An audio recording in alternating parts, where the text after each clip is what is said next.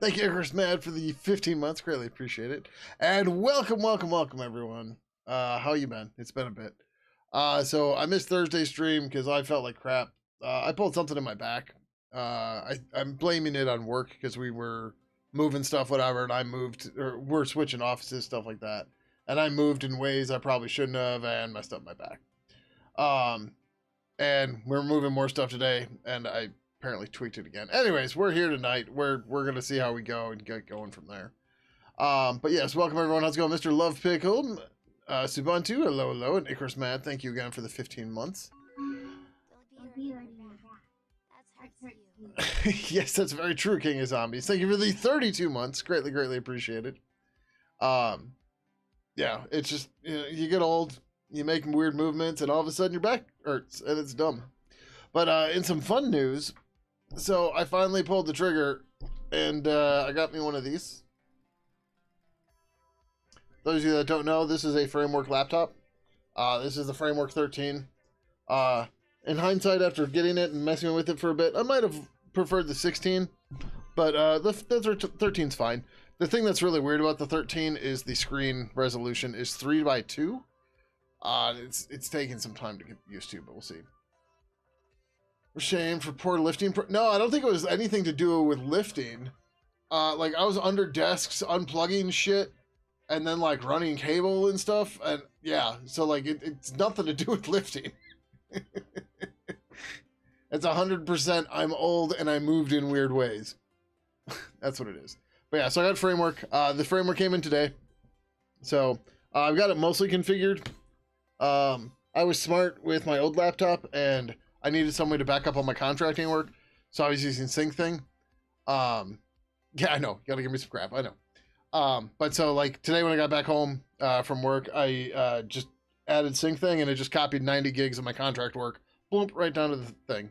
So yeah, good stuff. But yeah, so I got some nifty Framework stickers now too. Ooh. But yeah, so I went with the 13 because overall it was like 1,400, including the drive that I bought separately. Whereas like the base price of this Framework 16 I want is that much. Like before you add any memory or anything else, and you're like, oh. So yeah, but yeah, it's very nice. I like it. It's can whatever. We can just do it this way. Frame dot work. So I got a 13. I don't want to pre-order. Where the hell's the thing to configure? I don't know why their website's so fucking weird. Unless you can only... Oh, maybe you can only pre-order. Or maybe I got one of the last ones. What? Mine might have been 12% off. I don't know. If it wasn't, I'm going to be pissed. So I got the 7640U.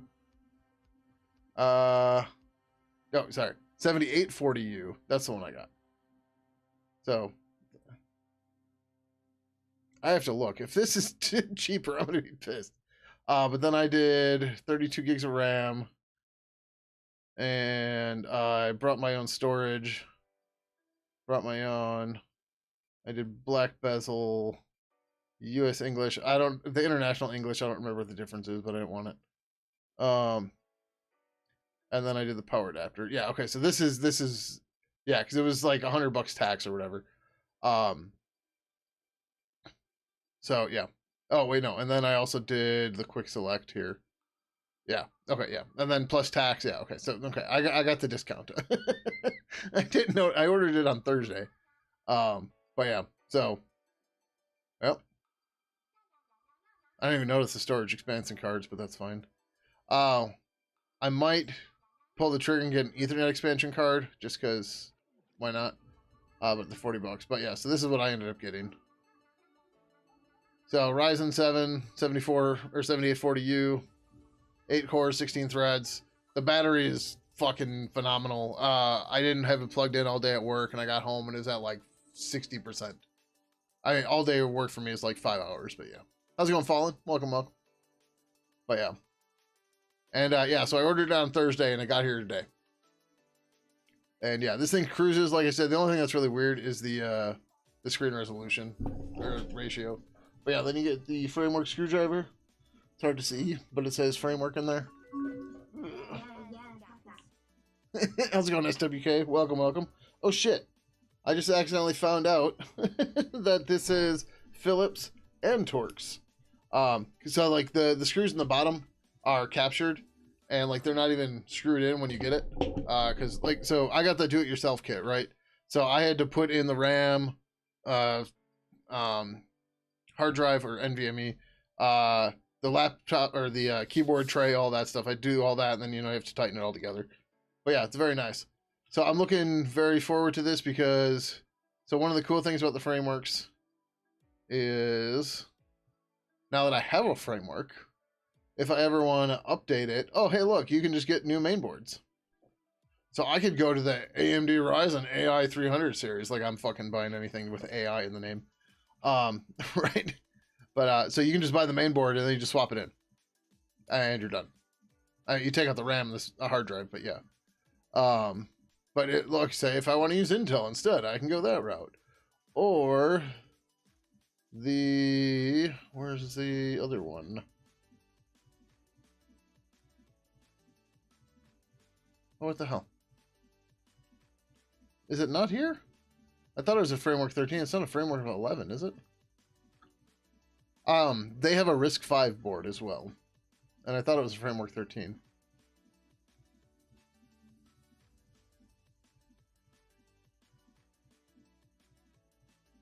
Main boards? Ryzen, Intel, Intel.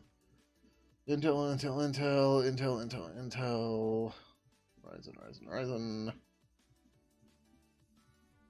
Where the hell did it go?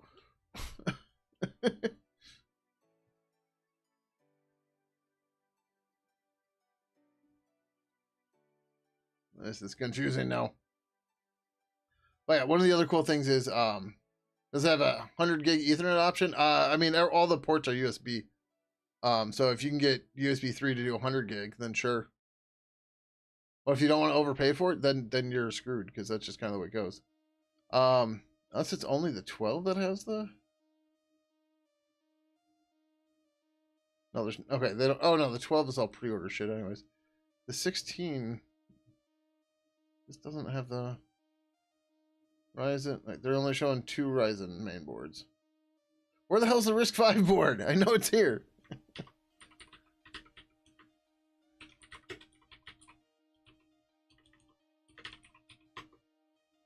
I don't think you didn't get a 400 gig Ethernet for USB 3 yet. You do have some 10 gig USB adapters. Nice. Okay, yeah. Okay, the Framework Laptop 13 RISC-V edition, or RISC-V, whatever. Right, so you can just bloom, spend $200 and drop this in. Right. Or you can go something like printables and say framework case. Oh, that's not how you spell case. It's case. They were in a contest a while ago, so a bunch of people did these. Right, so you can just build a case and bloop, drop the main board in, and now you got a computer. Right? I'm pretty sure the main boards are the same, but I don't know, they got to be different sizes, but maybe not. Yep. And you just go. It's very nice. So, yeah, looking forward to really giving this thing a workout. We'll see how it goes. So, oh, also, so you might notice there's some minor changes to the graphs above me. There's now threshold set for the number of closed tickets and the deadline. So I just fixed both of those before the stream started. But anyways, so what we're going to do is, we got a few things we're going to do tonight. And I realize these would be a good thing to do because we need to test this part of the API. So, yeah.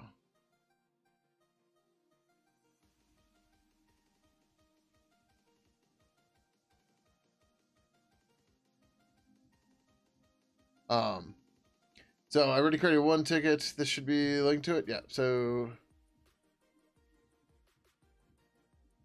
Yeah.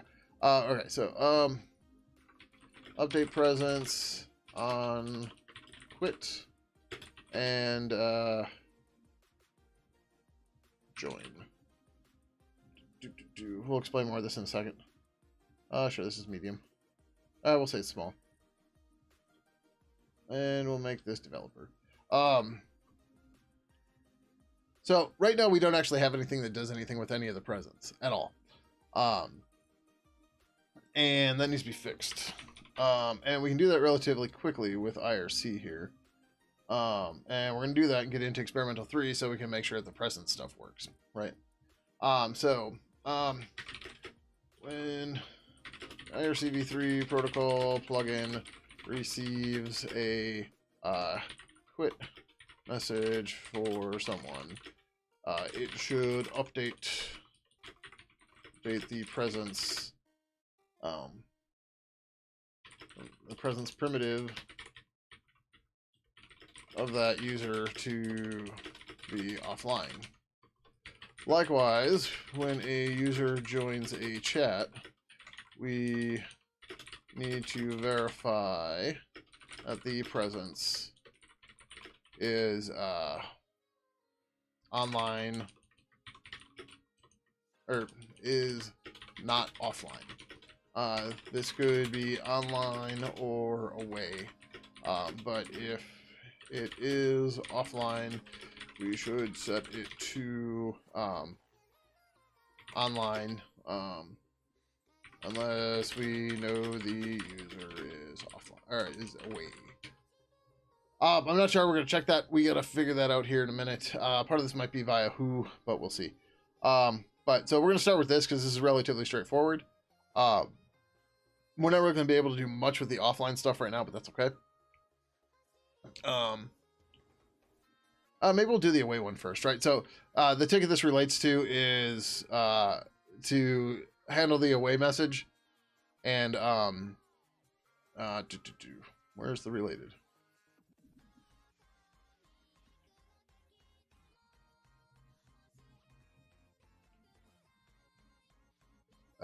Apparently my link didn't work.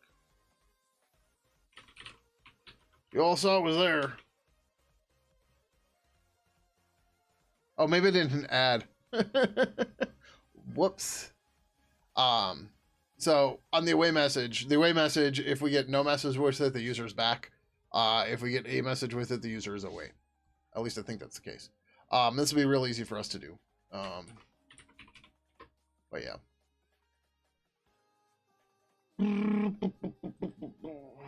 Now, if my back would just be happy, this would be great. All right, so away message. The away command lets clients indicate that their user is away.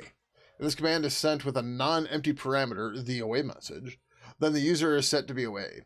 If this command is sent with no parameters, or with the empty string as the parameter, the user is no longer away. The user acknowledges the change in away status by returning the reply no away and reply unaway's numerics. If the IRC-v3 away notify capability has been requested by client, the server may also send the client away messages to tell them how the away status of the other users changed. We're not doing that yet, but we might add that. Server should notify clients when they are interacting with is away when relevant, including sending these numerics reply away. Okay. And the reply user host numeric as the plus or minus character. Oh, geez. Okay. Huh.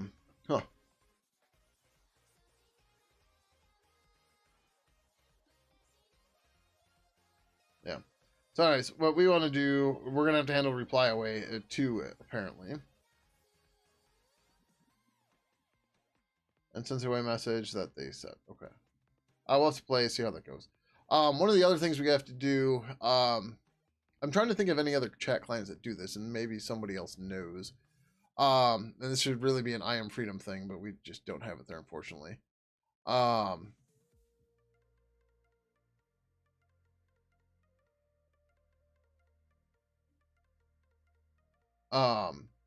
But so IRC channels can have a link for the channel, or a URL. Maybe we should call it a website. And I don't know of any other chats that support that, but I'm just getting annoyed because I keep saying that we're not handling that message. I'm just like, oh, we should do something about that. Yeah. So, oh, also, if you all didn't see the register.com. Are we still on here? Are we still on here? Are we still on here? Yeah, there it is. Boom. We got it right up in the register. Woo! So it's been a long time since Pidgin has been on the register or game. The register, if you don't know, it used to be register.co.uk. I don't know why it's .com now, but whatever. I think it's still the same site. It looks the same. Oh, we're gonna do that quick too. But I'm pretty sure this is the first time my name has appeared on the register, which is very cool. However, some people took offense with part of this because they didn't zoom in and see stuff. So we're gonna do something silly. I'm sure Ian's okay with it, but we're gonna put Ian Rob instead of Ian because, well, you can read the comments and find out why I'm gonna make this change. I don't think Ian will have a problem with it.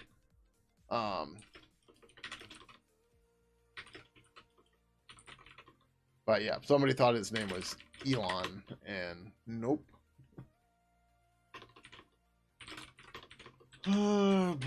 Demo contacts.json. So we are just going to go find Ian here.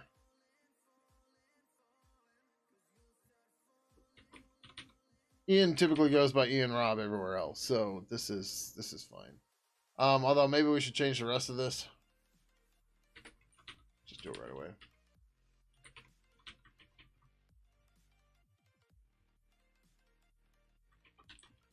Right, so all that's gonna do. Apparently, I have to build.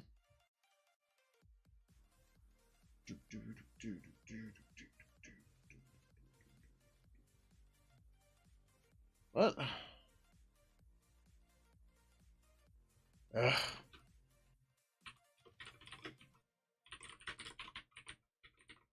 I did updates, and KDE updated, so I have to tell Mason to not cache or to clear its cache of dependencies so that I can rebuild for K-Wallet. I don't know how KDE people do this all the time. Like, I'm not trying to be like facetious or anything. It's really annoying. All right, so now, boom, it says Ian Rob. Yay!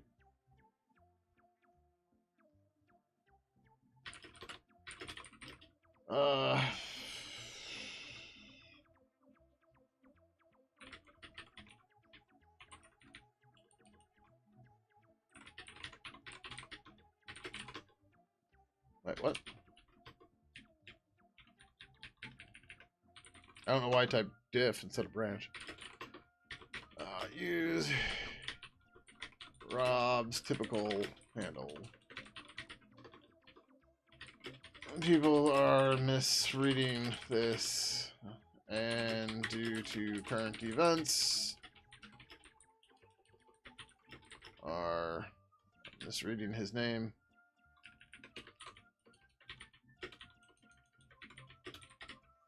And are getting angry. This avoids that issue, and by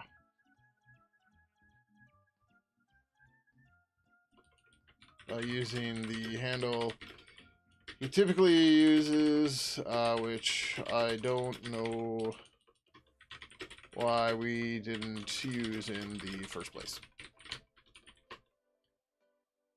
That doesn't read in the comments again. Yeah. And just like, let's just get out of that environment. Like, if it had Ian Rob's normal handle and somebody was pissed about it, fuck them, right? But like the fact that we just put him in as Ian and not Ian Rob, it's just like, oh, yeah, we should fix that, right?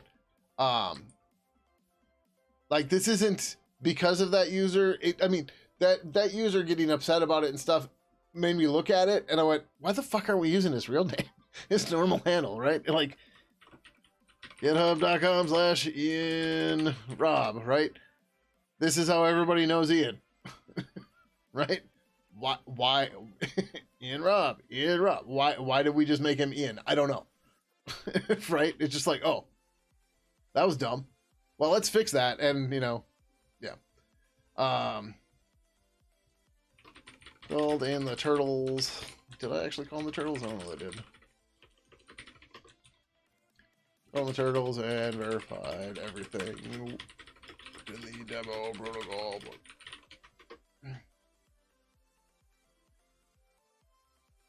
Yeah, that comment section is pretty gross too. The person hating on GTK4 because there's black boundaries around everything, blah blah blah. And then I got multiple downvotes to my "you need a compositor." Just like, all right, you guys want to be shitheads? Be shitheads. Welcome to the internet. And just to troll people, people, you should make the IRC channel trolling the masses. Put a bunch of random politicians in there. Uh-huh. I mean, we could, but yeah, this is just the demo stuff. This is just static data for screenshots and stuff, right? So like the whole like the author of the article obviously figured that out. It's like, yes, thank you. Like this is what it's for. Like you guys don't have to sit here and handcraft anything. You guys can help make screenshots as well because it's just static data, or not static data. Not necessarily static data, but it's safe data, right? There's no PII in it, or anything that is PII there has been approved by the people that are there. Now, like, we can ask Ian, but I think Ian's gonna be like, yeah, why didn't you use my right name in the first place? I'm like, yeah, sorry. Like, I dumbed.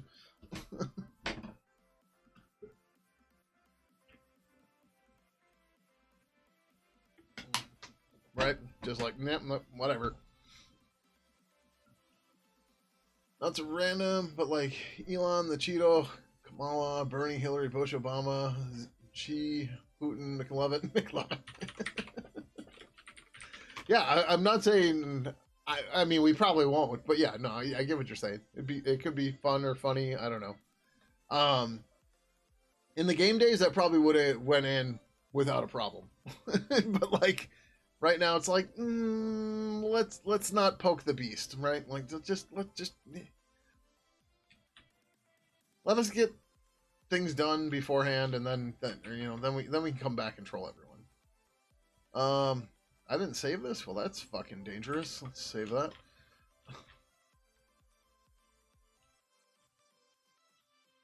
We might start this soonish. So I was thinking about this, and I know we were totally memeing and joking, but kind of seriously saying DCC call, but this would be the easiest thing to implement and test.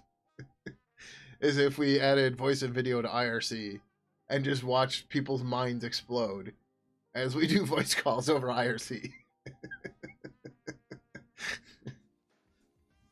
Right? Because like by the time we even get SIP, or like SIP would obviously be the fastest, where the next fastest one to do it, but like XMPP is going to take us a while because we have to get XMPP working and stuff like that. MQTT chat? What is MQTT chat? Or do you mean Facebook Messenger? Facebook Messenger uses MQTT.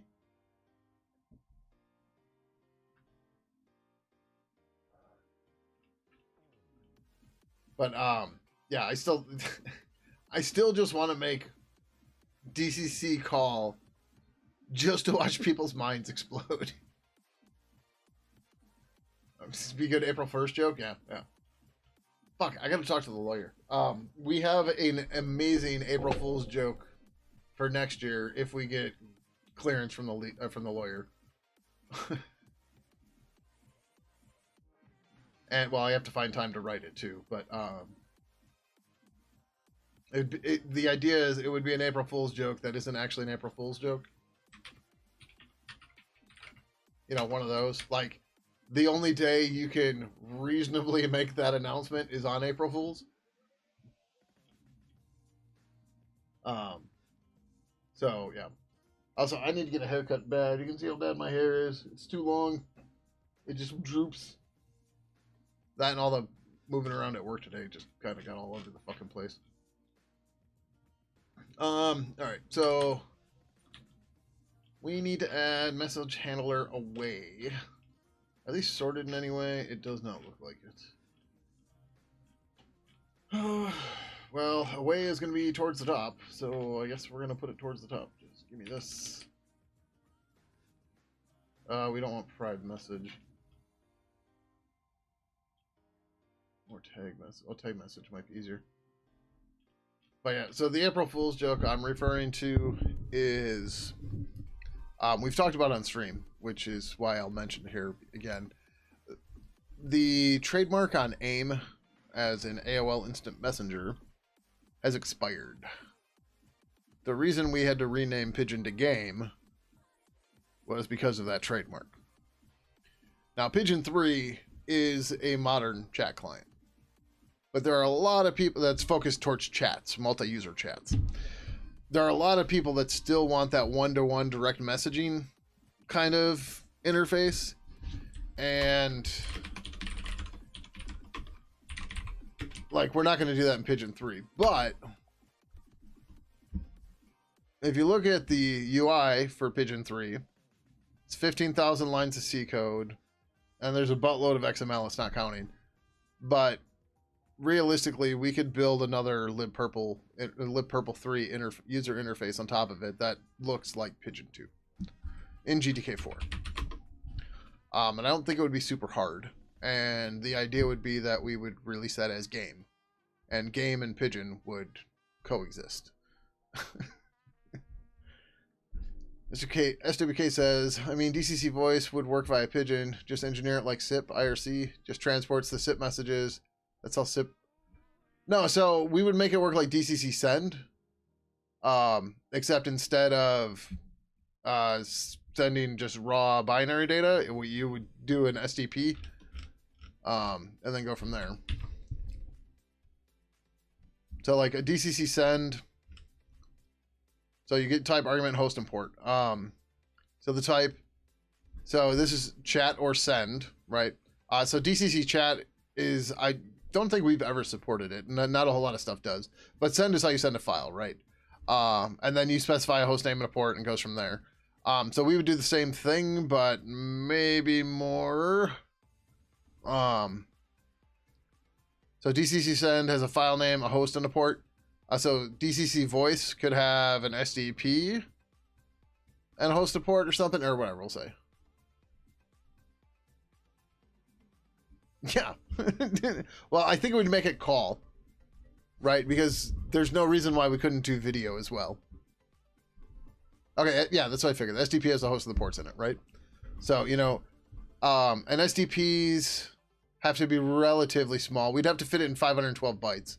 Well, less than 512 bytes with the overhead from the DCC send. And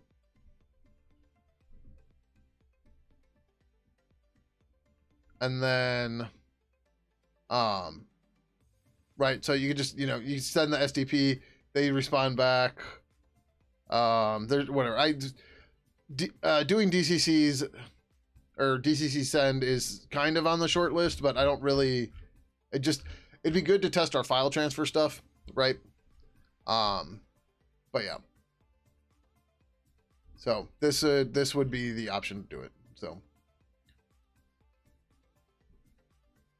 and then, you know, we could update this to say, wait, what is DCC query? Initial CTCP DCC query messages format contains the type of DCC being initiated, such as chat or send. Refers to a type specific kind of argument. Oh, okay. Such as file name. A host represents the IP address where should be connected to port. Port refers to the host for legacy reasons. Uses a fun mixture of representations. A string representation of the positive integer that is the IP address in the network byte order. Fuck. So localhost is represented as this. For IPv6 host, clients instead support the standard widely implemented IPv6 implementation. Fun. Have to do limited codecs like G711 or G722, so no biggie by using standard codecs in the SDP can eliminate 50-90% of the SDP. Oh yeah, for sure. But like I said, I'd like to do video too. But yeah. Client must own its own public host address or the address that, oh yeah, whatever, blah, blah. But yeah, that, like, who needs a infrastructureless SIP when you can just chat on IRC? Call somebody on IRC.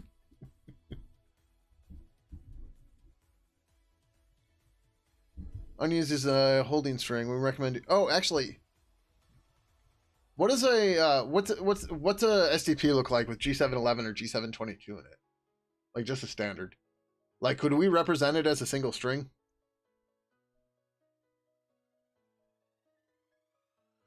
Although I guess it doesn't matter.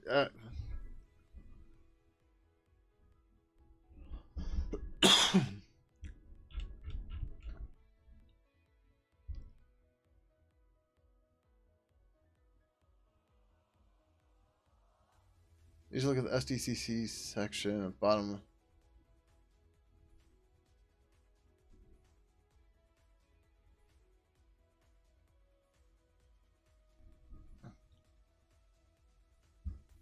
Yeah? Okay. Alright. Well, we're not doing this today, but...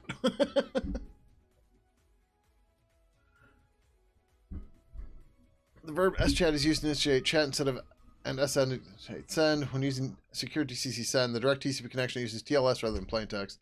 All it uses TLS, the certificate on either side is not verified in any way, which means this is still not secure by today's standards. However, it can help protect against dragnet data collection, so it's still a definite step up for, okay.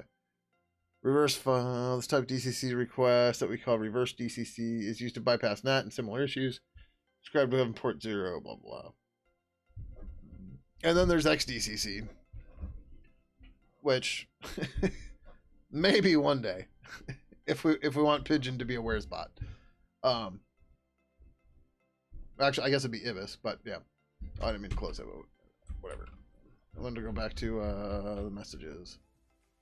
Client protocol, away message. All right. So, well, okay, let's start here, right? Where's Ibis? There's Ibis. That one I don't care about. Actually, yeah, I do care. Bring this back up. Apparently, I killed the build directory. Mason build.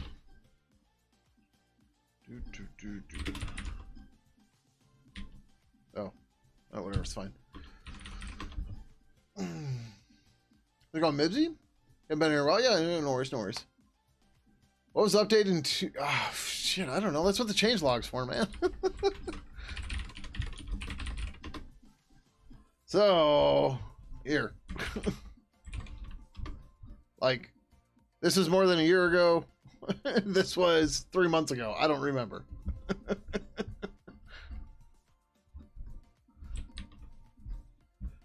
And also, we do have 2 experimental releases of Pidgin 2 out now that are available in FlatHub Beta.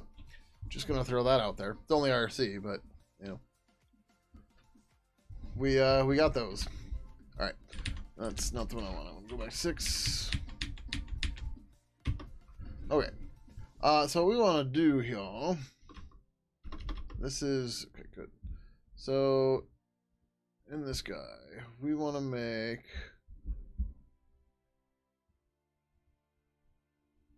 We're going to go away. Blah. Okay.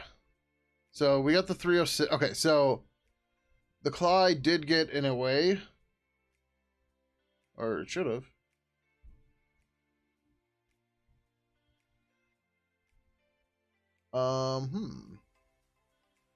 Hydrate. Hydrate.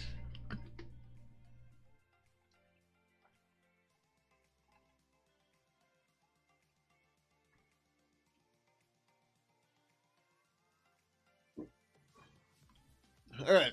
I think we're hydrated. Yeah, like there's always bug fixes, right? And so like I don't know what it was. Okay, so the Clyde did not get an away message. Which is okay, we just didn't get it, right? So this was Pidgin 2. No. Pidgin 2 sent to the server, away blah. And that responded with 306.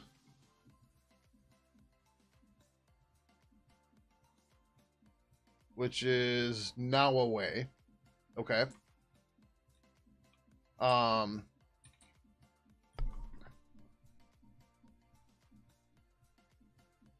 Okay, so we still... The Cly still hasn't gotten anything from that. Okay, so if I say something now and say something, we don't see that they're away. Interesting. Like, that's okay. That's fine. It's interesting that we didn't get it. All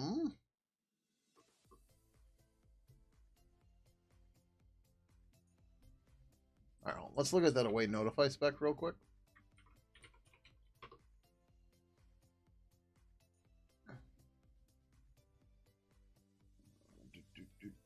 Specifications. Away notify. Provides a way for clients to instantly know when other clients go away or come back. This improves responsiveness and the display of IRC channels for IRC clients that display this information. The away notify spec describes how to sign up for these notifications and the away message to enable this.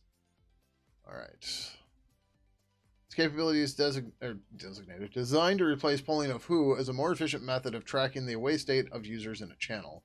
The away notified capability both conserves bandwidth as who requests are not continually sent and allows the client to be notified immediately upon a user setting changing, right? This is what we're looking for. As opposed to who is next polled, or when who is next polled. With this capability is enabled, clients will be sent an away message when a user sharing a channel with them sets, changes, or removes their away state. Good, that's what we want. As well as when a user joins and has an away message set. Note that away will not be sent for joining users with no away message set. Okay. Clients should not be sent away messages to notify them of their own away status, as they can rely on reply now away and reply unaway. The format of the away message as follows. It's fucking normal. You got the source and then the message. Yep. If the message is present, the user specified blah is going away. If the message is not present, the user is removing their away state. To fully track the away state of users, client should enable the away notify capability at negotiation time, execute who when joining a channel, and blah, blah, blah. So...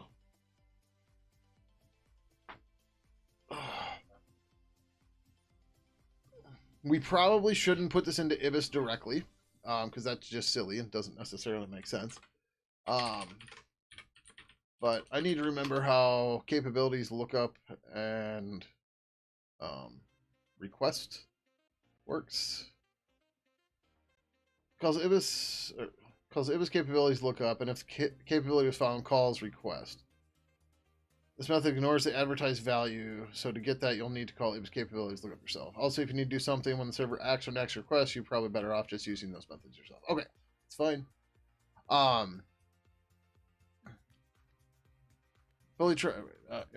fully track the away state of users, clients should enable the away notify capability at negotiation time. Execute who when joining a channel to capture the current away state of all users in that channel. Update the state appropriately upon receiving an away message. Okay. So we'll be a little out of sync, but that's okay. We'll just start here. D3 connection.c. Did we put this in IBIS const though? I'm sure we did, but maybe we didn't. Capability away notify. Yeah, good. So even though IBIS doesn't implement this, it's here to make it easier for us, right? Like this is just okay. That's the spec. That's the thing we go, and then you request it if you want it. Like you have to handle it. You have to know what you're doing there, and that's fine, right? IBIS capabilities. Contact. Yep. Okay. Way notify tells us when users in a channel go away or come back.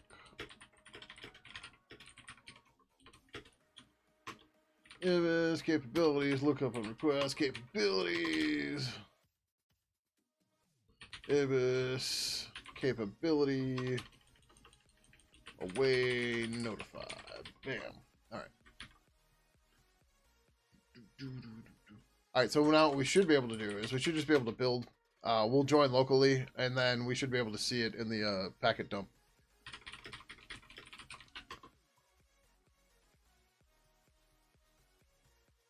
I still need to figure out why this guy's not auto-joining, but it's okay. All right, so boom. Now there's 3 of us in here. Woohoo! Right. We need to go to 6. Right. All right, so now Pidgin 2 is going to come back. Or here, we'll go super away.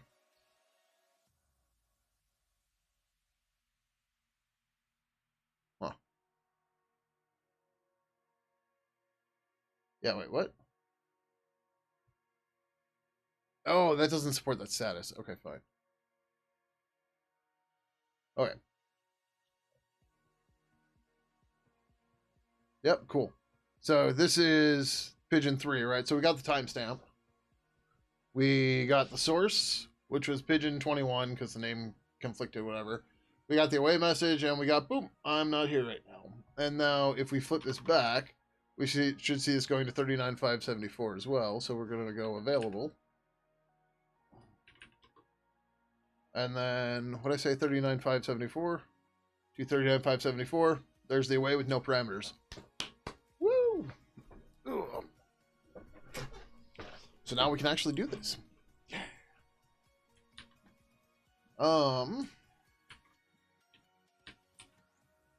See, stuff's not that hard.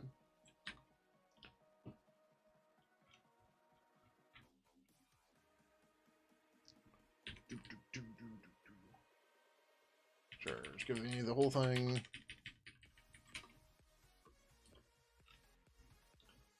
Handler away. We are going to need the client, though. Connection equals data, contact. Oh, maybe we don't need the client.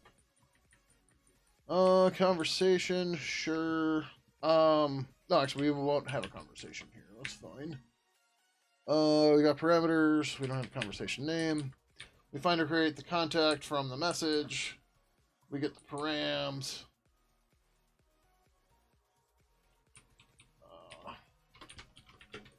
And away command. Oh,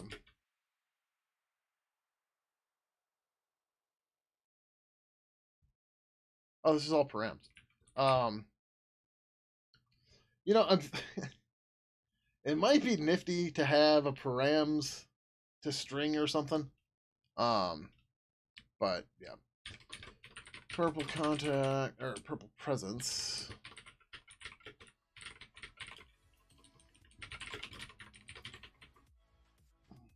Random question: which protocol has been the most difficult to implement any Pidgin version? I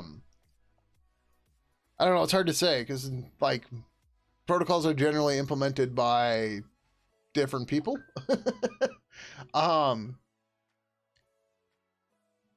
So like the binary protocols of yesteryear were probably some of the hardest, right? There we're talking the pre-Oscar ICQ, Oscar itself.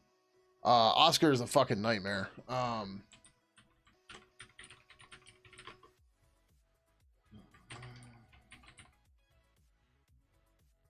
So King Ant used to be a Pidgin developer, he's retired. But here's a bunch of stuff on how the Oscar protocol works. Okay, this isn't even a bunch. This is just some of it. And there's some links here, which are some of these other ones are probably dead and stuff. And it just Oscar was a nightmare of a protocol. MSN was weird, from what I remember. But I pretty much stuck to the text-based stuff, like your IRCs and stuff.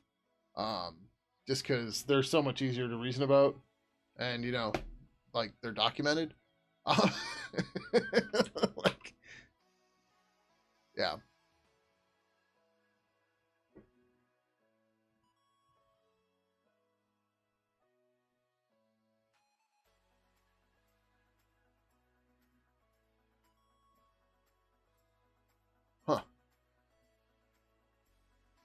Interesting. Okay. Yeah. Yeah, and if we just put new lines in there, then it's a single string. Oh, no, we can't do that though. Fuck. um, there's not. Well, whatever. I don't know how much of that DCC stuff has to follow that. I think that's just the way things have been built, so they went with it. Um, like a lot of the IRC documentation stuff is like, here's what's out in the wild. Let's document what's there and go from there.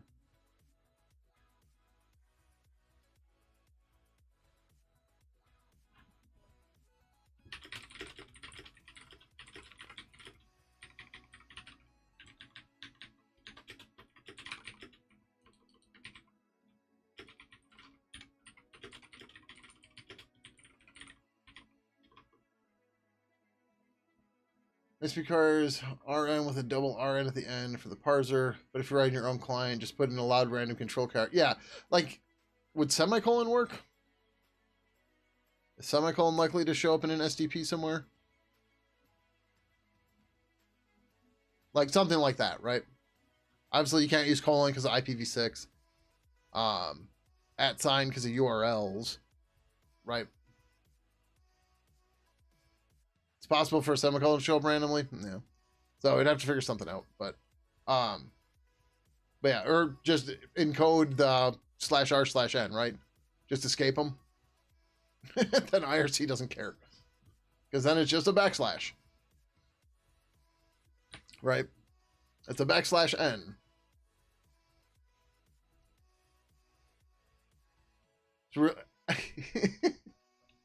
Yeah, I mean, that's the fun part, right? First mover gets to make the standard. All right, but let's get the sprite in here first. All right, so we find or create the contact.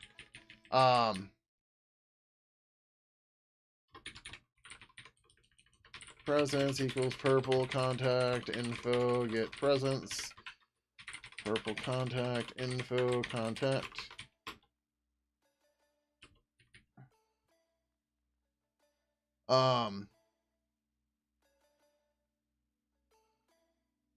Could require the SDP LZ compressed, then base 64 encoded.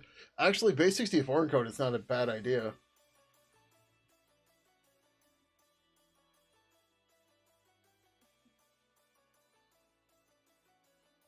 Huh.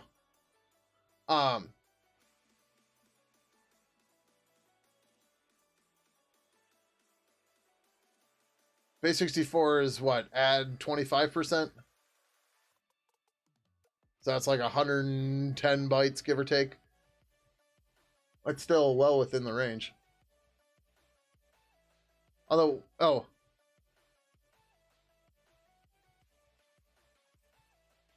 Wait, what's the codec here?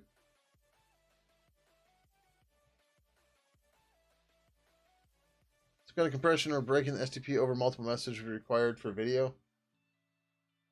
Ah. Video gets that intense? Oh. Okay. Huh. I don't know.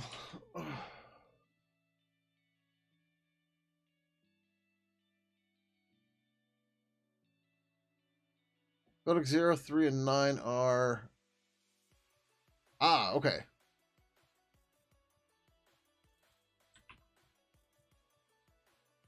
Gotcha. What's this set 17194? This is so other people know what the fuck we're talking about. This is the STP he sent me. Obviously, he totally doxed his IP address there. The same IP address as my luggage. What's the this part though? Or specifically this part. I suppose I could read RFC 4566.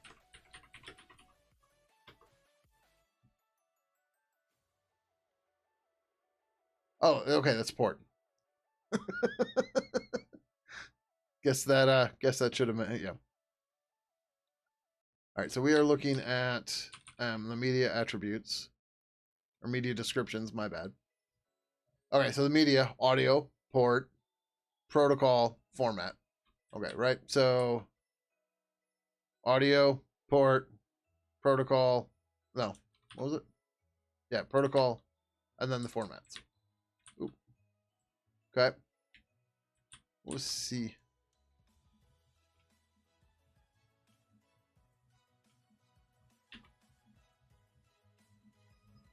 Oh, connection data.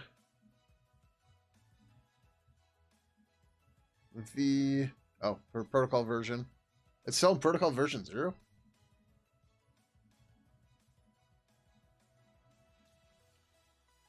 Oh, you already said a bunch of this in the text. Sorry. I just kind of glossed over and didn't read it. My bad. Line connection data, IN for INET type, always IN for our usage. IPv4 could be IPv6. Gotcha. The IP address here is where the far end is to send. Okay, gotcha. That never changed. Nice. They're like, wow, we got it right on the first try. All right, that is good information. Not today, though. Not today, SWK.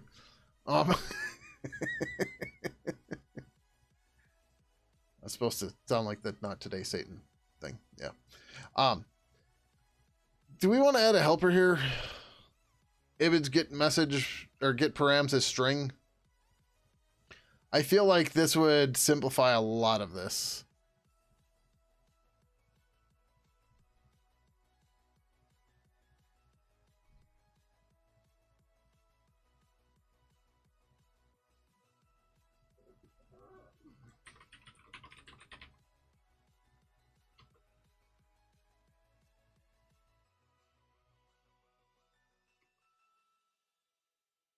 Right? Because like we're doing a bunch of this shit all the time. Well, maybe here wouldn't make a big deal. You're supposed to be writing an MQTT client right now. But instead I'm talking RTP and STP. I'm sorry. Oh, I have no water. Mr. Love Pickle made me get hydrated, and then I drank it all. All right. Let's go back here. All right. If params is not equal to null and gstir length, sturvy length params is greater than 0, and we're gonna say const car star message equals I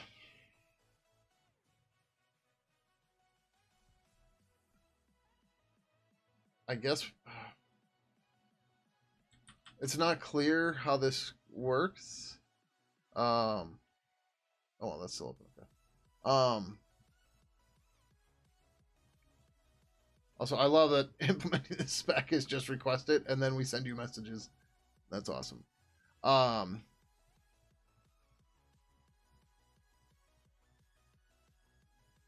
actually, I want to. Nope. If the message is present, the user specified is going away. If the message is not present, the user is removing their away status.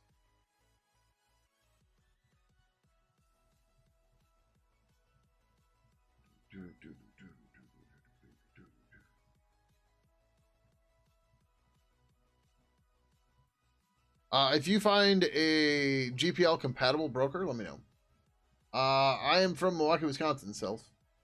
Not sure why you care. Or more specifically, the USA. I guess that would help if you're not familiar with the states in the USA. But yeah, SPK, we use Mosquito for everything. But the EPL is annoying because I don't need AI, and AI is just AI fucks up everything I try to do. AI is not helpful to me in any way, shape, or form.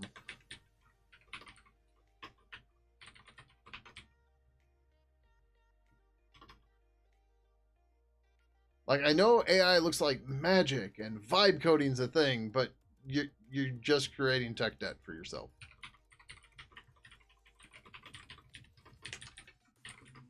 If purple stir empty.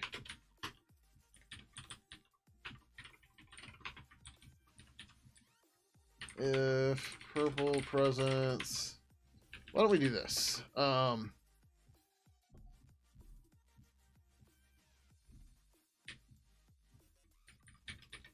star message equals null. So I am working on Pidgin Instant Messenger, which is a multi-protocol chat client or universal chat client that puts a whole bunch of different chat networks into a single program. Yes, this is programming. Right now we're working on the IRC implementation to handle when somebody goes away, to update their presence so that we can show it. We don't actually, or we can't actually write the code to display that they went away yet because we have to do this part first. But why don't we do this first? So message equals that. What we're trying to do here is yeah, we can just do this on the message, can't we? Yeah, okay. So figure out if we have a message. What actually we're gonna do is say if purple stir empty message g clear pointer message g free. If the away message is an empty string, the user has come back. All right.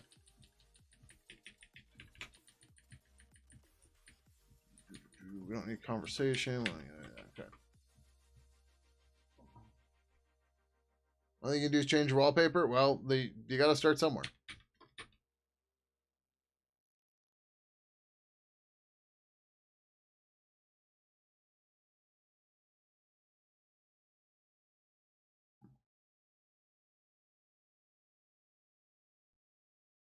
Spit out 3 or 4 methods and crap over itself. That sounds about right. So now we're gonna say if purple presence get primitive.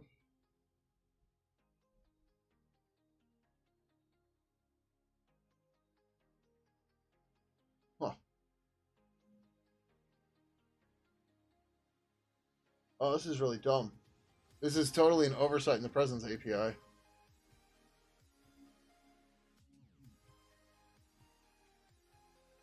Maybe it's okay. There's no like batch update for a presence, right? We do everything separately. All right, so if message is not equal to null and actually no, we can just do it this way. I don't even need that.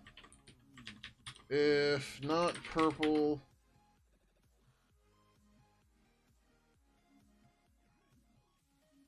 stir empty message. So we have a message. Have a message.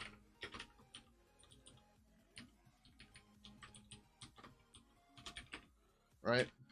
So now we need to, we need to check if the presence has to change. If purple presence get primitive. We didn't add any helpers for this, did we? Might have. I don't remember. We updated the presence API so long ago.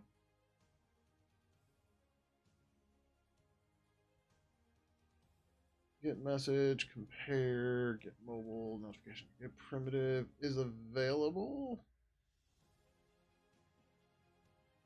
Is idle, is online.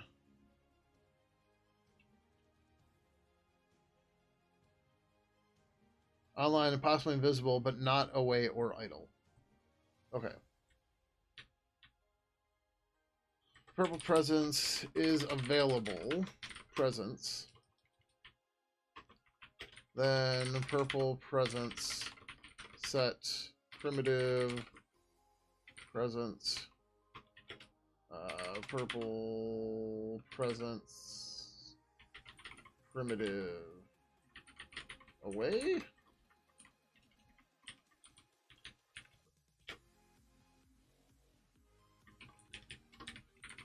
Purple presence. Set message. Presence. Message. Okay.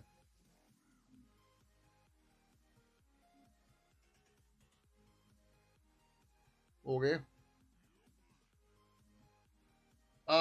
Open source mosquito.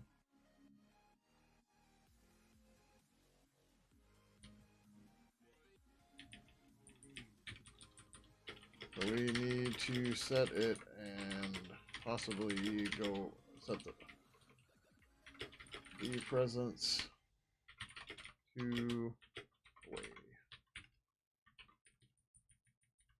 Else,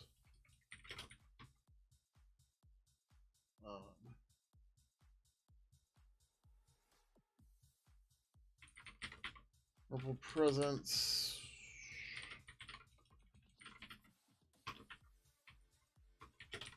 No.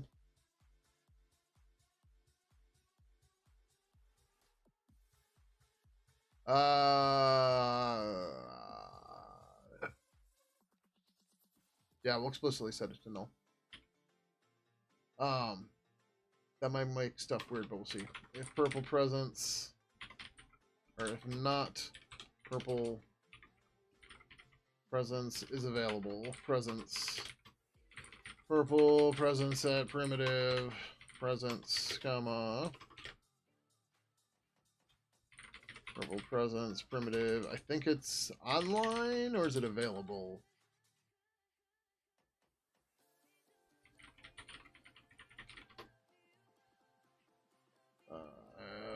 Give me the enum. Available. Okay.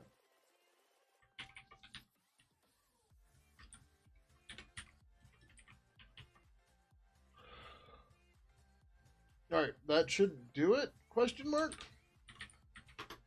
I know we didn't actually set up the thing yet. We're doing the compile check first.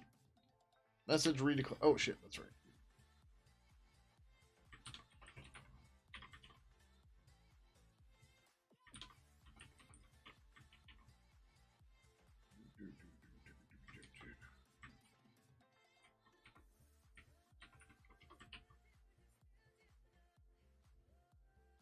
Alright, and then we need to clear it. Clear pointer. Away message free.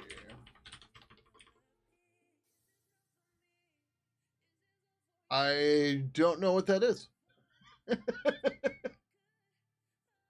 But cool. Oh yeah, I'm gonna put that in the header. Oh yeah, you were here to see my new toy that I got today too. Oh, actually, I got some other new toys today.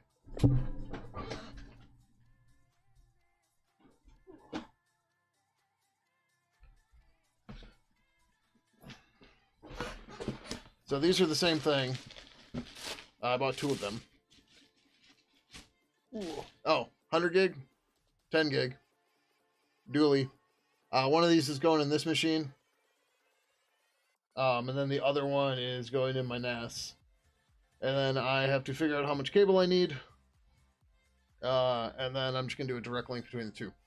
I might consider a 10 gig switch at some point, but right now just a dual link between the two. Not that I really need it. But yeah. But slowly starting to look at getting 10 gig stuff. These were $30 on eBay. So like I didn't spend a ton of money on them. $30 for a 10 gig NIC, dual port 10 gig NIC, Intel, sure.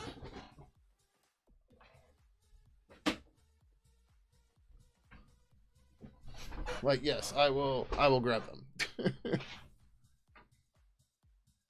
Because that's just smart business there. How to load test 100 gig. So what you do is you spin up GitLab And you just put a bunch of random open source projects and just let the AI bots at it. And then there's your load test. Assuming your CPU can keep up.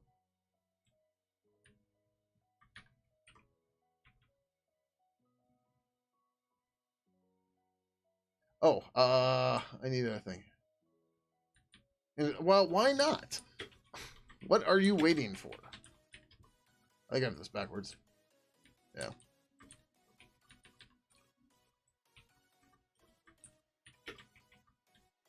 They won't let you have it? Well, make them. No.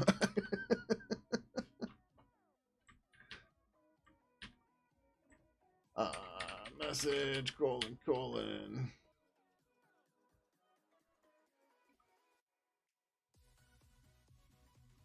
It's all the server stuff. Message topic, message reply topic, private message, notice, tag message, join. I guess we'll put it here.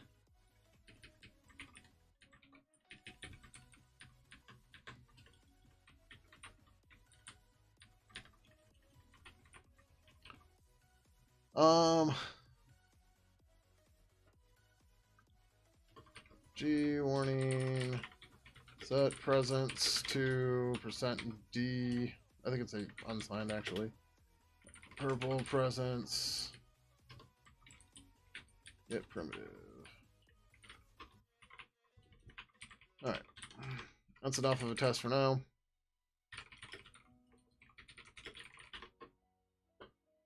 Okay. Join channel. Pidgin. Alright, we don't really care about what's happening in the channel right now. We need to watch here.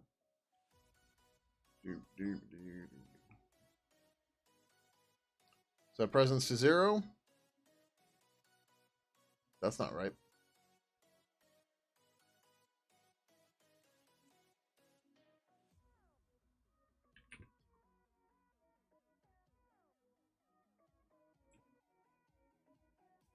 Shouldn't be offline. It should have went to away. Did I fuck up?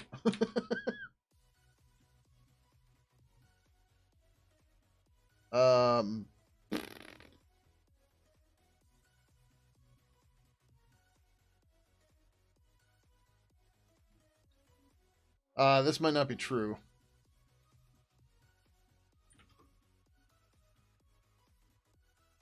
Right. Fuck. The user's not online yet.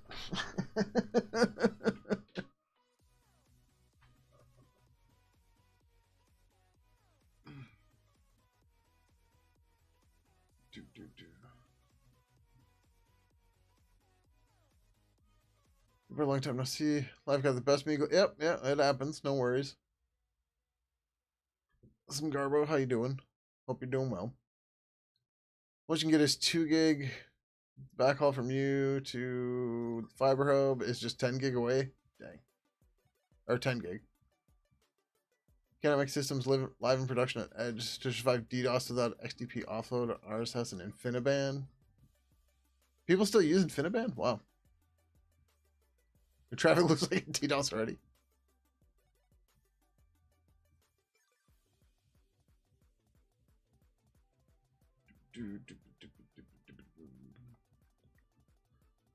All right. So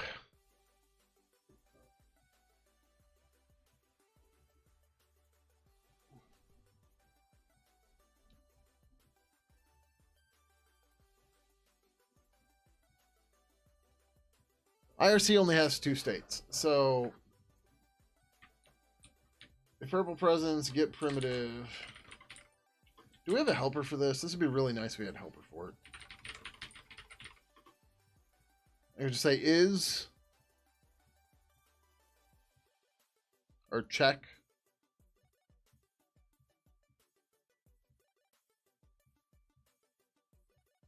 We don't. All right, that's fine.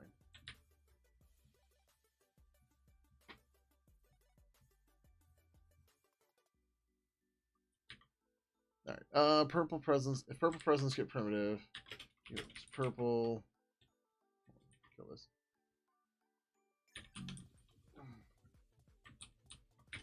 It's not equal to... Wait, why do we care? We we don't need to do a check. It already does a check.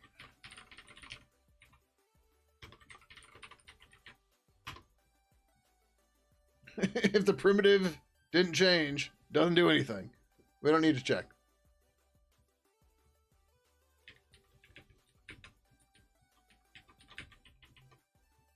Okay. Problem solved.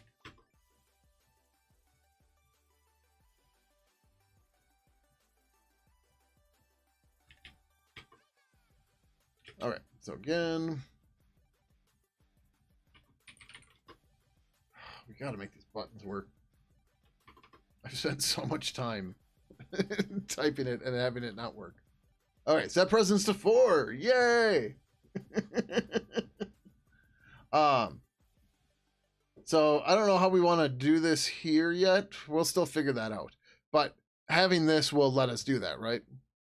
That's the whole point of this. Is now we set the presence to online.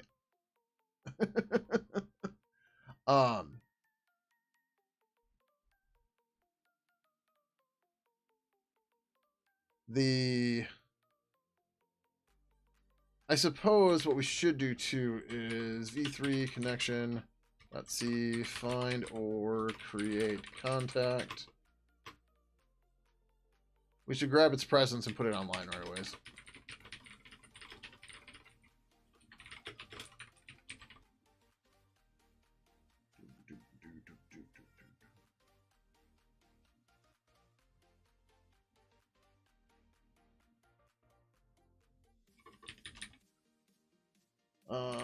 Purple. Put the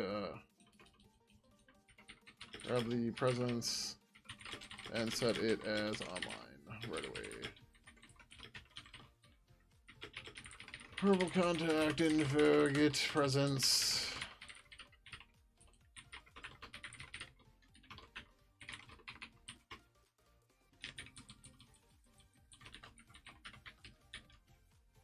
Purple presence, set primitive, presence, purple presence, primitive. Available.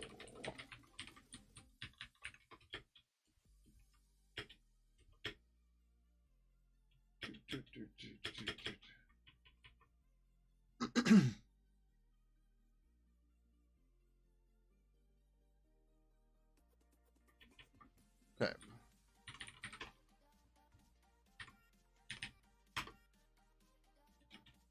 But now that everybody has an online presence, excuse me.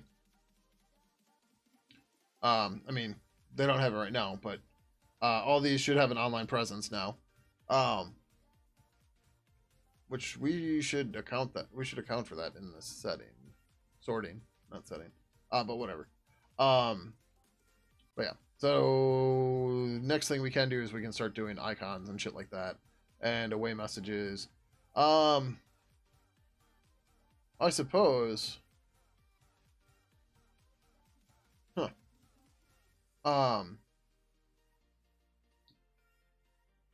Yeah. In the tooltip, we can just say away, blah, away message. Yeah.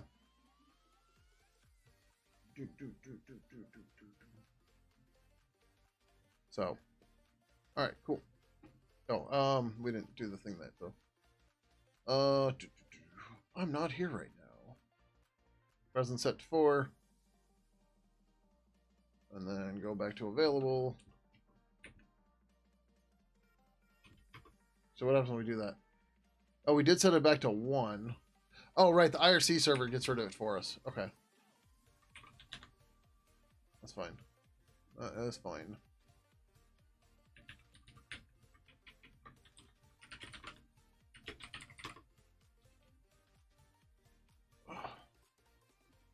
Oh shit, I just realized the demo protocol plugin has status, as presences. Whoops.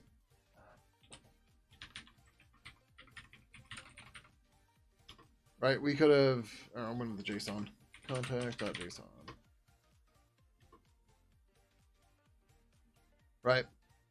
Um, so we can use this to update the widgets too, which is fine. That'll be good. All right, cool. But then IRC does this part. Sweet. IRC v3 handle away. IRC v3 and support for away notify. And support for the away notify specification and handles away messages for users and updates their presence accordingly. Also defaults all IRC contacts to being online.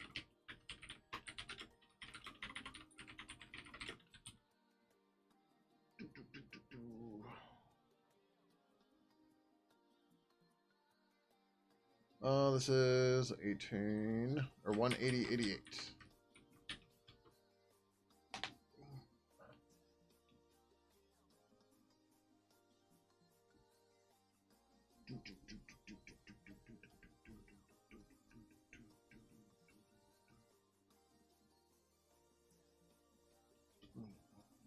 $39.68.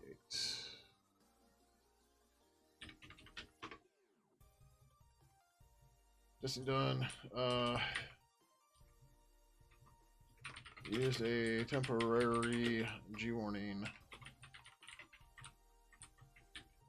to verify the presence changes from another client. Hold in the turtles. Non-turtles, do your things. Sweet. All right, easy peasy. Lemon. Oh, stay on page. I didn't hit save.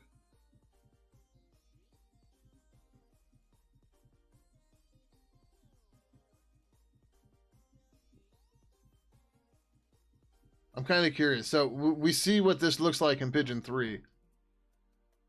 Do I want to see what actually happened in Pidgin 2 to make this work?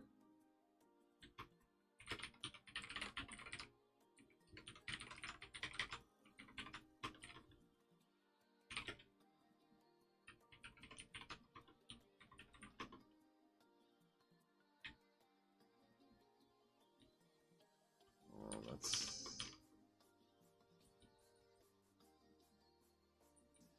Doing a who is, showed in that, good connection. What?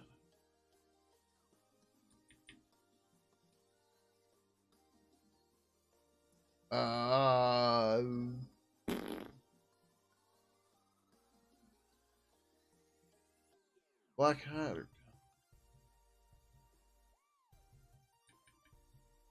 Yeah, I won't be making it to DEF CON yet again. Do we... Apparently we don't actually handle presents here for this at all. And a who is, we'll show that. But otherwise... If we get away, we just show it in the thing? We don't update a contact or a buddy or anything? Yeah, alright, well, whatever, that's fine. That's why Pidgin 3's better. And I need to go get water because I keep reaching for it. So in quit messages, we need to go and set them to offline.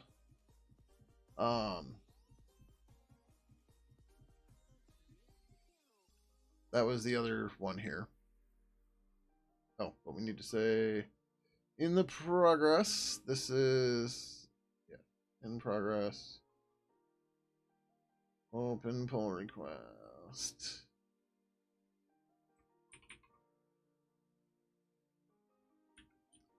$39.68 has been created for this. Okay. we should be able to do this one relatively straightforward. Yeah, on joins, we'll just explicitly set them to online, and on parts, we will set them to, yeah, we'll do the same thing with private message. Yeah, that's fine.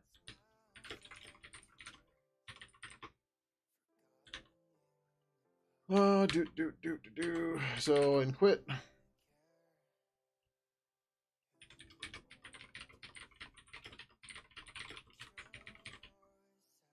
Contact equals that.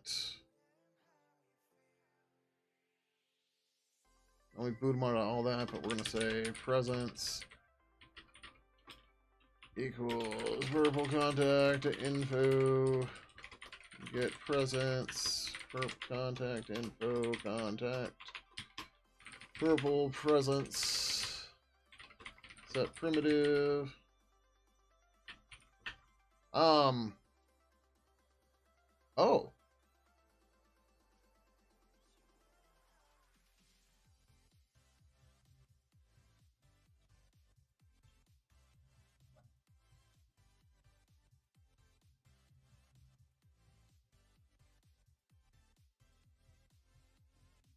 We can use our quit message as an offline presence message.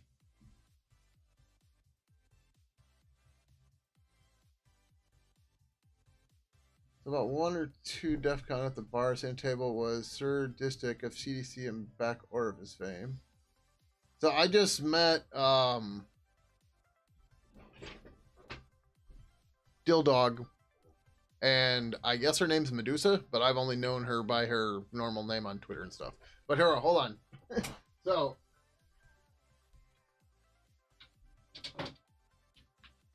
I met them at CypherCon, but so at CypherCon, because I guess they had extras, I got a CypherCon volunteer challenge coin. Actually, oh, let's do it this way. Boop.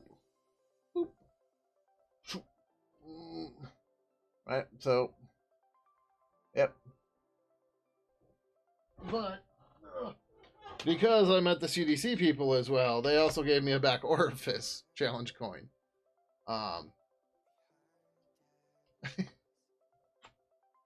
So, yes, it's back orifice.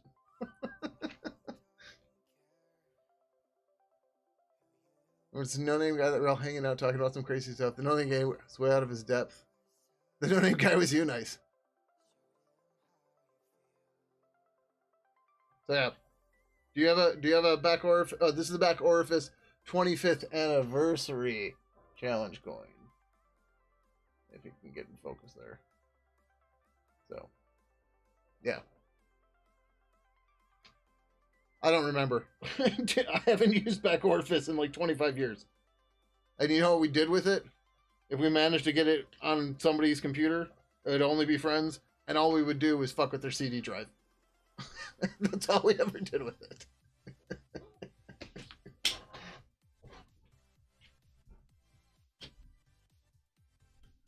But anyways, they're building this thing called Valid, and they're building Valid Chat. So I was talking to them about that and integrating it into Pidgin. And your Corp network back in like 99. Oh, Mal. We're called butt plugs. Nice.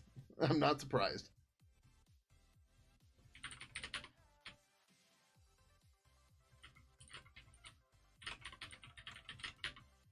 Offline. So what do you guys think? Should we take, if they have a message? Yeah, let's just do it this way, right? So if they gave us a message, a reason, right? Yeah, a quit message, right? This is their quit message. So that equals that. That's fine. And then we can say purple presence, set message, presence, or reason. Okay. G clear pointer and present. Oh, no presence.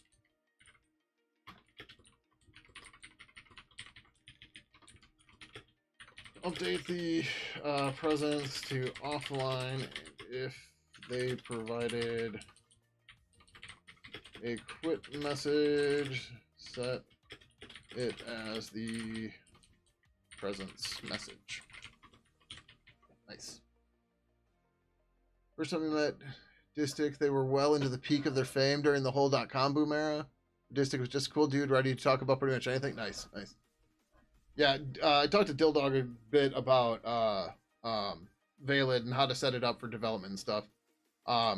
Because so Valid's written all in Rust, and we're not pulling Rust into our tool chain. And I don't know that Valid chat would become an entry protocol, but maybe, right?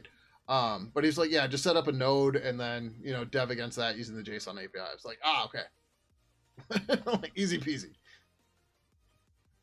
All right, fine. Well, we're done. Yeah, I know who Patrick Norton is. Is he the same Patrick Norton that's on Daily Tech News Show? I don't listen to Daily Tech News Show anymore because they changed their format at the beginning of the year, and they did like a headlines thing and then a discussion thing, and it's just too much content and I can't keep up. And I didn't look to see if they have separate feeds, so I just didn't care anymore. But he's on there occasionally, but it doesn't sound like the same guy. At least I don't remember. At least it doesn't sound like the guy that I remember from the Screensavers. But yeah. Just wandering around with a good buzz. You recognized him, invited him to join us, and he plopped down and started talking. Nice. See, you should come to CypherCon. There's not a ton of... it's getting bigger. It's getting more popular, right? But yeah. Yeah, at least, well, so the next conference, this is a tiny one. And I'm trying to figure out mass transit to get up there because I don't want to drive. It's not too super far, but it's like a 2-hour drive, and I just don't want to do it. But so this is just a small little security conference. I didn't look at the speakers or anything yet. But it's a couple hours. But like I'd go up the day before because it starts at 7 in the fucking morning because of course it does. Do they agenda? Oh, okay. Opening ceremony is at 8:45. Oh, they have nothing scheduled yet. Okay, but the tickets for this are $25. So I'm just like, oh yeah, I'll go to Grassroots, but then like I'm trying to find a way to get to the Grassroots, and apparently there's like Greyhound doesn't go there, Megabus doesn't go there, Amtrak doesn't go there, nothing goes to Appleton, and I'm just like,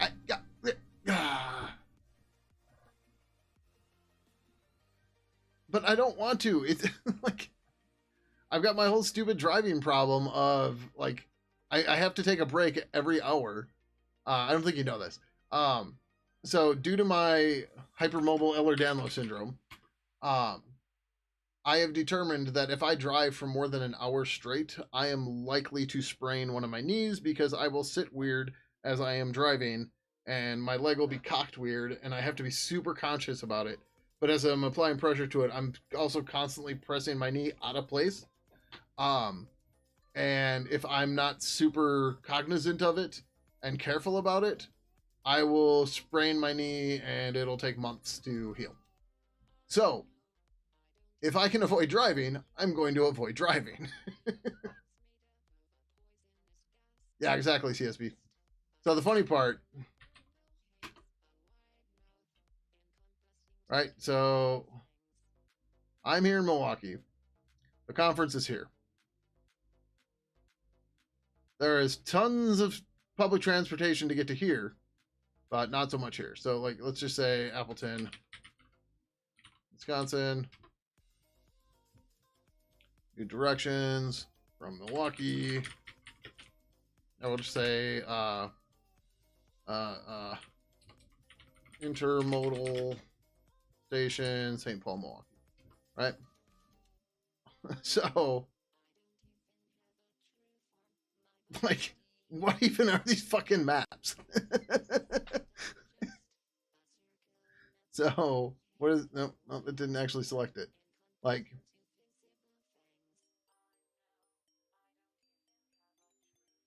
so intermodal. Wait, what? Now this is saying this actually goes to Appleton. When I looked, I didn't see anything.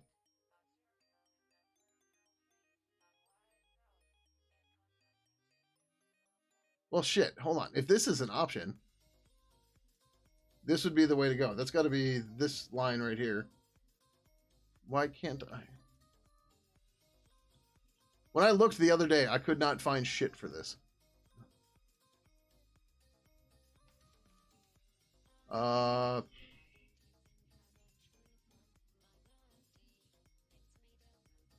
What is it? June 10th? June 9th? Yeah, sure. Yeah, okay. I guess that is an option. Although, like, none of this makes sense, but 4 hours, 36 minutes. 228's not bad. That's not bad on a train. That's fine. I could FedEx myself. No, I would like to survive. So wait here.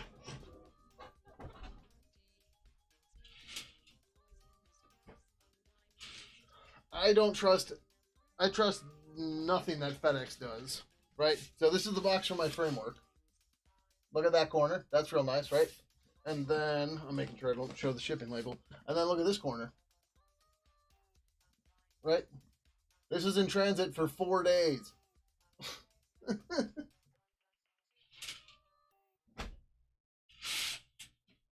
It came from Taiwan to Japan to Memphis, and and that's when it hit FedEx, and I'm sure FedEx is the one who dropped it. I know that's nothing, but like that was barely in transit was my point. All right, so anyways, it looks like there are trains here that I just didn't see, but obviously I wouldn't go Sheboygan to whatever. But like I swear I checked this, man. Or actually, maybe this is the problem. Maybe this was very expensive. Wait, chartered vehicle.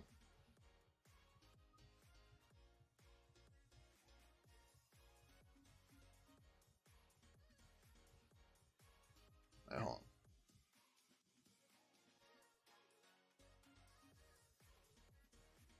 This just took me. This took me right to the like main page. Oh yeah, there's Appleton. Depart date June 9th. Return date June 10th. No, okay, 9th. Done. Return date on the 10th. Done. Find trains. What's the price going to be? Oh. Wait, what? Okay, so this isn't trains, this is buses, which isn't great, but it's 25 bucks. That's fine. Right? That's not ideal, but it's fine. Okay. Never mind, I'll quit my bitching. So, oh no, the conference will cost me $75 to get there and back. Was split open? Yikes. Like 90 minutes from the FedEx World Hub? Nice. Yeah, I might have shared this on, I shared it on Facebook. Like, my experience with FedEx is just, dude, they lost them a pack, or they lost a package of mine in their own hub. Like, in their sorting center, whatever, here in Milwaukee, they lost it. And I had to come back the next day to get it because they couldn't find it. Your experience with UPS is it worse? All right, maybe it's just a regional thing. UPS is more or less okay for me. I haven't had a whole lot of problems with them. But just, dude, FedEx, man. FedEx just loves to fuck my shit up. Hold on, I'm trying to find the picture here. Fuck, I post too much on Facebook. Might be easier to find it on my phone. But anyways, so like it snowed the one day, and I got a box from Chewy, and the fucking FedEx guy just drops it on my porch on its side in the snow, even though like it was an inch away from not being in the snow. And it's just like, this just sums up everything about FedEx to me. It's just like, dude, come on. Fuck, when was this? God, I post too much on Facebook. It's mostly just, it's all just meme sharing. Okay.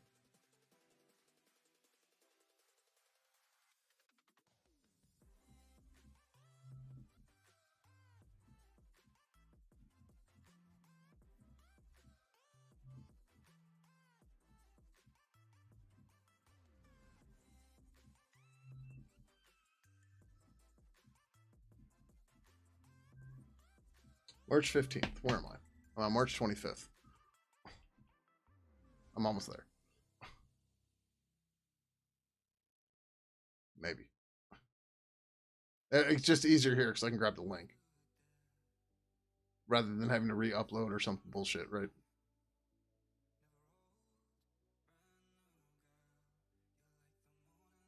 So here, why do I hate FedEx?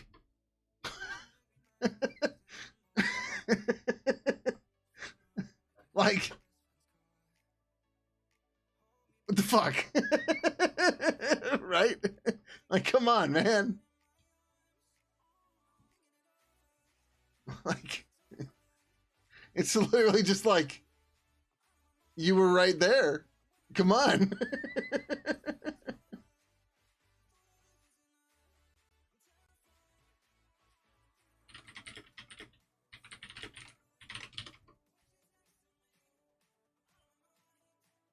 Okay, so that is.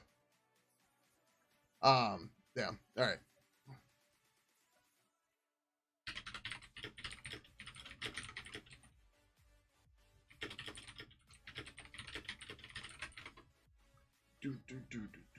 All right. So what is it? A one-day security conference with 3 speaking tracks, June 10th, Fox Valley Technical College, blah, blah, blah. Yeah. So if anybody's interested in going to grassroots, yeah. If you're in the Wisconsin area,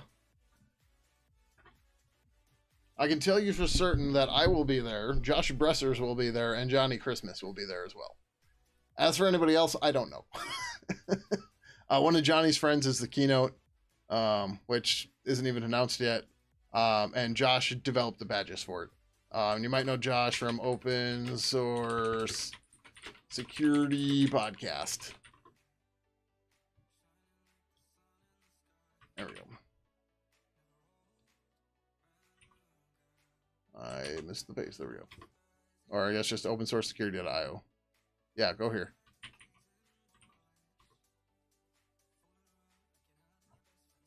And if you scroll down a bit, okay, I guess, damn, it's been a while already. Hey!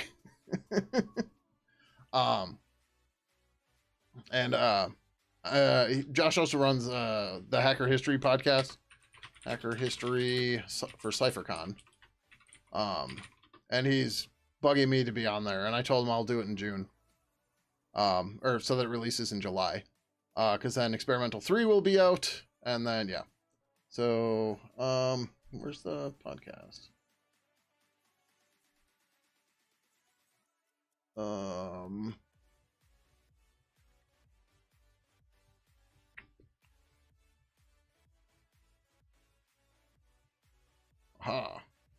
So yeah, hacker history here. So this is the other one. This is good. This is just people telling how they got into computers and hacking and shit like that.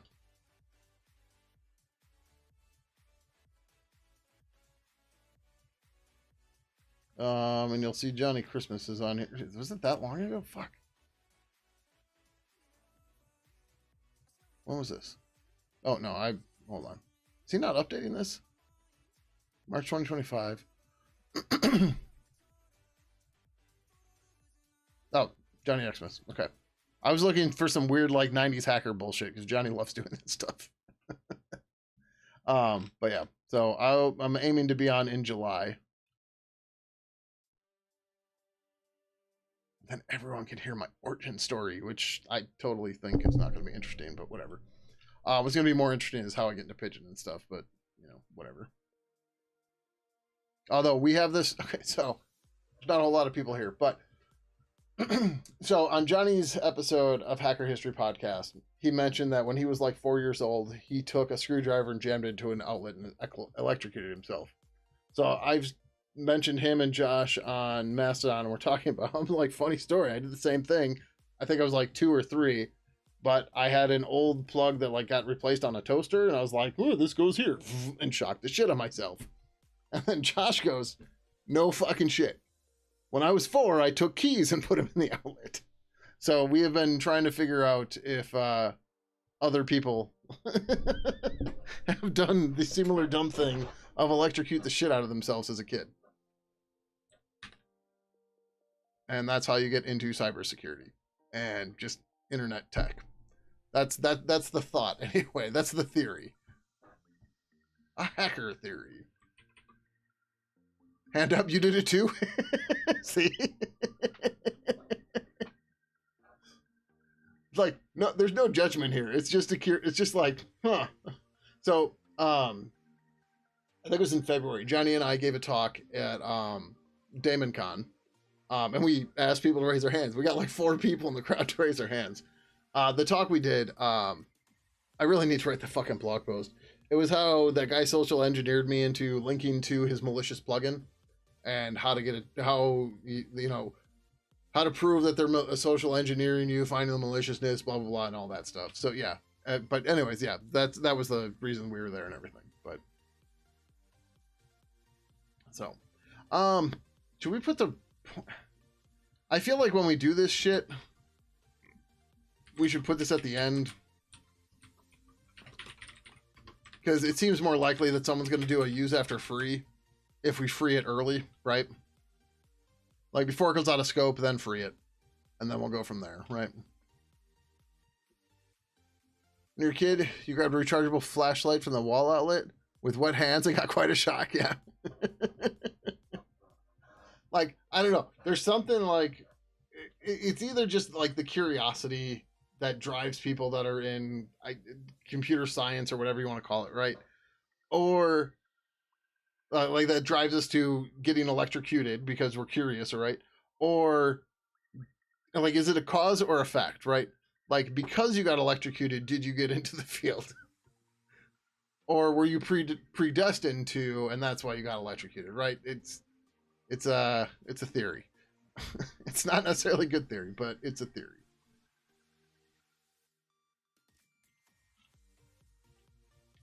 All right, so that's handled. Oh, we wanted to put this in join. When somebody, join and private message. Oh, fuck, we're gonna need this for like everything.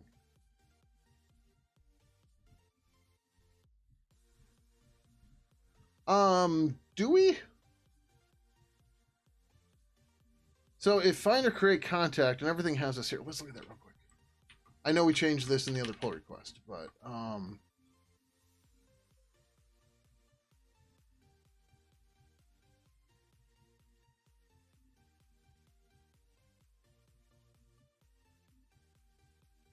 we just explicitly put them to online, right? I think that's what we did.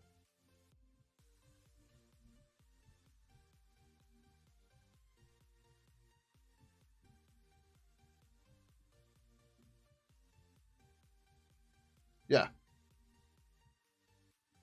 So we don't need to put this in join or private message or anything, because it just goes to available immediately. Again, with IRC, we've got to be careful because it's stupid shit like bouncers, right? We don't necessarily get the whole state of the world at once. Unless the bouncer's smart enough to give that to us, which I don't know of any that are, but I haven't looked. I know I can tell you from back in the day, pre-IRCv3 stuff, that just, yeah, you'd randomly get messages.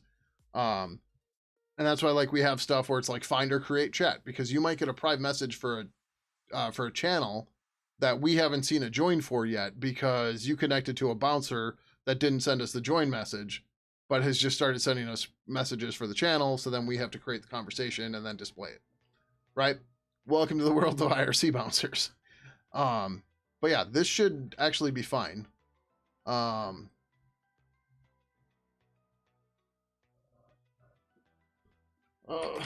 Don't actually need to update the presence on join, private message, nick, etc. because purple IRCv3 connection dot find or create contact explicitly sets the presence to online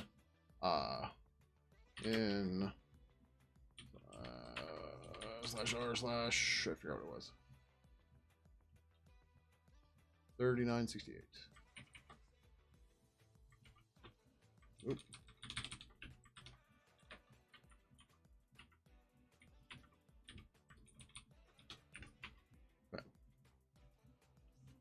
This doesn't really depend on anything, we just don't have to do the rest, right? So it's just a quick message. right? We wrote this ticket before we made that change, so it's fine. Cool. Yeah, so this should do it, right?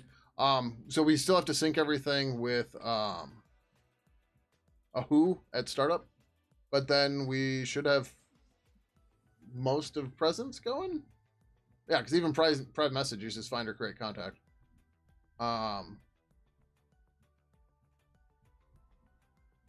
then I think we're supposed to get in a way back from them. But either way, this gives us a start, right? And that's good. That's good. That's good. Okay.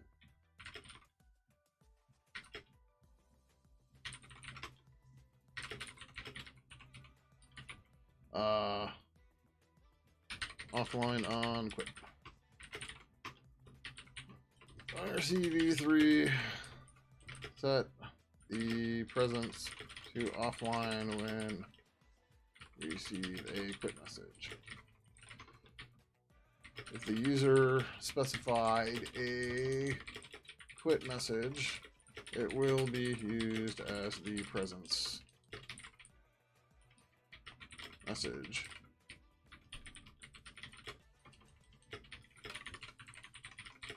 All right, there should be no conflicts with this too. And then this is 180.89. Sweet. Oh. Random ideas getting shit done. Oh yeah. 39.69.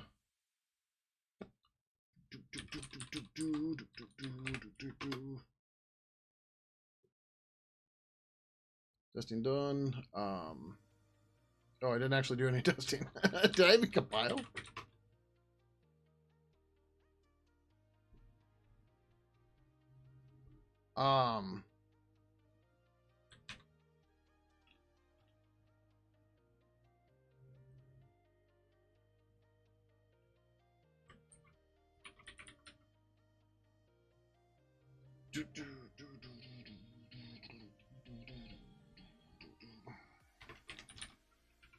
Message set presence P2 offline with message present us reason. All right.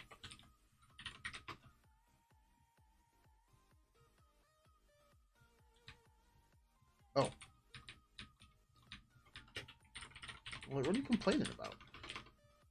I've got a parameter. That'll do it.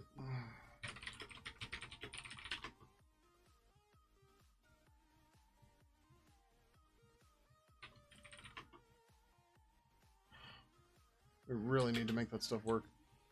All right, so come over here, come here, come here, go like that, go back to here. Quit. I'm out of here. Sweet.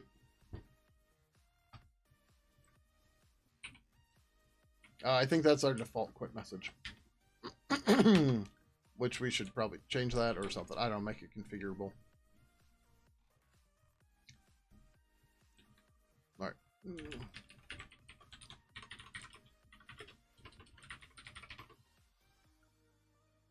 Make sure that there's nothing changed in the diff, and then we're good to go. Okay. Used a temporary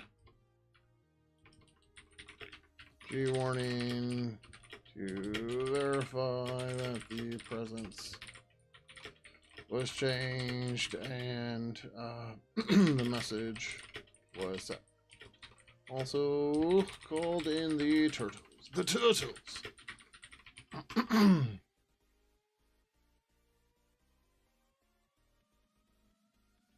Okay, cool. Publish. 39.69.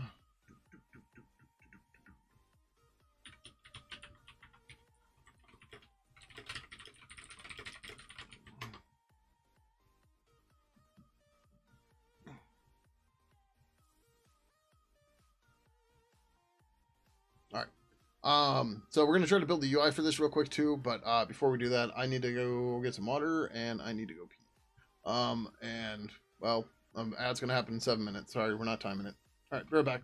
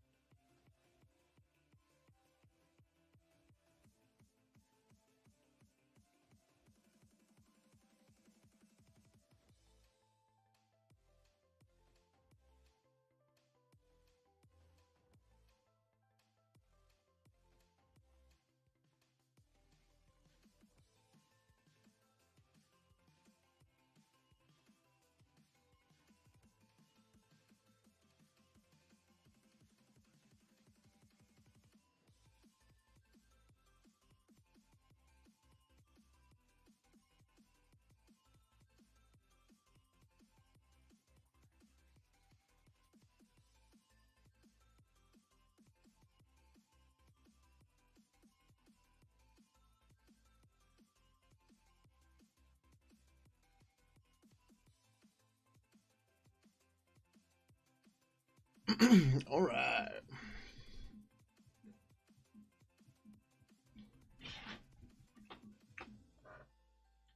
So, I guess let's just start with some basic. Well, do you want to get crazy with the tooltips or what? I don't know how crazy we want to get here. Um,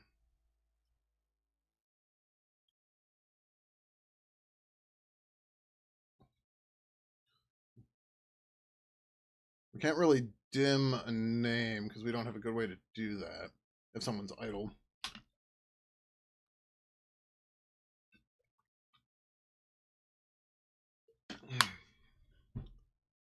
Hmm.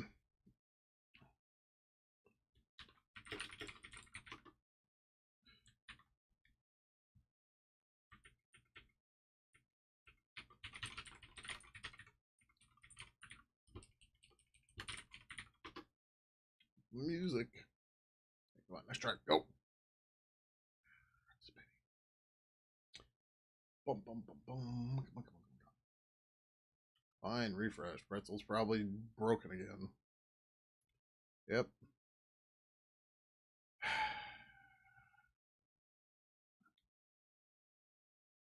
Reloaded. Okay, looks okay. Took a minute to get the different server, I guess.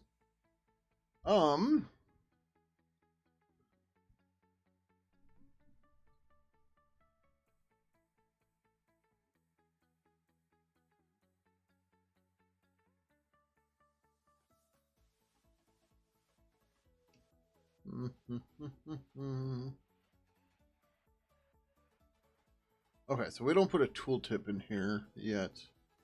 Well,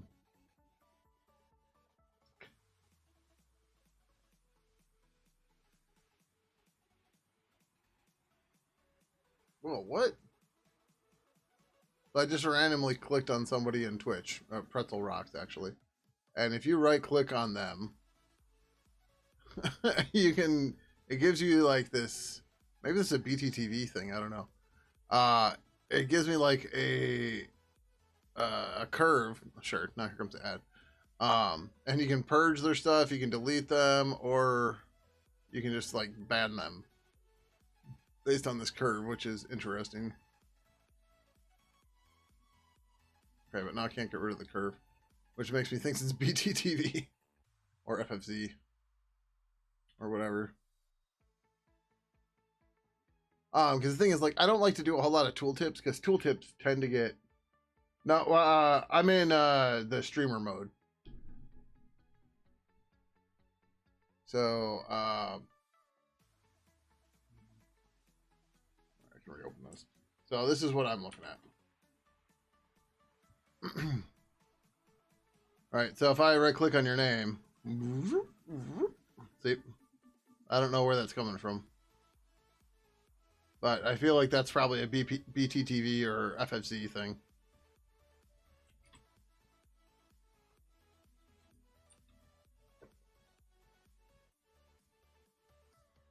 Okay, yeah, I don't know. I've got all the shit installed, so who knows? um, but I was trying to see if they do a tooltip or anything. Like, there's tooltips on badges and stuff. Like, okay, that's fine, right? But like, do we need a tooltip on the name? That's where I'm like Pidgin 2, we just ended up putting so much stuff in the tooltips where now, like, I'm not trying to say we shouldn't put anything in it, but like, we need to be conscious and very not hesitant, what's the word I'm looking for, not maybe careful, deliberate works better, and we need to be very deliberate about what we put in tooltips, because then like tooltips, we also have them propping up too much. Like even review board has it a little too much, right? It's like, oh hey, look, I'm just randomly on this. Oh, sure, no, it's not going to do it. Yeah, right. And then you've got this giant tooltip. You're like, I was trying to read that. Thanks, right? Um, and sometimes it's just too much. Like maybe a little preview thing over here or something. I don't know. Rather than just anywhere in the screen. Like, yeah, okay, cool, right? Just yeah, it gets to be a bit much. All right. Anyways, what else do we have for tickets here?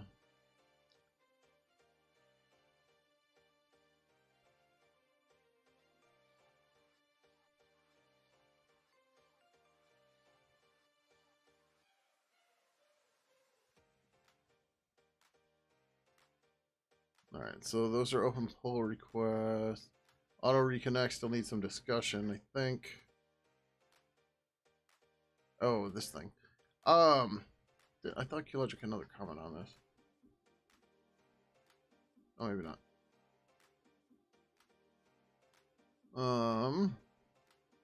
Oh, well, yeah, okay. We should actually do this stuff.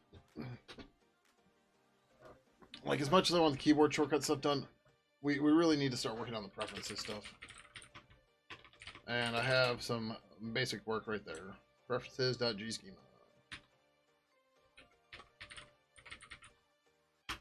Right, so show formatting of incoming messages. Yay.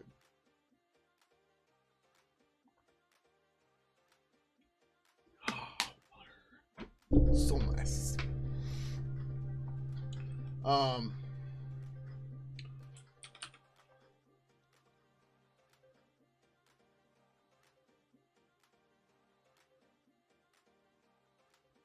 Just create the preference and have Pidgin message check it when setting the attributes for a message. We can test this by manually creating the file and setting the preference. Okay. Yep. So we've got that. Did I create a branch for this? I might have started a branch and then forgot to add this.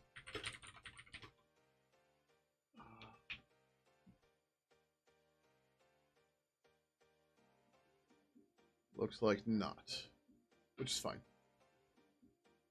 I gotta clean up a bunch of these at some point, though.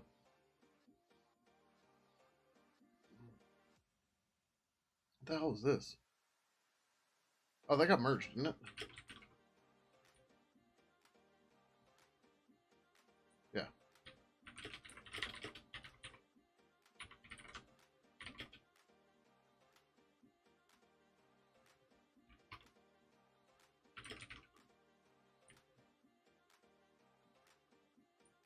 All right, and that other stuff didn't get approved or whatever. Okay, that's fine.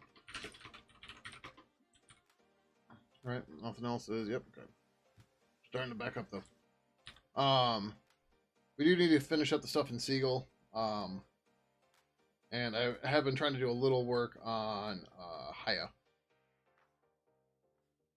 The problem is Haya leaks information, so I can't really do it on stream. And then it's difficult for me to get motivated to do it because I just get annoyed sometimes. And it's just like, I'm gonna go watch TV.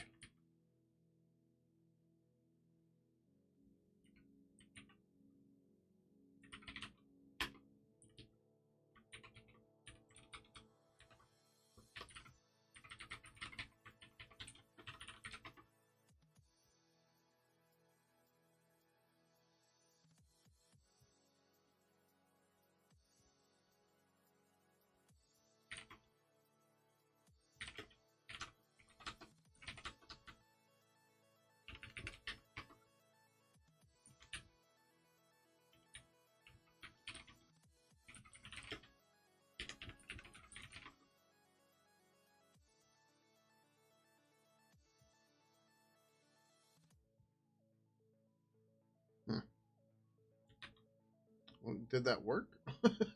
Like,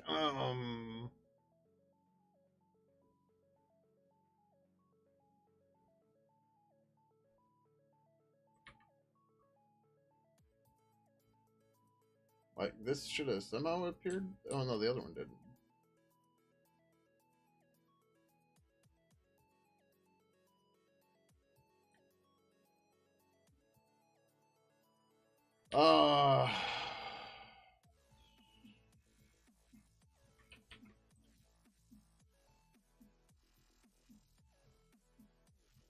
It looks like it should be there.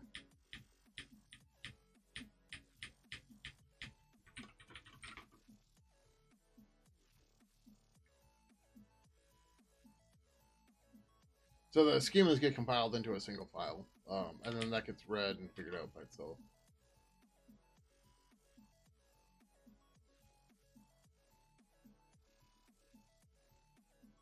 That does not look like it has any of our stuff, though. File schemas, yeah.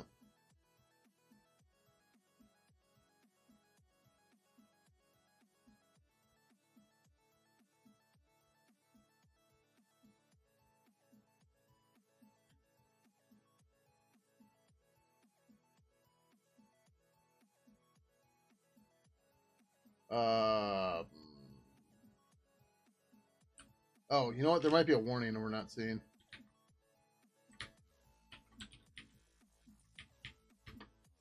Aha! Error on line 13. Element schema list not allowed. Schema list. What? Oh. Fucking hell. There's no way to make that fatal, is the problem. But there we go. Okay. I'm.Pidgin on Pidgin 3 appearance. Pidgin 3 appearance, show incoming formatting. Good. Okay, now we see those strings in our data file. Yay! Now we know they're working. Yay.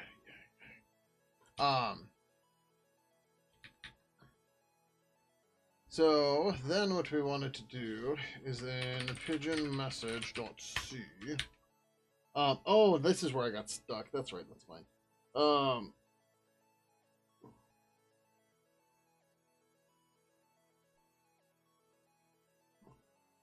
I think what we're going to do is we're going to add a property to the message, and then bind it to the settings object. So gboolean show incoming formatting. Should we just name this to show formatting?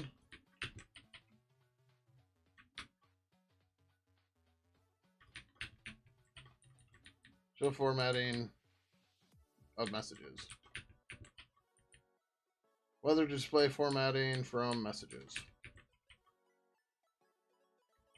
Because, like, why would you show formatting of your own messages? Like, no, why would you format your messages if you're going to strip it anyways? But, like,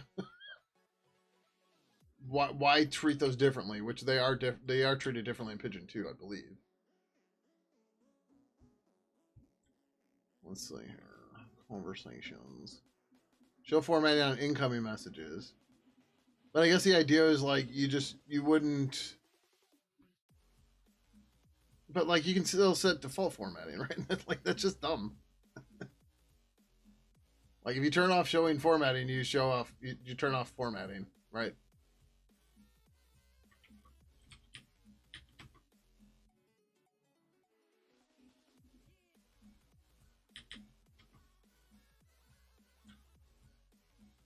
Okay. All right. So, anyways, then what we can do is,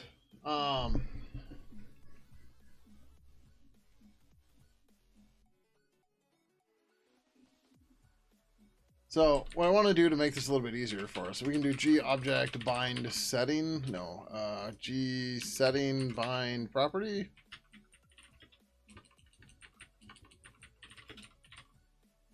G settings bind. There we go. That's what it is. Right. So we get at creation of these things, we bind the setting object, and that way, when you turn the property, it'll flip it on and off. And then it'll just go. The question, though, what are the flags?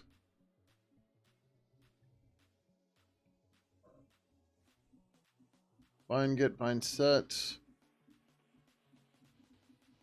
Update the GObject property when the setting changes. It is an error to use this flag if the property is not writable. Update the setting when the GObject property changes. We don't want to do that. It is an error to use this flag when the property is not writable. All right.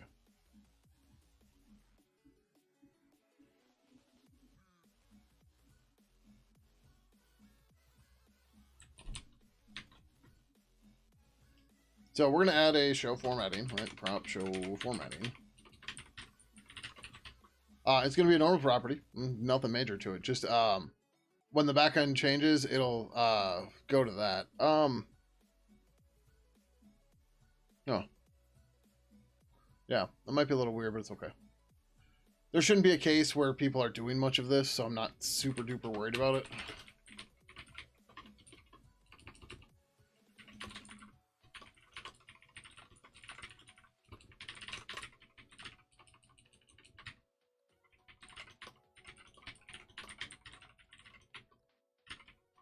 But the other reason for doing this is when that property changes, we can use that to propagate everything else, which will automatically just make it happen. And then we don't have to like go and do updaters and shit like that. We don't have to monitor the property. It'll just do its thing, and that's what we want.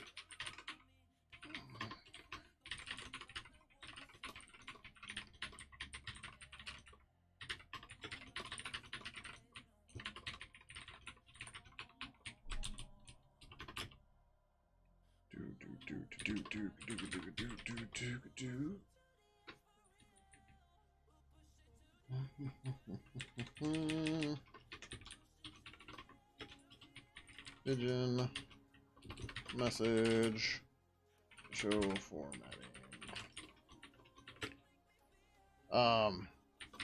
Whether or not formatting should be shown for this message. This will be bound to the im.pidgin.pidgin3.preferences.appearance.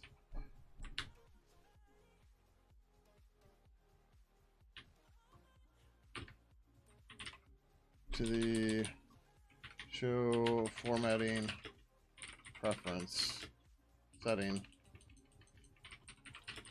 from by default.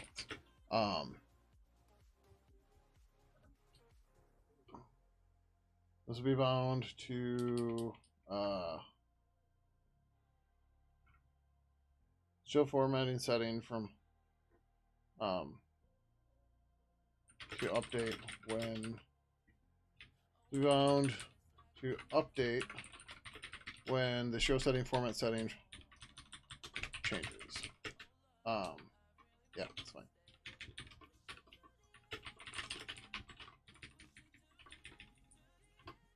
Properties, prop, show formatting, gparams back, boolean, show formatting.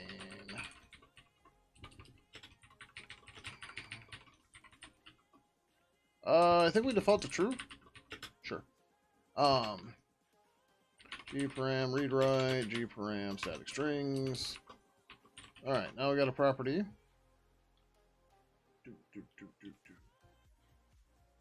I'm gonna fix this here while we're here. A little bit of drive-by reorganizing. That's fine.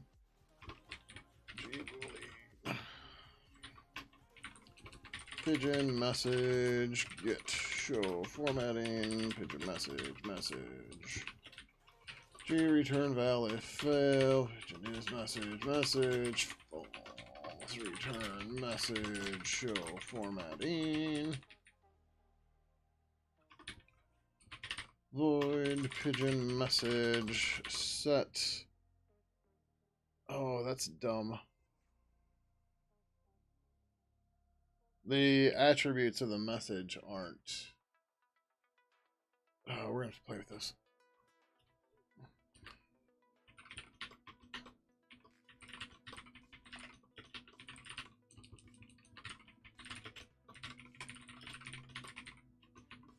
The problem is we don't have a way to easily trigger the update because the way we're binding it right now, which is annoying, but we'll figure it out.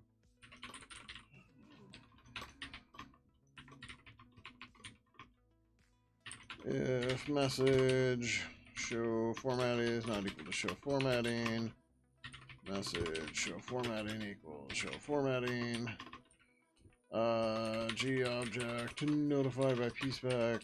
G object message properties prop show formatting.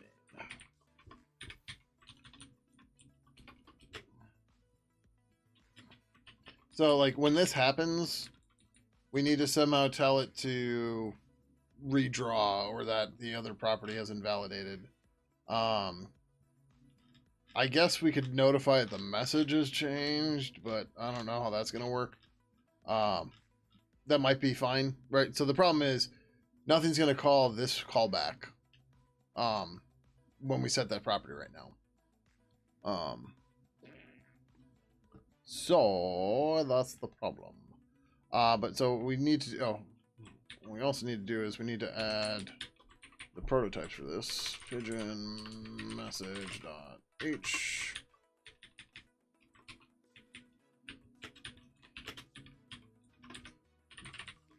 Available 3.0. Pidgin message set show formatting. Message. The instance. Actually, we don't even need that here. Show formatting. New value. That's whether or not formatting should be shown for the message. That's it. Whatever, that's fine. We're not going to put the rest of this in here. Since 3.0, like the rest of this is in the property stuff that says, you know, this is bound to whatever, blah, blah, blah. Like, we really shouldn't have to spell it out in this message. Looks like you probably don't want this. Right?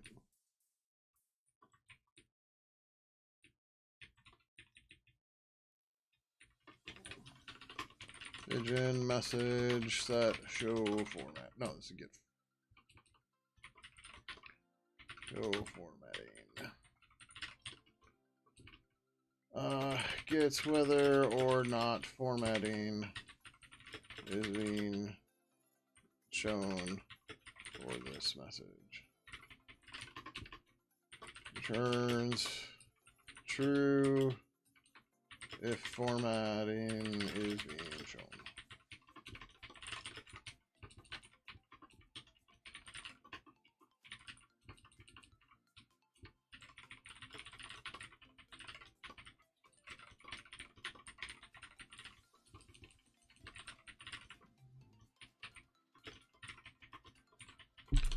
Alright, do we compile? We should compile. Oh, I goofed something. Oh, yep. 386.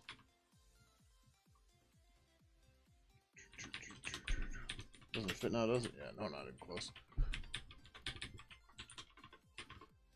Guess everybody went to bed. It got real quiet in y'all. That's fine. Alright, so now we have the property. Sweet. What we need to do is I mean, do you? You do distracted me, but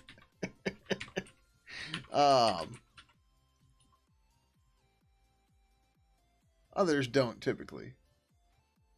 You have an MQTT client you're supposed to be writing right now.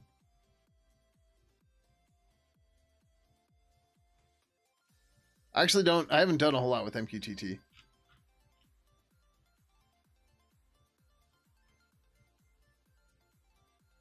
I feel like there should be some way to like do this easier, right? So like there's like there's GTK widget class.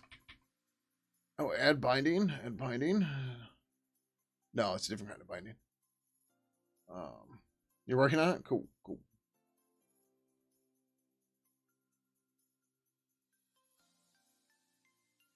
Add binding signal. Yeah, this is all keyboard shit. Add shortcut, bind template callback. Accessible role, activate signal, CSS name, install action. Yeah, like install action and stuff. Like, okay, there's nothing about settings. I don't think. Oh, get settings. Gets a setting object holding the settings used for widget.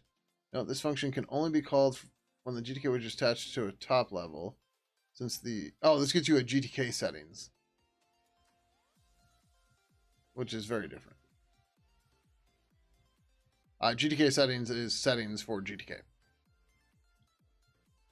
So it has a bunch of different properties and shit on it. We use this in the about window to get a bunch of information. Okay, so that's fine. Well, it's fine. So what we need to do is in our init here, we need to say G settings star settings equals null. Oh. Taking high volume CDRs from FreeSwitch, cram them into a shared MQTT topic for multiple consumers. They can never fail to go through the whole process. So you're having to engineer a whole extra level of redundancy? Yeah. Out of curiosity,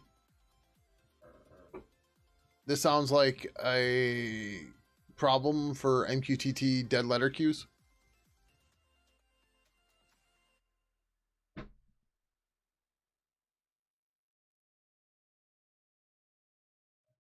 Right? It goes further than that? Okay. That's I don't know your use case, right? Every turn has to be replayable. Fun.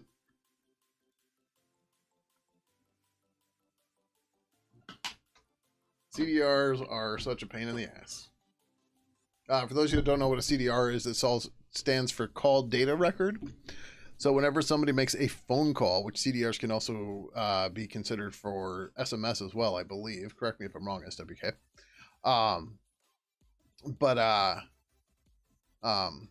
Yeah. So like you need CDRs to be right for billing, and they can't be wrong. Yours aren't JSON. I didn't say they were in a format, did I?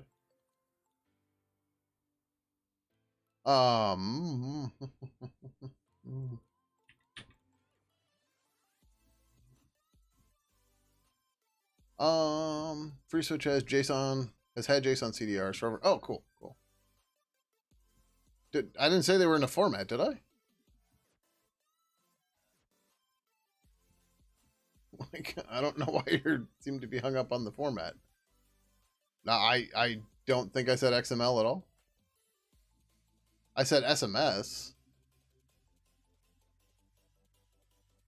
I said CDRs have to be correct, and they can also be used for SMS, because you need them for billing and stuff. I don't think I said XML, but I don't know. You got XML on the brain, man.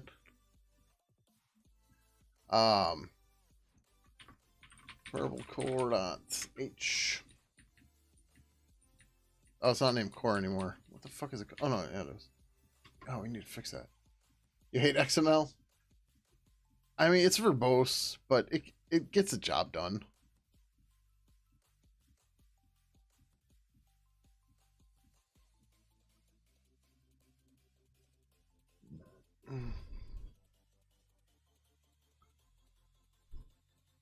It's a settings backend to use when saving loading settings. Note, because we do not want to leak G settings, enable backend to deliver purple users, this function returns a G pointer. And you cast it to a G settings backend after setting G settings backend files where you need it. Okay. Ugh. You don't know pain until you have to support a C-based XML parser? I'm not supporting the parser. Memory fragmentation that inevitably comes with that? Yeah, I'm sure. I don't know, we just use the G markup parser in glib. That's what we're trying to use for XMPP instead of using libxml. Alright, where else do we call this? Looking for Pidgin.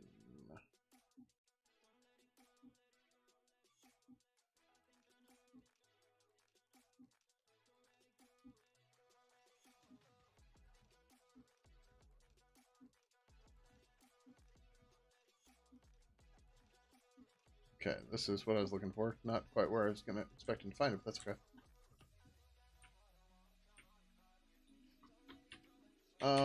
So we need to say hash define G settings backend something. What line are we on here? 179.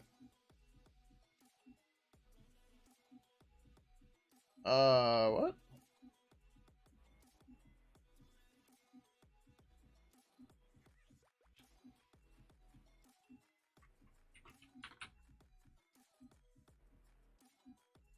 Oh, okay, sure.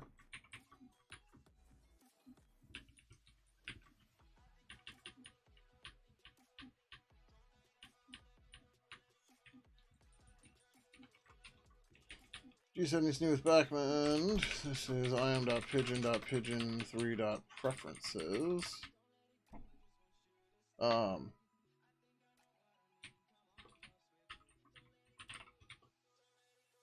think that's right. Yeah.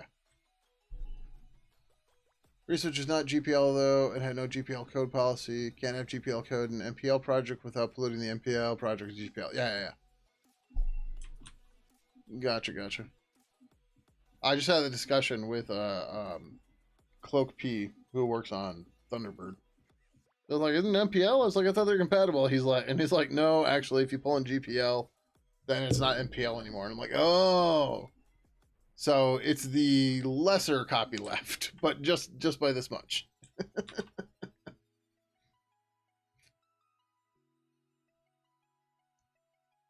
Oh, that should probably say Pidgin 3. All right, well, whatever.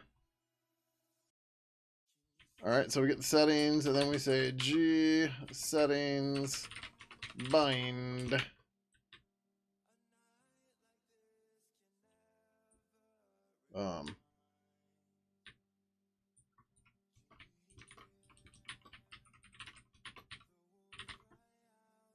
MPL is more business friendly for binary only versions. The GPL is downright viral. Yeah. That's why we like it. As a pesky, if you use GPL code in your project, you must. Yeah. That's why we like it.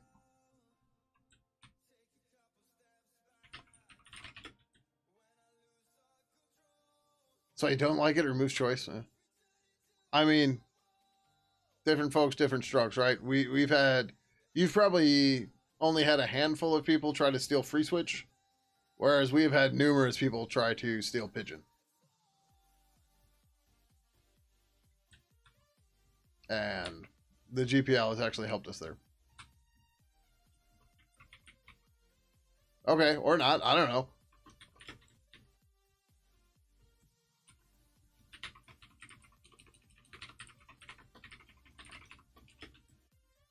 A major household brand name try to steal free switch? Yeah, okay, that also makes sense.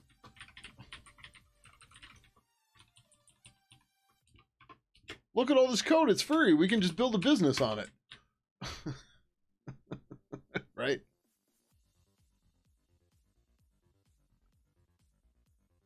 Up to the G object property when the setting changes.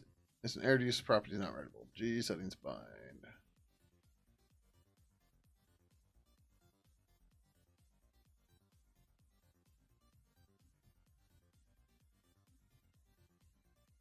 When set an addition to set the G object property value initially from the setting, but do not listen for changes of the setting. Oh no, that's not what we want at all. Invert boolean, no. You don't try to bind a sensitivity property to the writability of the setting. I hope we don't need to do that, but we'll see.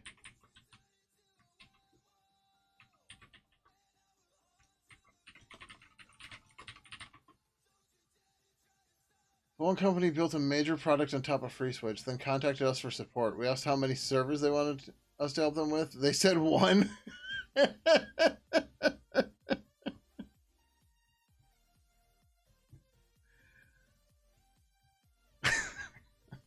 That's pretty good.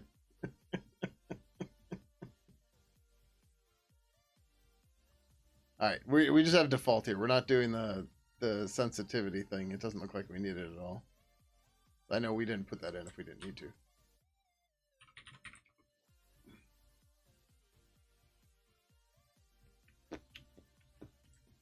All right, we're gonna put a test in here.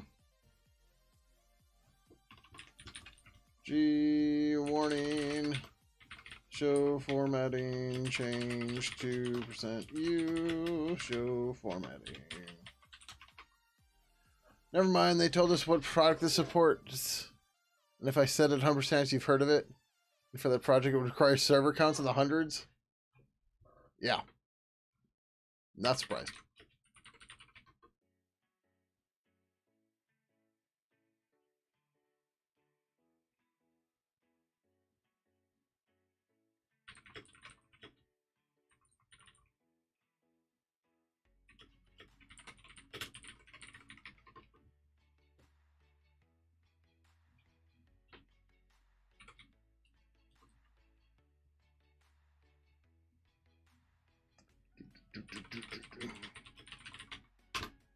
Okay, so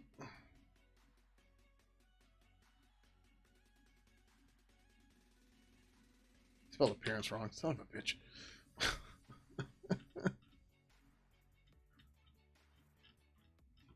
I did ents, not ents.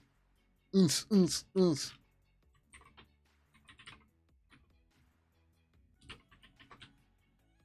Right?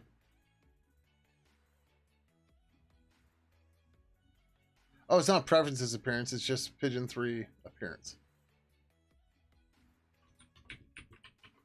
Maybe we should change that. Oh, that's not going to make a difference. We got to build first. Then there are other companies. You'll say these guys actually treat open source nice, even though they won't don't redist or say it's powered by free switch. That's, yeah. I don't know why companies get so weird about that shit. Is it ants? Is this right? God, I'm such a shitty speller. Yeah, okay, that is right.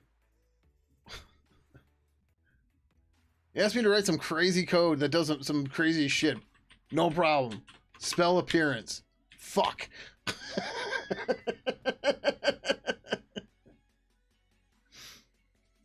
Like Netflix and their mobile app, they have a call for support button where you can actually talk to an agent. It's built on FreeSwitch and they directly support it. Oh, awesome, awesome.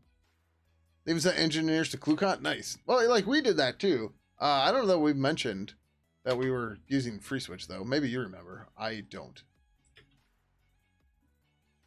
Or forget a fucking semicolon or brace and you can never find it. Yeah, yeah. All right. So that setting's all there. So what we want to do is we are going to jump over to Ibis real quick. Ibis code to grab a format example. So I can grab this. Right? So I can jump back over here to 4. Oh, we need to join Pidgin. Okay, now we're in Pidgin. Yep. All right, so now over here in 2. Actually, I could just grab the whole block, but whatever. So now we can drop this in. Cool. Now we have formatting, right? Oh, right. Doesn't matter because all I can do is toggle the preference.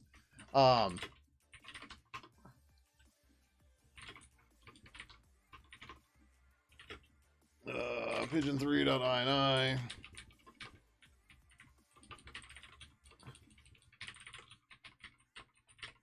Right, it's Pidgin / appearance. Pidgin 3 / appearance. Show formatting equals false. So cool. Show formatting change to 0. Put this to true. Right. So we're telling it to do it, but we're not actually doing anything to actually change the formatting yet. But that part's all wired up. That's all working. That's doing what we need to do. Sweet. So here, let's try this. I don't know if this is going to work, but we're going to try it. If it works, cool. Oh, you know, like we should have left the formatting in, but.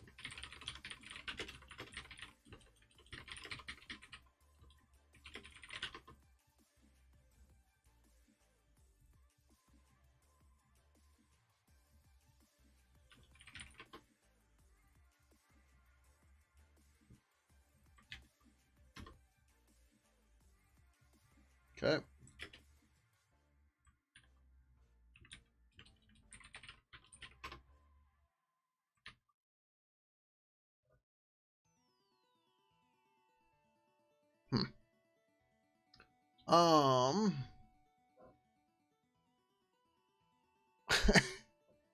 So there's not a YAML or JSON G settings backend. And by default, this would go to what the hell is that called? D something? D D table. What the fuck is that?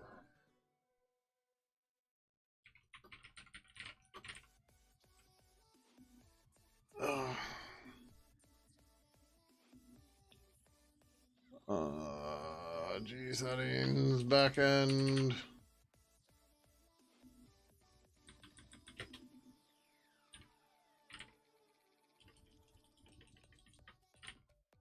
Oh, no, it's like G something. Yeah.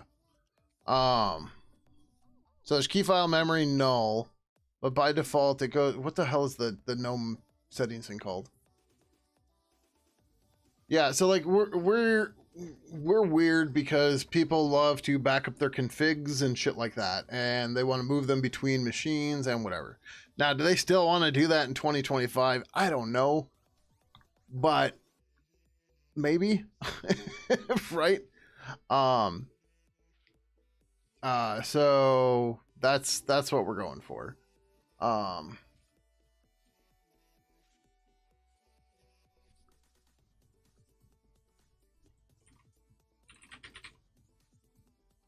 Dconf, that's the one I'm trying to think of. I think there's also a Windows registry one in here, and I forget what else. But the point is, we drop a config file into our directory, into our config directory. And then that way, if you specify a new config directory, you can run multiple instances, everything's fine. Even drops in your git config, yeah, yeah. Makes sense, right? That's things people want to do, so it's fine. Oh, this stupid thing. I don't know why this keeps happening. Randomly, this tab keeps showing up on, you know what? I bet you it's this fucking thing. Let me kill that. This is not like, this is supposed to be on workspace 10, but it's randomly just jumping to other workspaces, and I don't know why.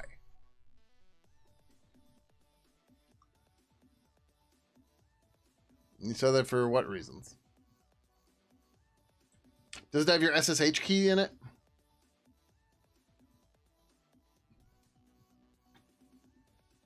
I really hope it doesn't.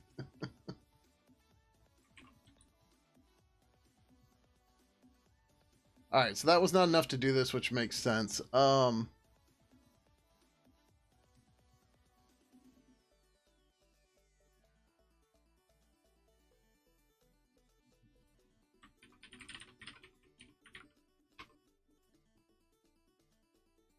Oh, come on, put the private keys in there.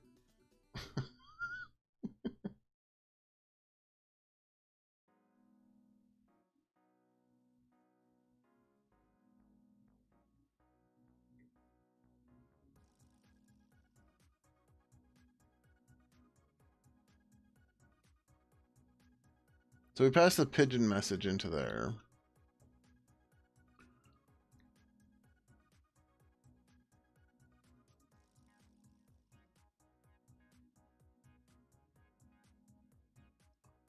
I don't know how to like poke a binding. Like, hey, you update.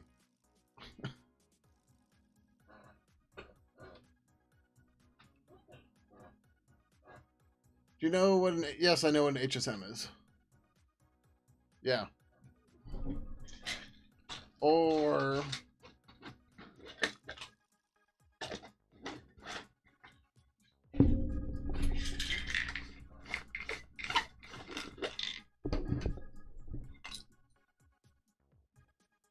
you mean this guy here that says SafeNet on it? Oh, you're talking about the full ones. Yeah, no, those things are fucking stupid expensive. I have to use one of these for signing the Windows Pidgin releases now. And it was a fucking shit show getting it to work in the Pidgin 2 build system. Which is why 2.14.14 took forever to get released.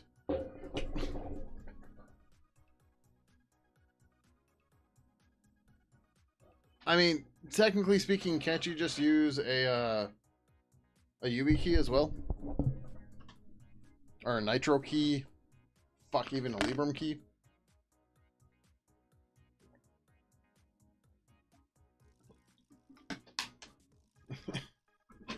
It's tens of thousands, or is it hundreds of thousands?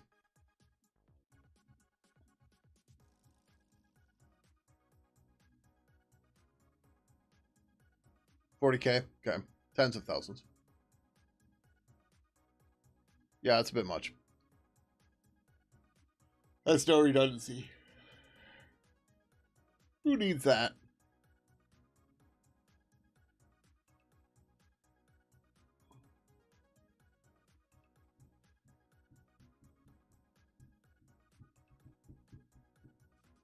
Um, I guess we could get ugly here. You want to start your own stir shaken CA? Okay. What stir shaken? Refresh my memory. It's some new crypto thing. Is this the? This isn't the short-term certs, is it? Can't make the numbers work. Yeah.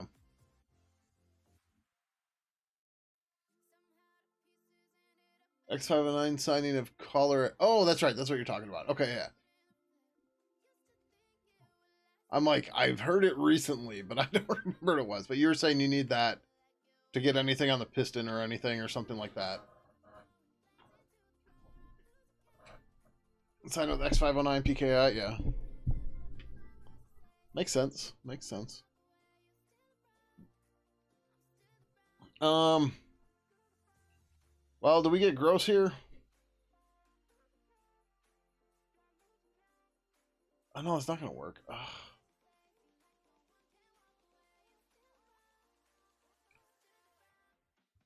All right, what are we actually calling this callback?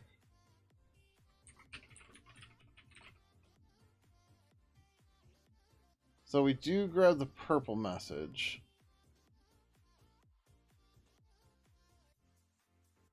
Do we do anything else with the purple message? No.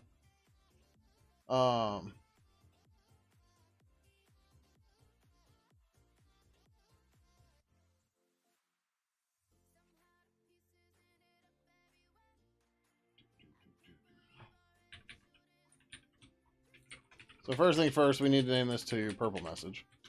Because we need the pigeon message as well.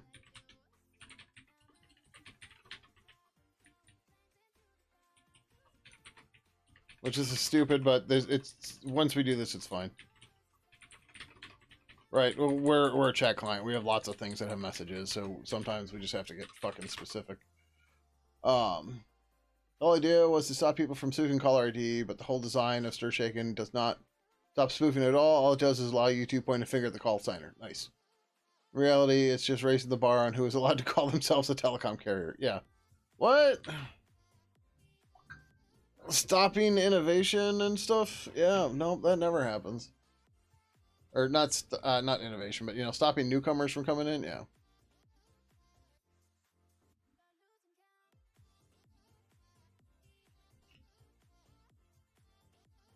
Okay, so we got that. Then we gotta say pigeon message.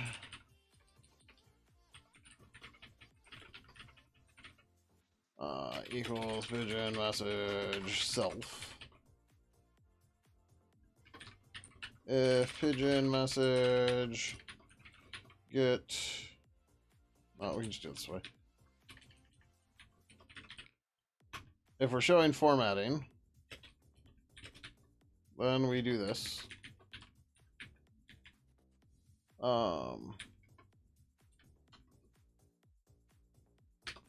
Pango adder list.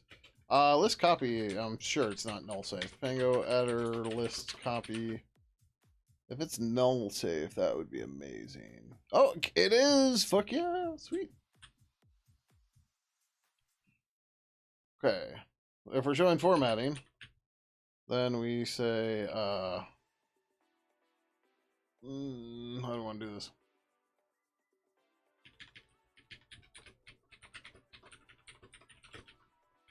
Purple adders, sure. Pigeon adders, purple adders equals null. And we say purple adders equals that. And then we say pigeon adders equals Pango adder list copy purple adders. Right, so if we're showing formatting, we get the attributes from the purple message. Otherwise, we just fucking ignore them. Or you call keeping the pores out? Yeah, that too.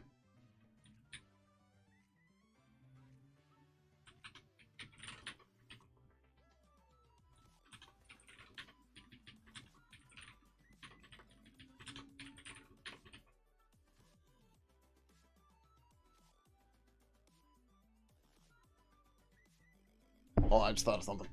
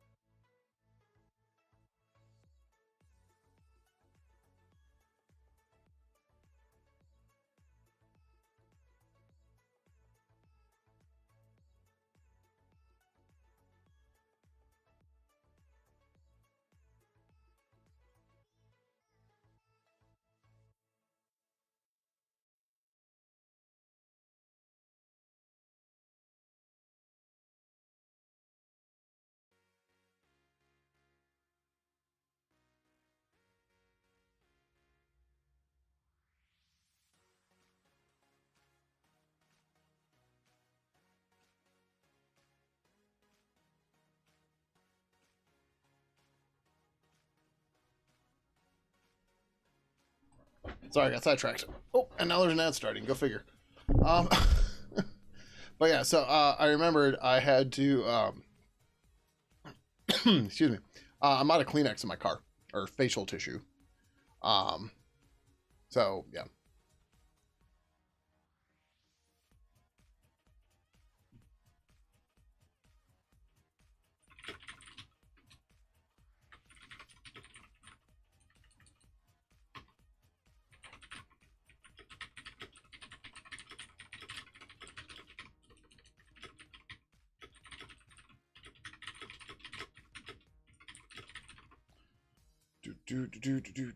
Oh, we got a review. Let's go land that. CP Pidgin clean. Itchy of default. Itchy pull minus you. What's this one? 39.69.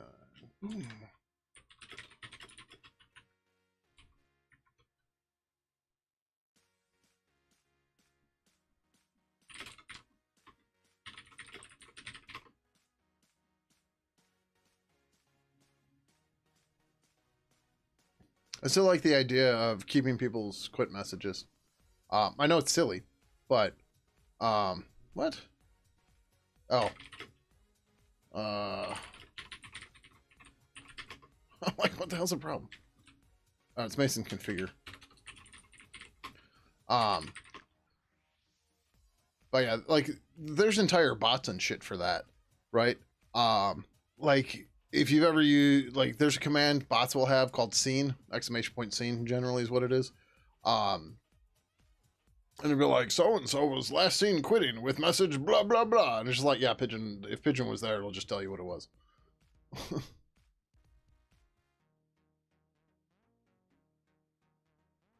uh so how's it going, Potato and Pants? We are working on Pidgin Instant Messenger. I don't know if you can see this or not because there's an ad in progress. And my bot's being dumb. Come on, bot, wake up. Oh, you can see? Okay. So we were working on Pidgin Instant Messenger. I don't know why the bot's being dumb. I am not logged in at the moment, and I'm going to have to go through all that. Anyways, we'll just say Pidgin. Pidgin is a multi-protocol or a universal chat client, whatever you want to call it. It's a single interface to multiple different chat networks. Historically, this has been stuff like AIM, MSN, ICQ, XMPP, IRC, etc. In the modern day, there's support through third-party protocol plugins for stuff like Discord, Slack, WhatsApp, Teams, etc. We're working on Pidgin on the next major version of Pidgin here, which supports none of that right now. But it's built in C with GTK, and we're building it here. So HG is a version control tool. It's similar to Git, but it's not Git. Because I do not like Git, and I'm not going to explain why, because I don't want to waste my time. Mason is a build tool for generating build systems, and Ninja Turtles is a command, or Ninja is the build command you use with Ninja by default, or with Mason by default. So we created a build target called Turtles, which runs all of the stuff we should be building all the time, to make sure that all that stuff gets built, because it doesn't always get built as the all target. So we use that to verify that everything's working as intended. Right? So, yeah. What sounds so good? If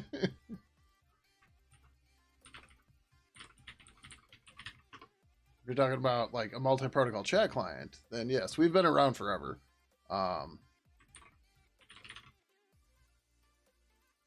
There's actually a write-up on the Register recently too that goes into a little bit more.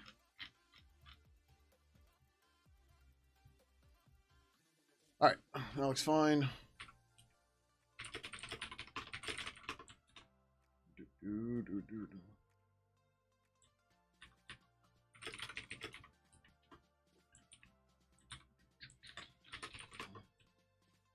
No, I didn't grab the ID.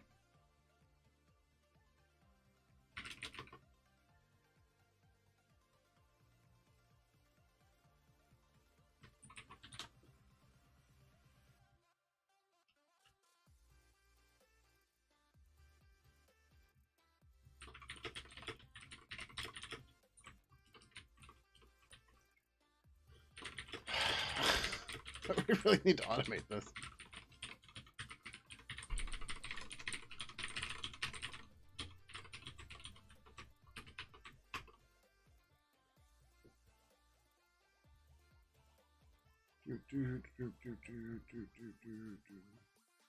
Okay. Bot still didn't respond, did he? Nope.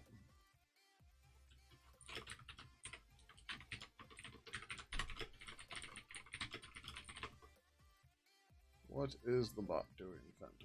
Control minus N. Paper world. Logs minus F.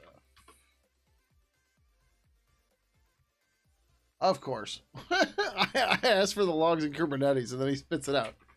You worthless bot.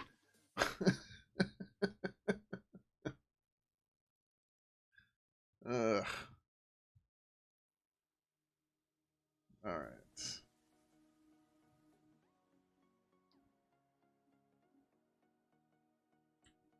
All right, back to present stuff. So that all looks fine. We need to trigger when this changes, though. Oh, I guess we could do it that way. This might work. If we do this, we go back here and we say G GNU C unused, and we get rid of this, and we change this back to, oh, we'll get that. That if show formatting, yeah, okay, those two are still fine there. Okay, then if we come back here,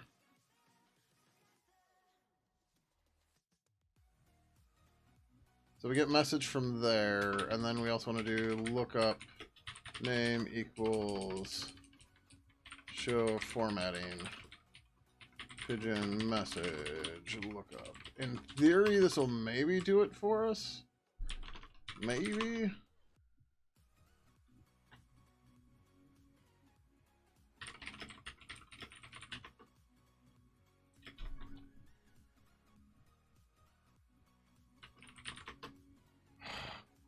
We've really got to fix that. It's driving me nuts. Oh, I think it worked.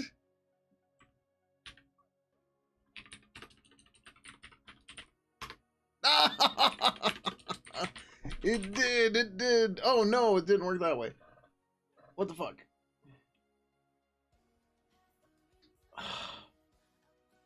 We were so close. Oh, this might be a bug in the code.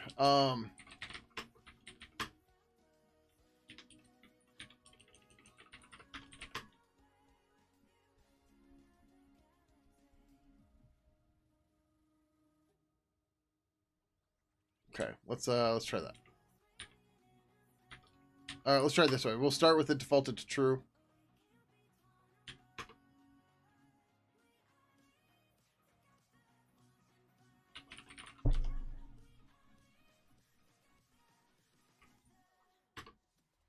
All right, so defaulted to true, it's fine.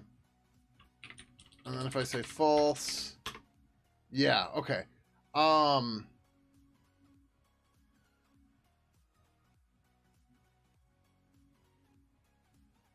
Are we getting called for that? We need, okay, so first thing we have to do is we need to make sure we're getting called at that point.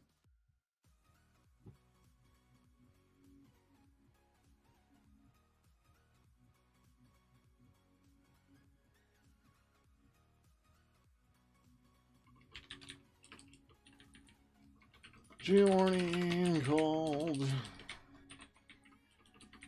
All right, let's do this way.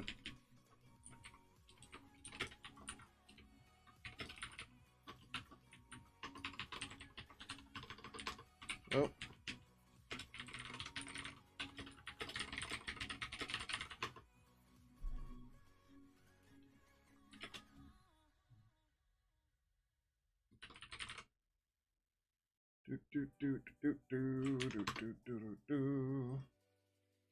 Okay, so nothing there. Setting this to true enables it. Okay, called. We are message. Good.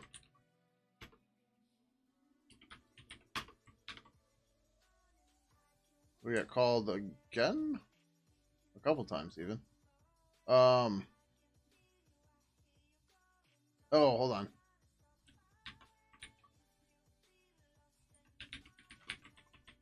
Make sure we work that way.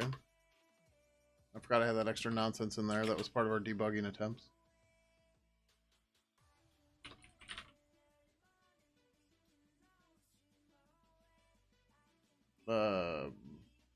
We just crashed? Oh, no. I'm fucking blind. Okay.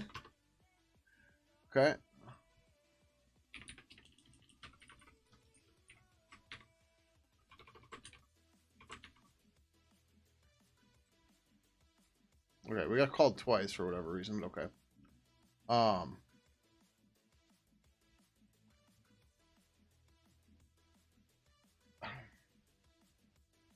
don't know what the pop over menu bar bullshit is about.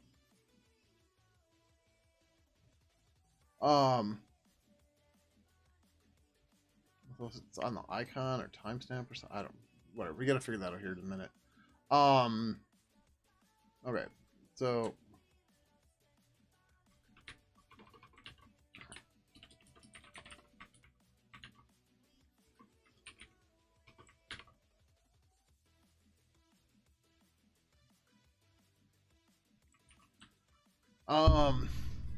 Oh, maybe that's the problem.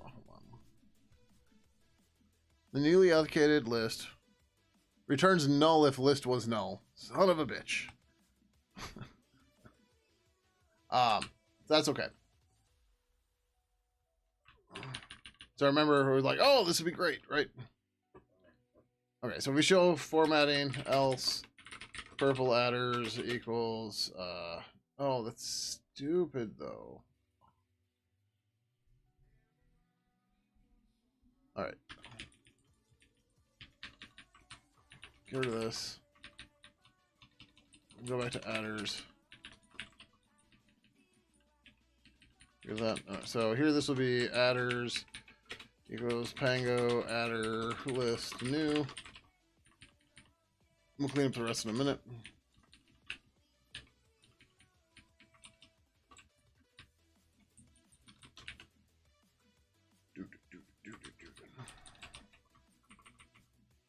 Oh, nope, that's way too much of the multi-cursor.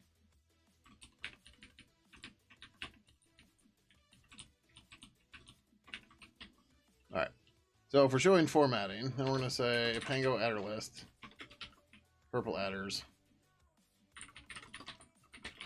Null, purple adders equals that, and then adders equals pango adder list copy. Purple adders.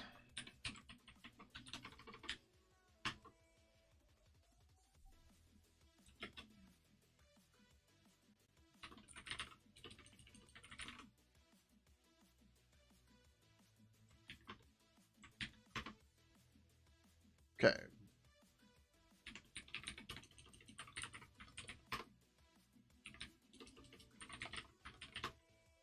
Fuck, come on. Why is this not working?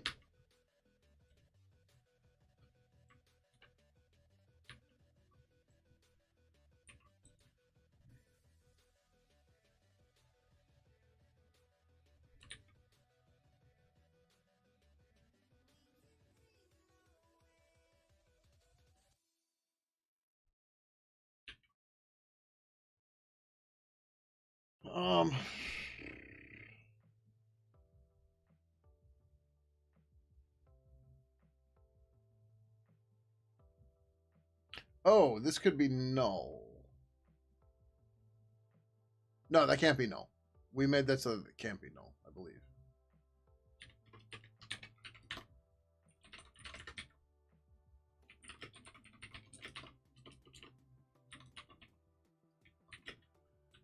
There's pango adder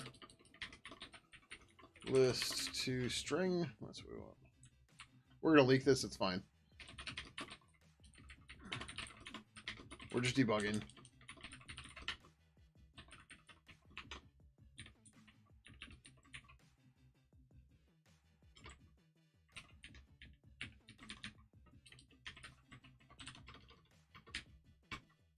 So I have a feeling that we're like somehow adding on top of the attributes, which we shouldn't be. But I don't know what else is going on. That's the only thing that makes sense.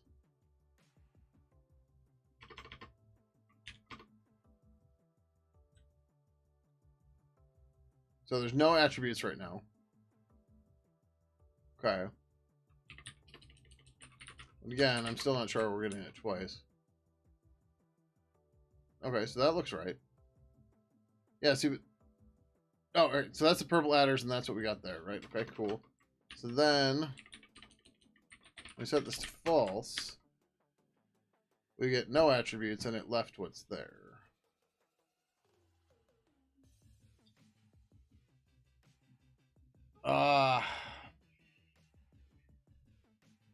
Okay, so our code is doing what we're expecting it to do, but this is not working. Um,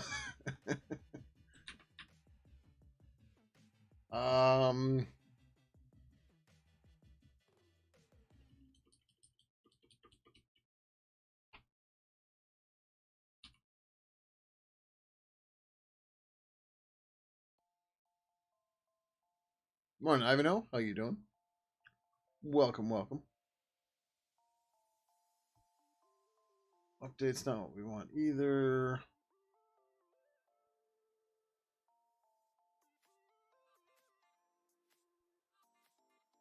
That attribute says it will merge attributes with existing. Okay, that was one of the next things I was going to look at.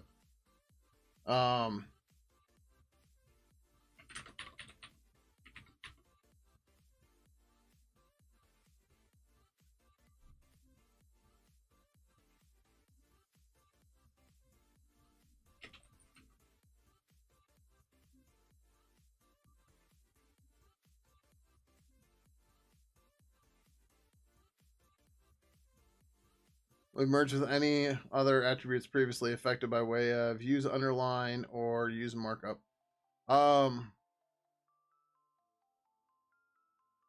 Attributes will be applied to the label after the markup string is parsed.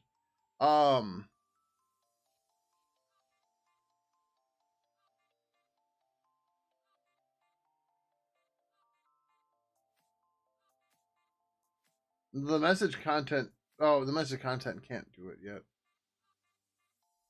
All right, I get what you're saying. Let's try that. Well, I can't do that.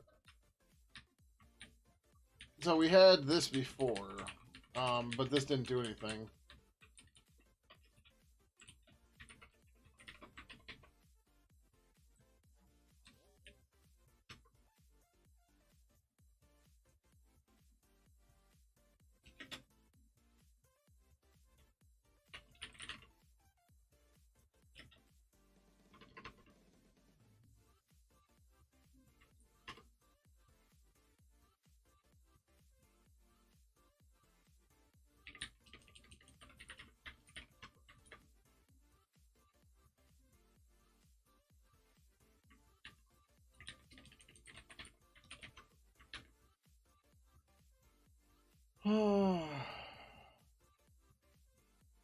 You think before?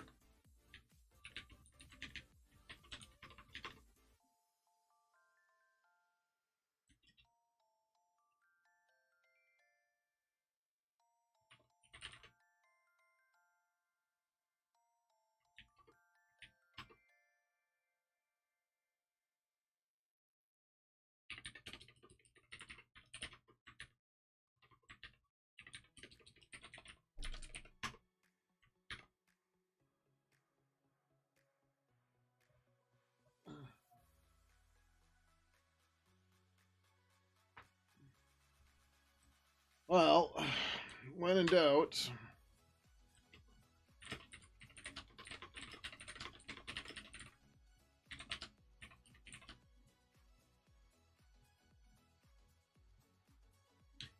Well, I mean, it got triggered, but it didn't do anything.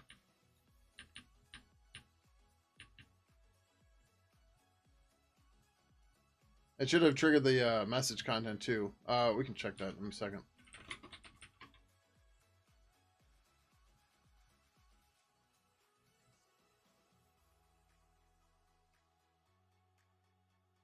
Pango adderless tends to cause internationalization problems unless you're applying attributes to the entire string. Starting for a struct Pango requires knowledge of the exact string being... Yeah, that's fine for us.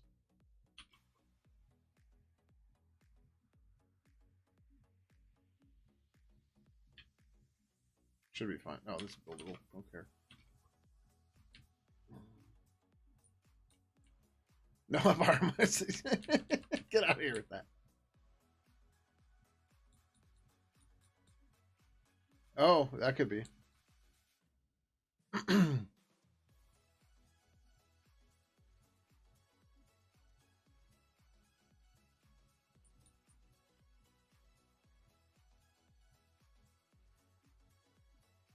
What?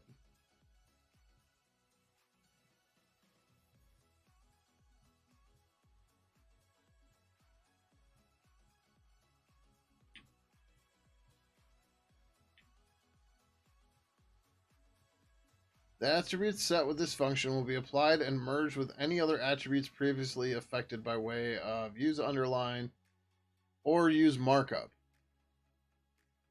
Yeah, that's fine. Right.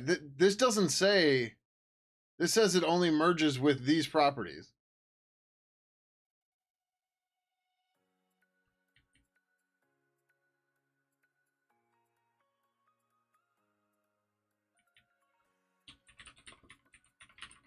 And clear layout, I'm assuming... Okay, that gets rid of the Pango layout entirely.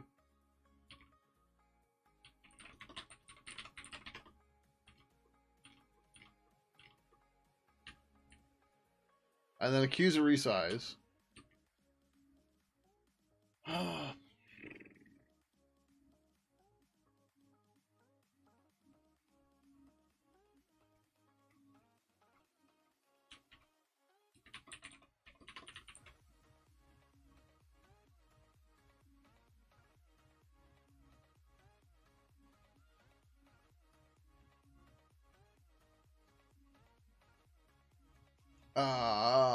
There's some extra crap in here.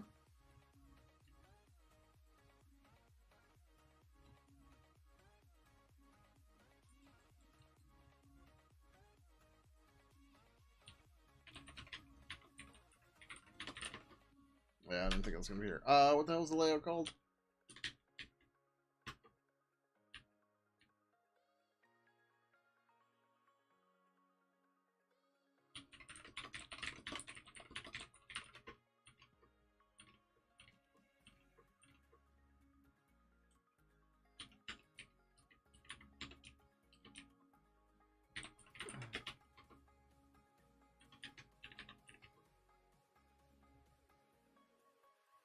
Mature layout.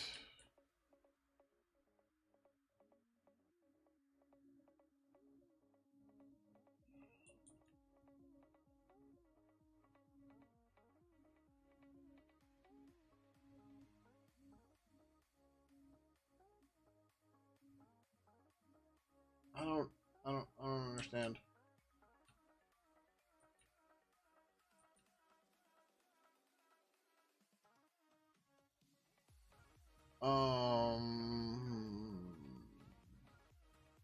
Although I just realized something. If we turn off use markup, let's try that for a minute. Not that I think this will work, but if we turn off use... Oh, no, we still want to use markup to do links right now. Some people paint eggs and do Easter egg hunts and shit like that. My family hasn't done that in a long time. We're not even actually doing anything for Easter this year. My stepdad's been in and out of the hospital, and he just had shingles. So my parents are like, we're not going to do anything because we don't want anybody to get shingles. I'm like, thanks. So, yeah.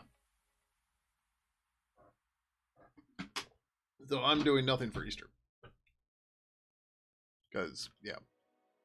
I'm also not practicing any religions. So, yeah.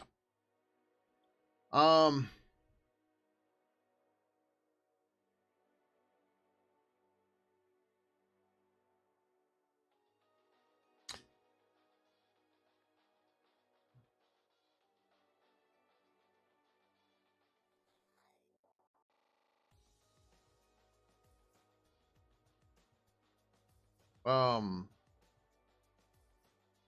I lost my train of. Oh, I was gonna do this. I think there's a Mango adder list length. New response update iterate. I don't want an iterator. I just want to get the size.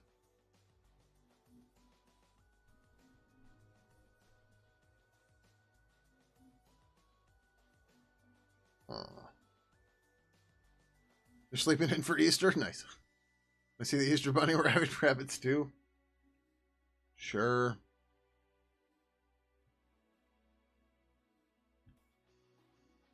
Rabbit stew seems like you'd need a lot of rabbits. Just saying. Um.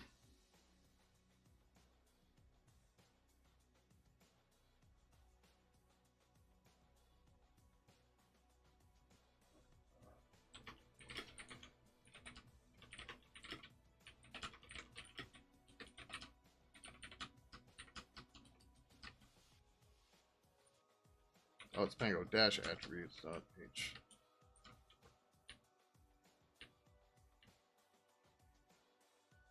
Oh, is this actually hidden?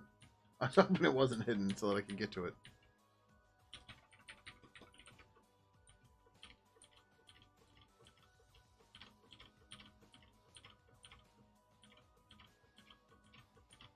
Looks pretty hidden.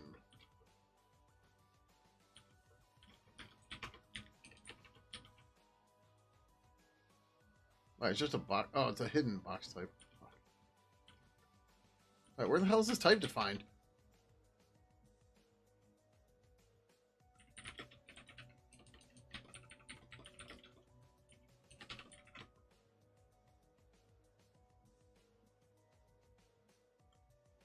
Attributes private. Okay, yeah, it's definitely hidden. Oh, it's just a G pointer array. It doesn't matter. I can't get to it, so it don't matter. You're wondering because you get news like people are painting potatoes in the U.S. now. Yeah, I've heard that too. Because eggs are so expensive. Yeah, so like the big things that happen on Easter in general is like I know they do an Easter egg hunt at the White House. I don't know who the fuck gets invited because clearly it's not a lot. But like a lot of Easter is one of the holidays where like people that still consider themselves a Christian will go to, or that people who still consider themselves a Christian. Easter is one of those things where they will go to mass, or go to church, right? So basically, the entire Lent season is that. So Ash Wednesday, and then sometimes they'll follow the dietary guidelines, where you're not supposed to eat meat on Fridays, although fish doesn't count as meat because whatever. Um, I don't know if you know this or whatever, but it doesn't matter. There's people here that might not know it. But then so this Friday is Good Friday. Thursday is Holy Saturday as well. I think or Holy Thursday, Good Friday. I think there's Holy Saturday as well, and then Easter Sunday. And a lot of people that still consider themselves Christians will go to, Catholics, because Easter's not, well, I don't know how much Easter is a Christian thing as opposed to Catholic. But it's like a lot of people go to maybe Ash Wednesday, maybe Good Friday, but then Easter, Christmas, and those are basically like the main times I go to church. So here you aren't supposed to dance on Good Friday. What if you trip and have to catch yourself? Does that count?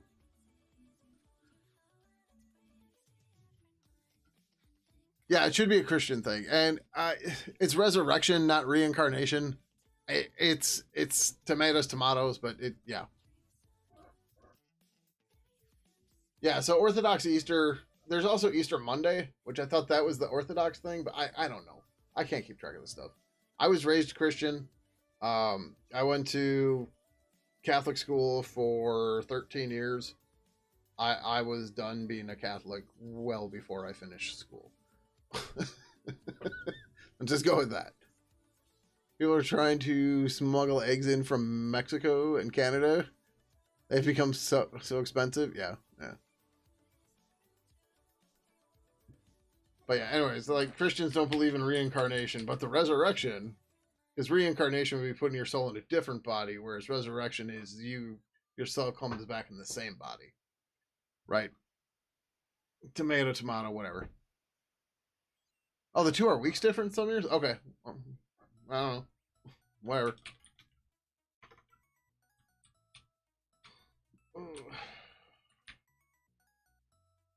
Catholics got it wrong, just saying. Jesus was dead for 3 days.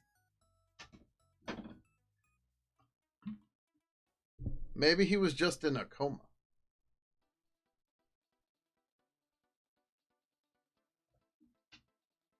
I don't know. You know, people believe what you want. I don't care.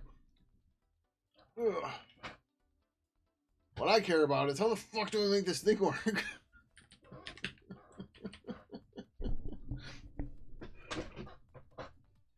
But yeah, for Catholics at least, Sunday is Jesus Zombie Day. Drank too much of the wine he made out of water. Yeah.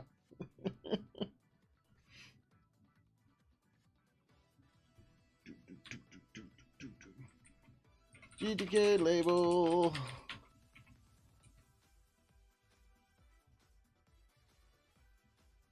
Oh, we can try this. It'll be gross, but we can try it. We should have. Oh, we didn't even store the thing because we didn't need it.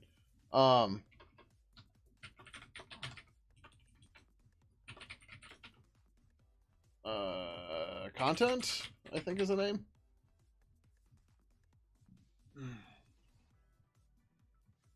Contents. No. Content. I'm just gonna try to toggle the markup and see what happens. It's gonna be gross. But, yep.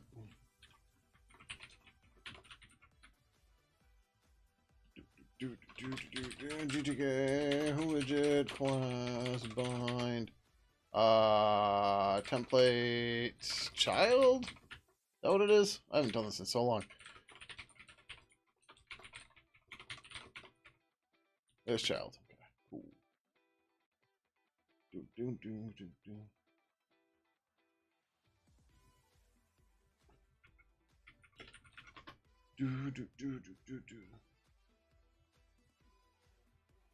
Yeah, no, like, no need to get into any religious wars. Pidgin message, come on, content. Mexico, Canada aren't that much affected by the bird flu. So I don't know. The real question is our egg shortage and everything just bird flu? There's a lot of crazy shit happening here right now, right?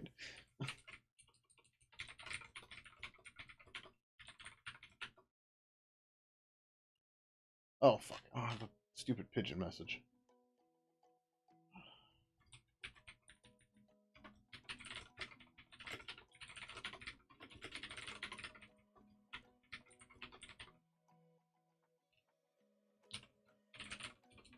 Oh,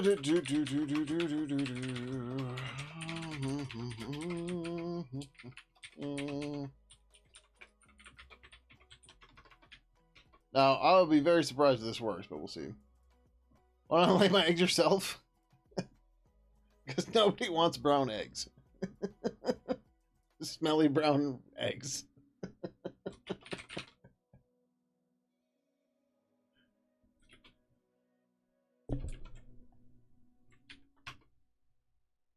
Okay, no formatting. Formatting. Okay, that works. That's really fucking dumb, but it works. You like smelly brown eggs?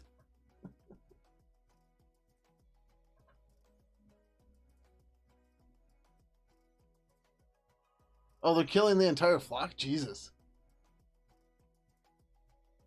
Yeah, I know. I know. I know most eggs that you see at the store that are white, that's because they're bleached. I know. I'm aware. That's why I added the smelly part. Used to have about 24 laying hens. Damn. Okay, so this is garbage, but I'm gonna put this over here. So let's look for set markup. Use markup.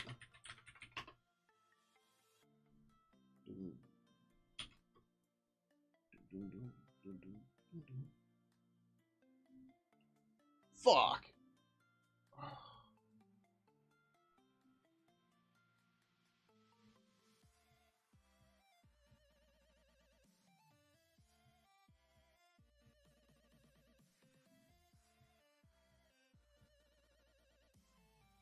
We can't have Lib Purple put links in at this point.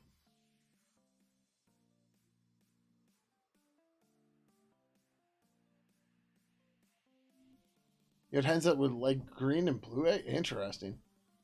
Were they quails? Or robins? Or sick?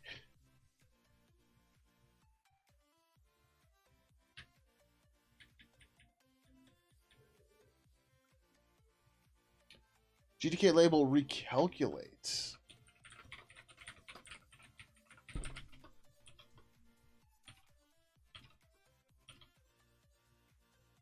Adders the amount of key value from label using use underline and use markup.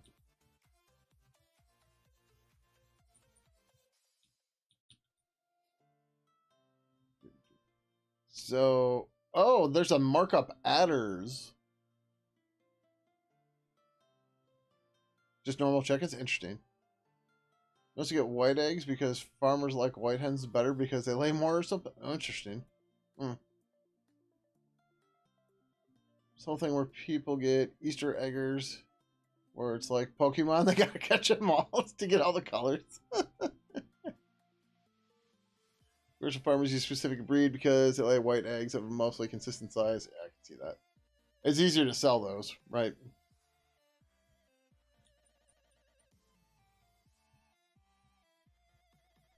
Ooh, that's interesting, though. I thought most eggs were bleached. But, whatever.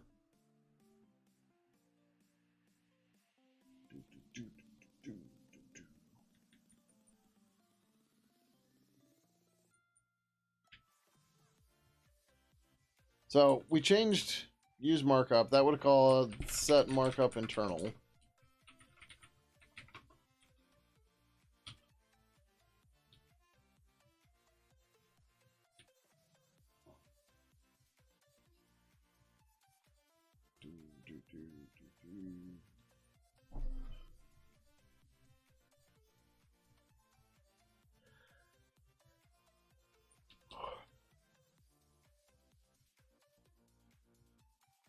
Go get some chicks. Good luck with that.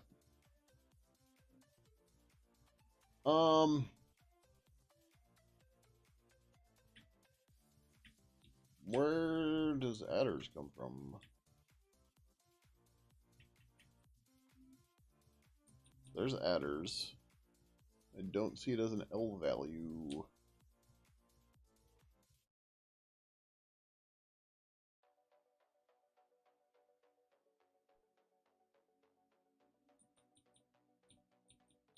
Oh, right. It clears this. And then it queues it. Oh, fuck. How the shit do we make this work? What's the TSC? The Southern Chick? No, I don't know. Crash speed that goes from egg to plate in 6 to 8 weeks? Damn.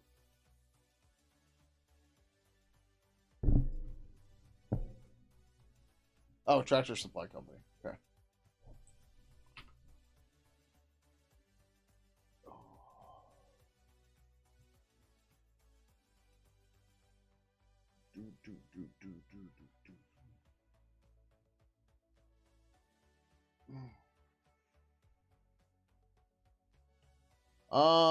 So we're kind of stuck on this, which is dumb.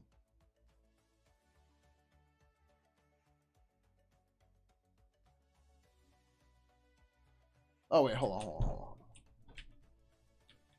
It's not wrong that we're kind of stuck with this, but...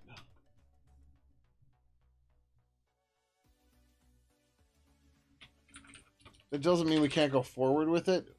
The thing that's broke, or we're going to prove this out right now, but the thing that's broke, I believe, is just the toggling of the existing messages, right? So if I put this message in here, right, cool. So if I go and set this to true, right, cool. And then I send this again, right? And I set this back to false, right? Oh, oh shit, this works because of the stupid hack. Hold on. We have to get rid of that hack. This hack.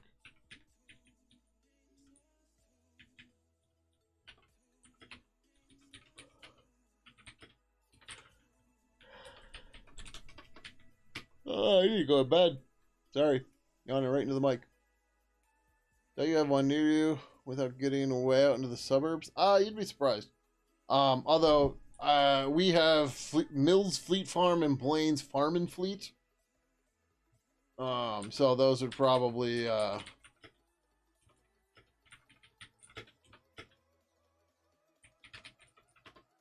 be the competitors there. Store locator. We'll put in work. In case somebody hears me type it. Wait, what? I hate this fucking map that's like, hit control while scrolling to whatever. I don't want to select that one. Antioch, Illinois. There's one in McGuanago, which isn't super far. 23.2 miles from where I work, which is 20 miles from home. So yeah, there's a couple, but then yeah. But you don't have Fleet Farm and Farm and Fleet, do you? I imagine they're probably similar. But I'm guessing if you can get chicks there, you can't get those at Farm and Fleet. Not that I'm aware of. But maybe.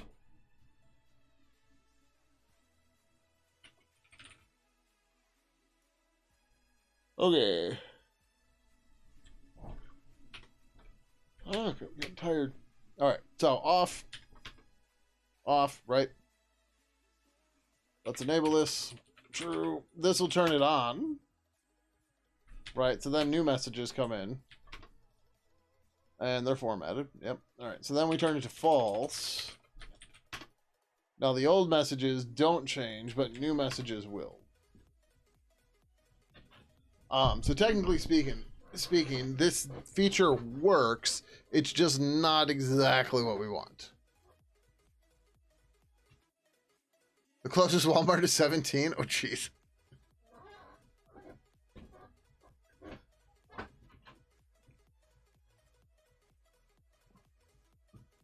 Although, I don't know what the closest Walmart is to me, but I don't think it's that close.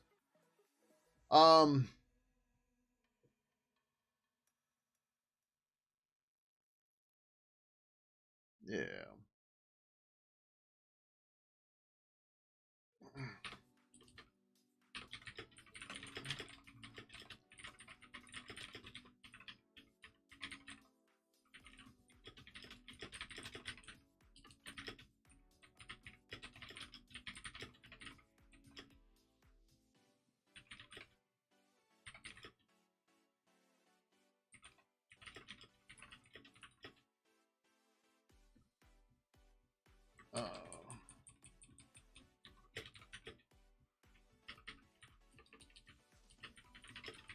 Is it attributes?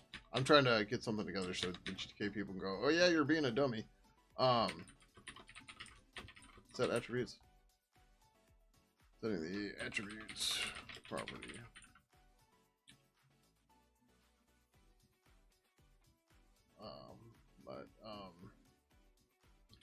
Can't get the attributes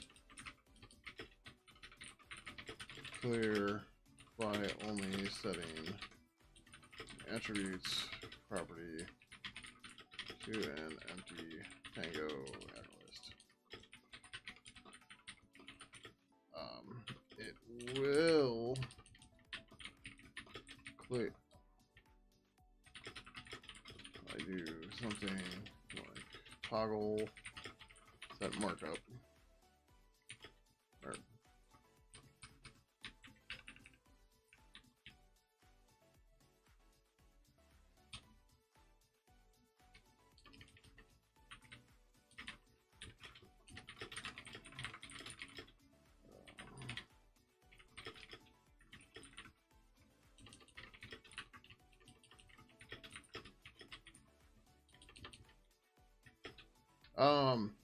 you know what? We need to rule that out real quick before I go further with this. Before I ask, if we don't use markup at all, does it work?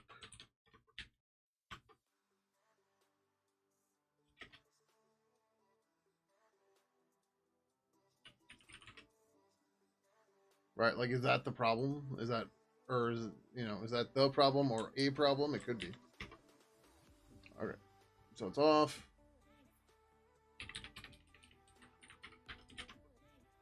It's on. Motherfucker.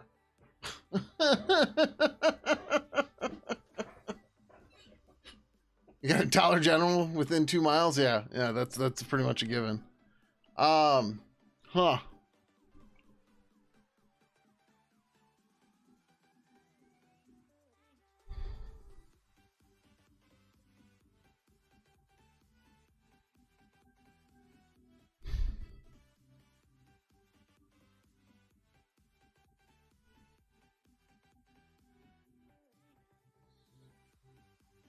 They're self-replicating. Yeah, they are.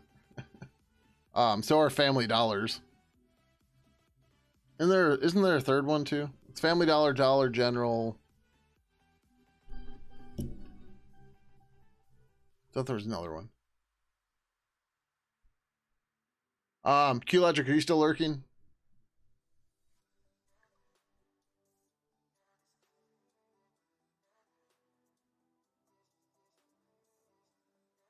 Dollar Tree. That's the other one.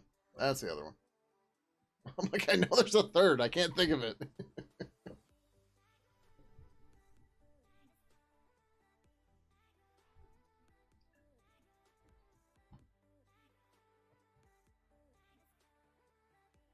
So the problem we have right now is if I do HTTPS Pidgin.im, that's the problem.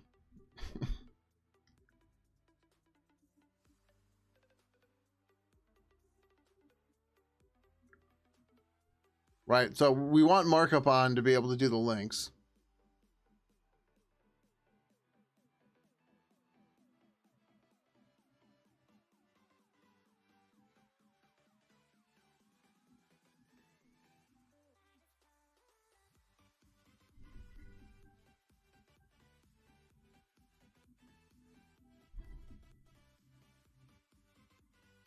Although arguably this is kind of garbage anyways.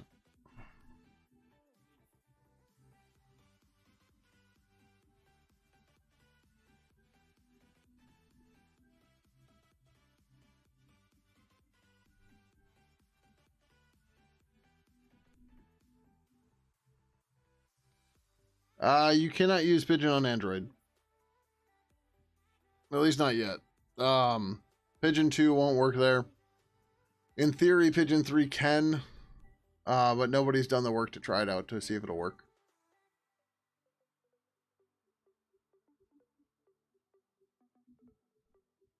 Ew. Maybe you shouldn't have left that there, SWK. I'm not even going to read that out loud.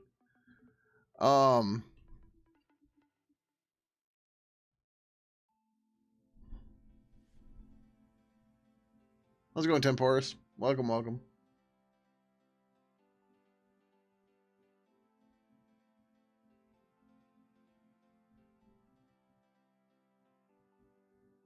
Got into the office? Nice.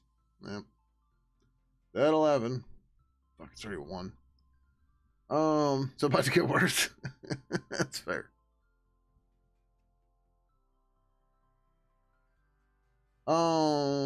This is our own doing, isn't it? I'm pretty sure it is. Oh, he's burning the midnight oil.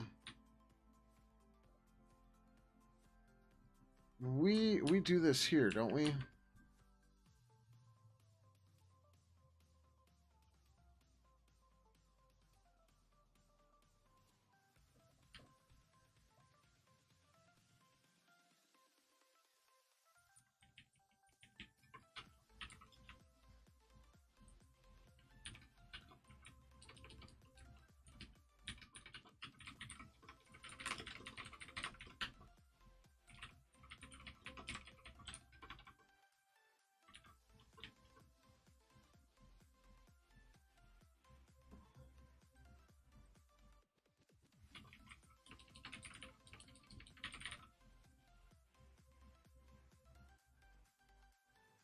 So the link lookup stuff, we can do our own version of it. And I think that's what we're gonna need to do. Yeah.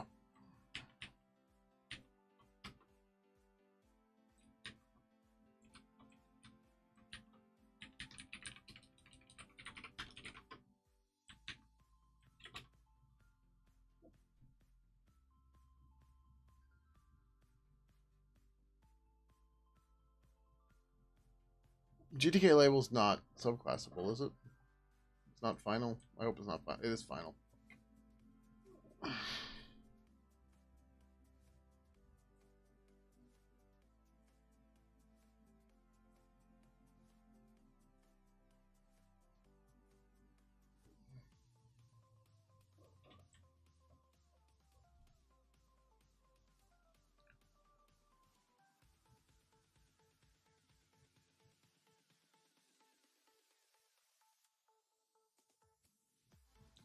So in theory, right, like the fact that we were using HTML style lengths was just kind of, hey, it's there, we can use it kind of thing.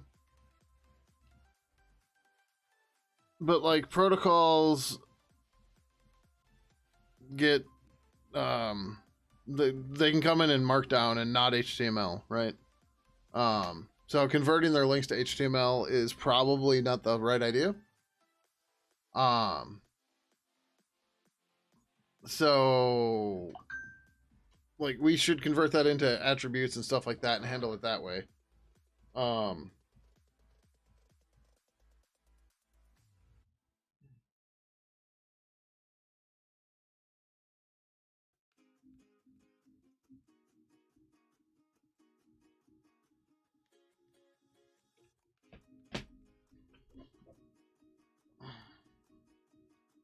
The problem is I don't know a way that we can do. Well, can we? So what do we have for signals on GTK label? Activate current link. Activate link. Move cursor. Like what we would have to do, which isn't necessarily a big deal.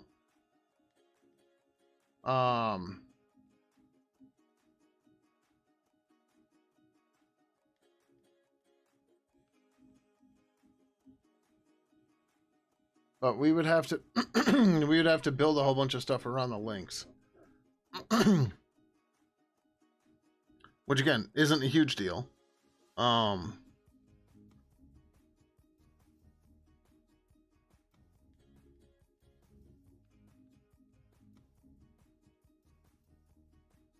But I think that's the trick.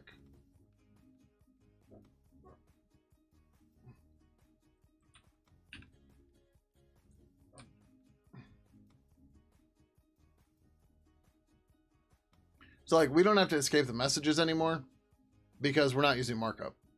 So it's just whatever raw text you give us, it'll show up. So if we get rid of this,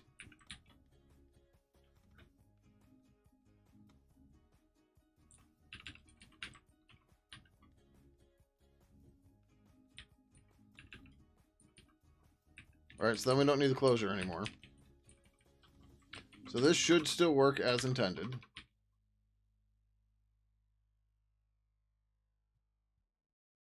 Yep, all that's there, all that's fine.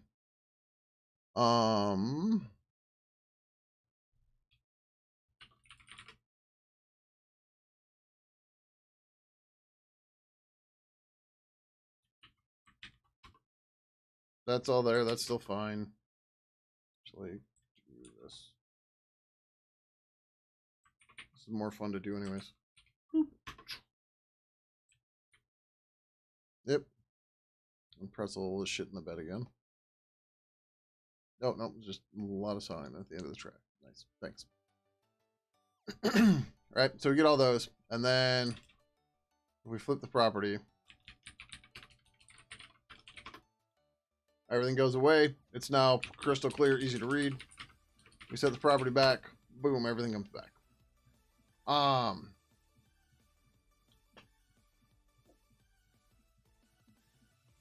So, it sounds like we have to implement everything from GTK label when it comes to links, which fucking sucks.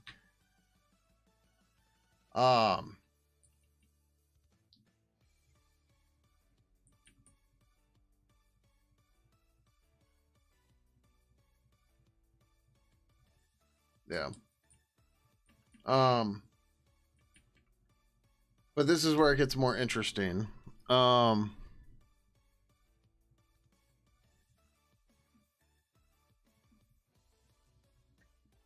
Because ideally we would have Pidgin, or we would have Lip Purple do that. But you would still want links without formatting. Right? So, like, we definitely want strip formatting in there because, you know, some people have vision problems or whatever, right? There's a whole bunch of accessibility of stuff why that needs to be there. But those people probably still want links and want links to work, right?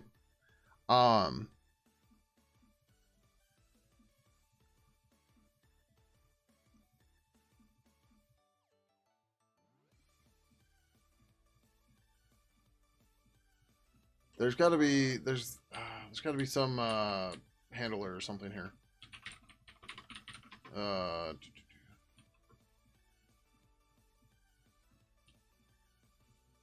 Query tooltip. I'm looking for bind template something.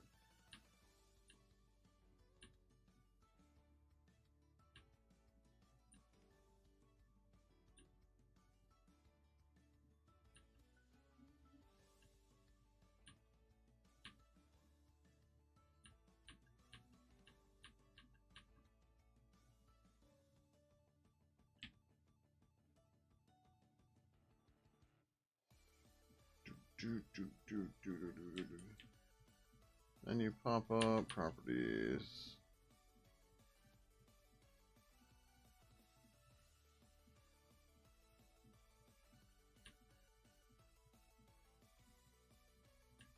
Jesus, there's a lot of bindings on labels I never realized existed.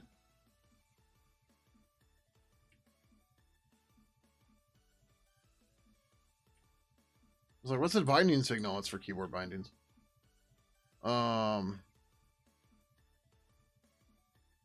Oh, interesting. That's how you define actions, apparently.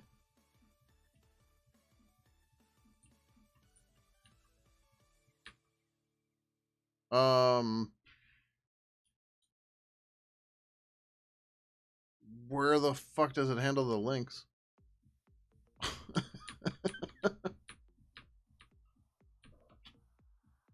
Like activate link.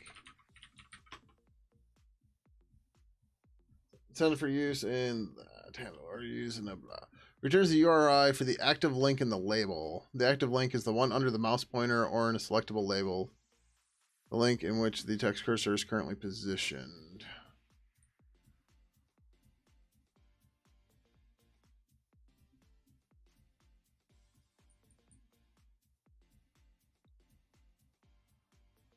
Yeah, this just goes to their list stuff, but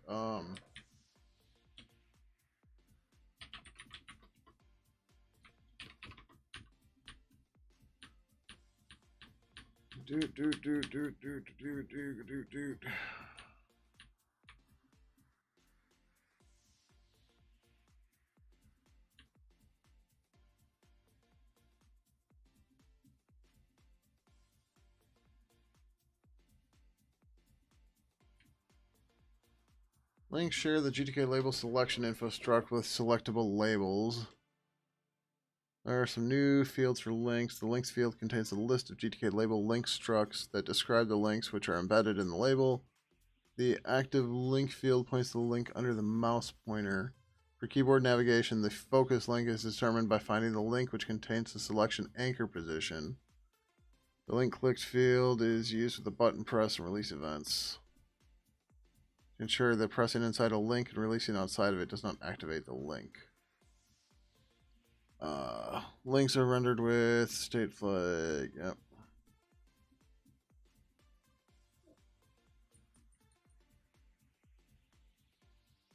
labels with links except keyboard focus, and it is possible to move the focus between the embedded links using tab shift tab. The focus is indicated by a focus rectangle that is drawn around the link text. Pressing enter, blah, blah, blah. Okay, sure.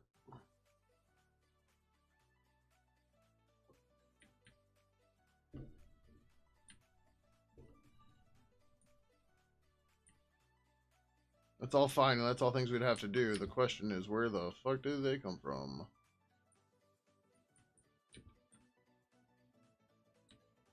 Where the hell is last signal defined? Oh, right there.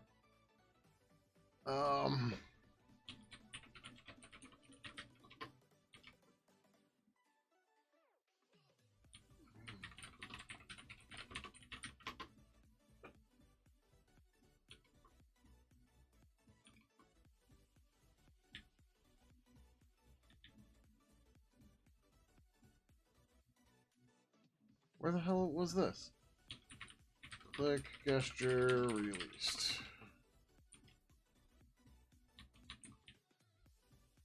Is this an init? No, I'm sure.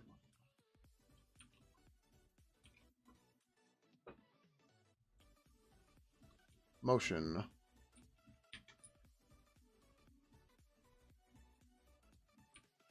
Alright, so if there is no select info, then it creates a gesture click and a motion. Okay.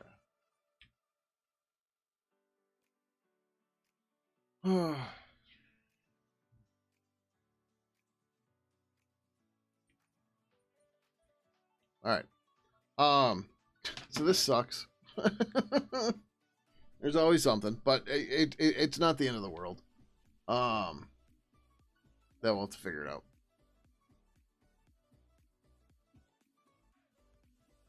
Because who gives a shit about padding in a chat client, as Ivanhoe said.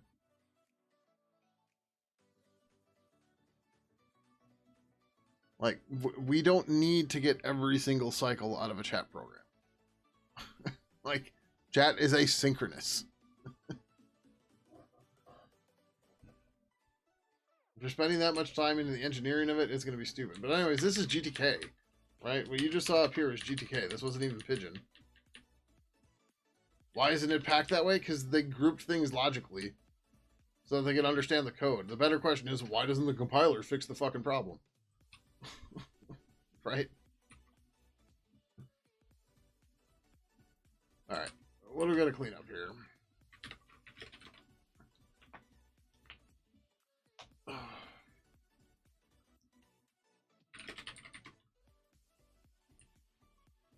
Oh, we can get rid of content. We don't need that anymore.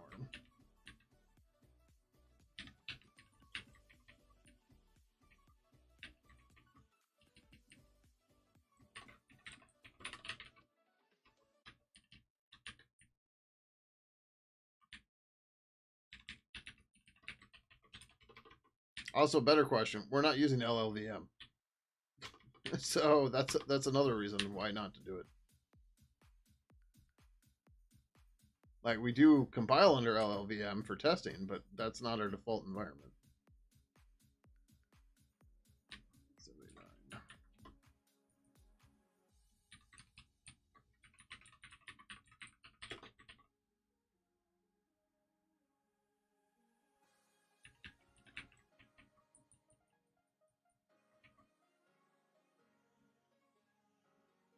This can just go back to message, I think.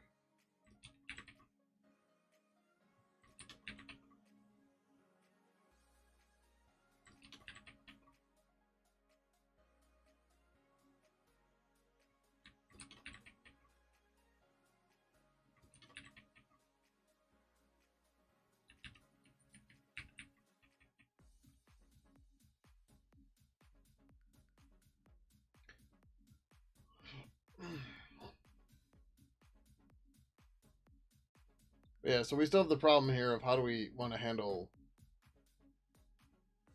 formatting versus links. And that's not something we have to solve right now.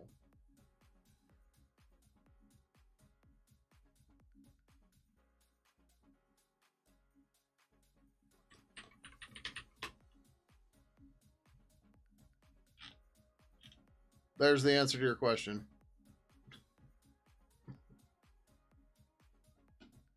If your struct is big enough that you need unions, you're probably doing it wrong.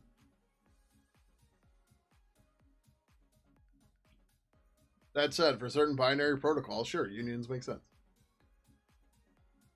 But in a chat client, if your structs are so massive that you need unions, you are doing it wrong.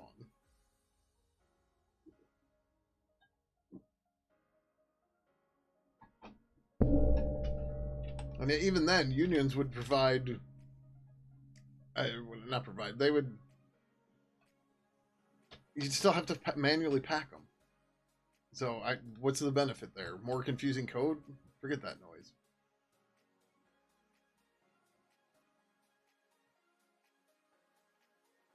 We're going to rename this to message adders.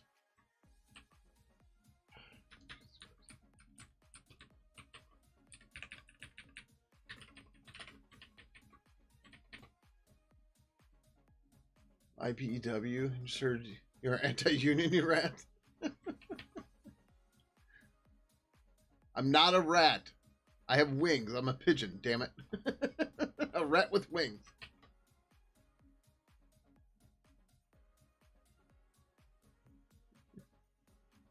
No, I pick scabs.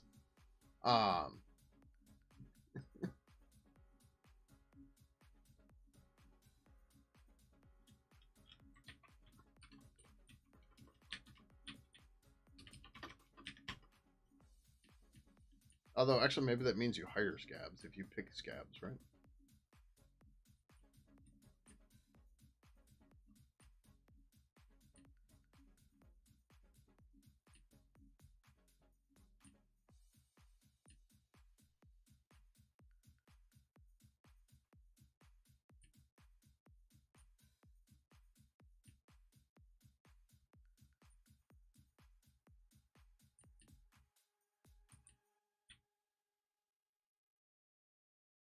You've been doing some database testing? Oh boy.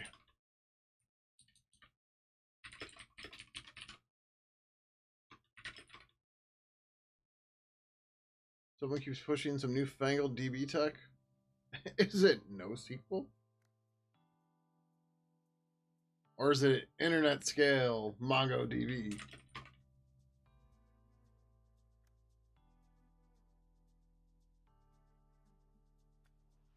Test data you've been testing with. On the spinning roast, not the NVMe. Whoops.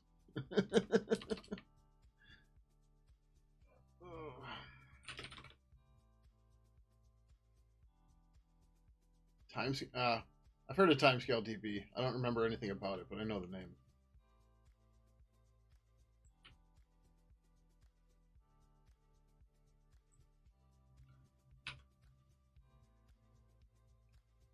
All right, so I think this is more or less good. Let's look at the diff one more time. So this breaks links. We're gonna have to manually fix them, which is gonna be dumb.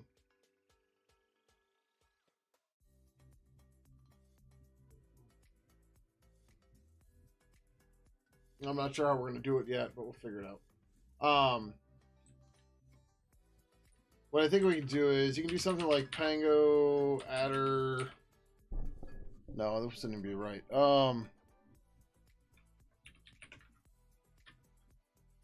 So the trick that GTK label has to do.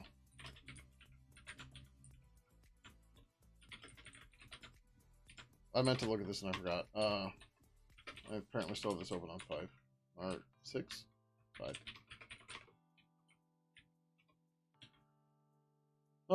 Motion controller.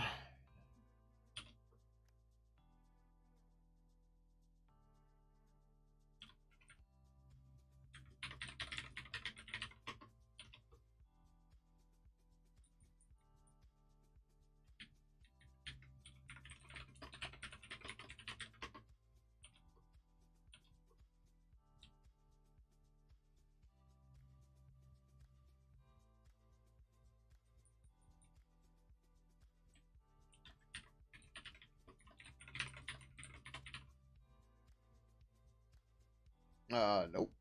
Or was it context?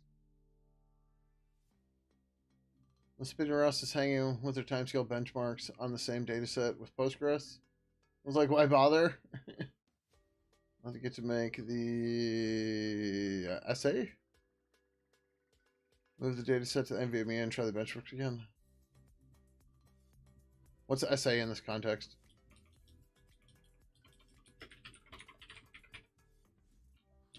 Layout iter get index.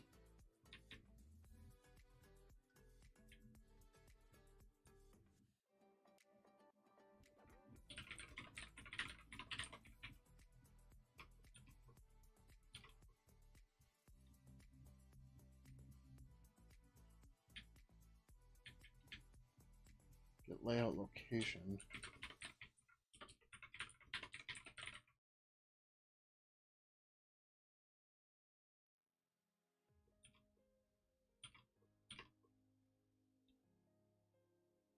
Oh, sysadmin. Okay. I'm like, sales associate? I'm like, what the fuck is he saying? I don't know.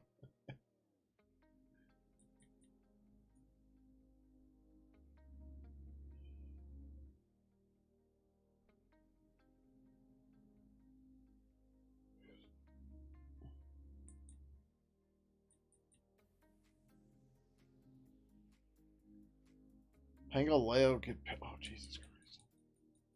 This thing's gonna be a fucking nightmare, man. Oh, maybe not. Wait. Pango layout get... What does that do?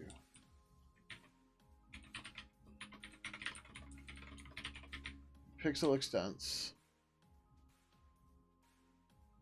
Gives you a logical correct and incorrect.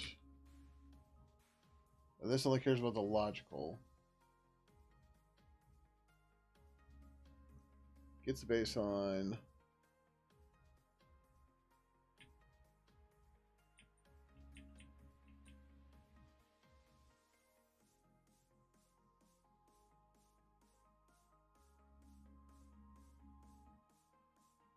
Wait, what?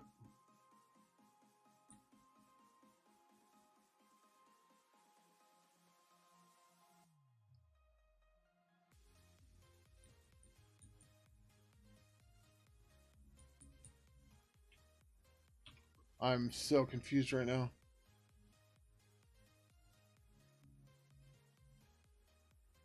Yeah, I know the gopher. I didn't think the sysadmin was a gopher.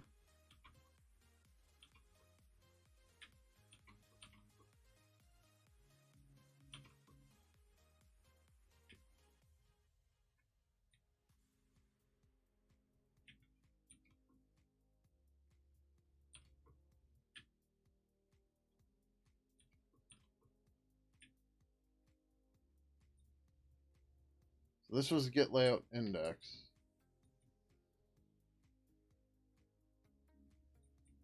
Wait, what the fuck? Tango layout XY. Okay, wait. So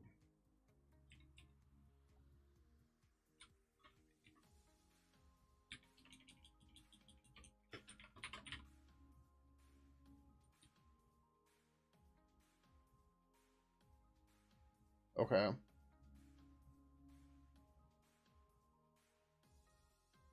Indicating where in the grapheme the user clicked. Either be 0 or the number of characters in the grapheme. 0 represents the leading edge of the grapheme. I don't think we care about that. Oh. You should clone him.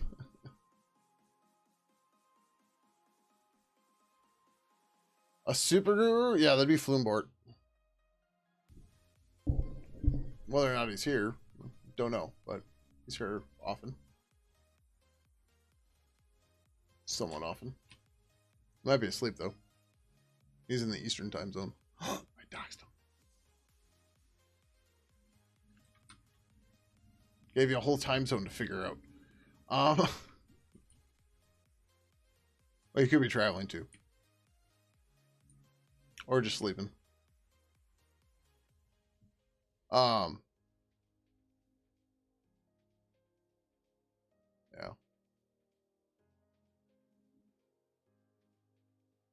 Yeah, so should I.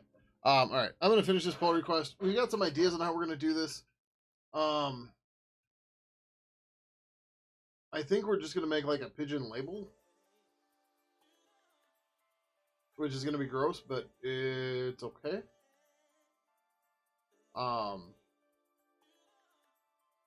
And then we're gonna have to figure out how we're gonna linkify text, but instead of taking something and turning it into into an anchor tag, we're gonna turn it into Pango attributes.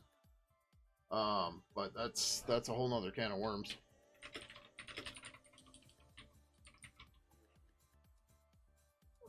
View to partition table with BSON data exposes columns in the view. Well, that work with the through a few. Yeah, you need to get into contact with him.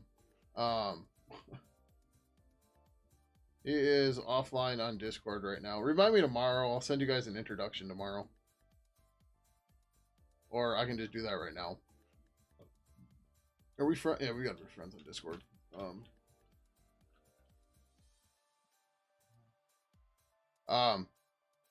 He used to contract. He might he might want you to contract him for it. But yeah. New DM, Bloomborts, and GTK.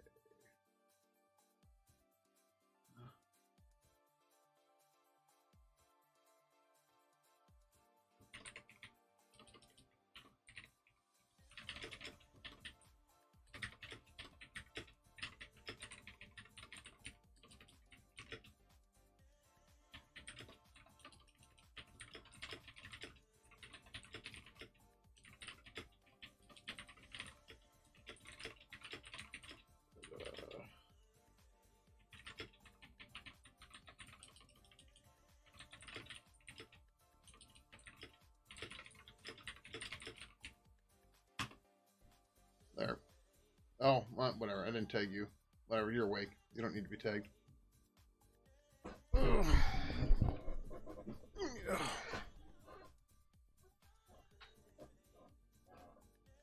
Yeah, Flumeborg tried to help me tune the track database for our old track instance, and after a couple hours, we gave it up and made it a lost cause.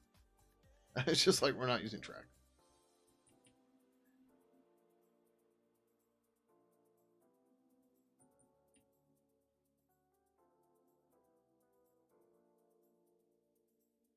So like I said, he's probably sleeping right now, but he likes to ping or peek up at interesting times.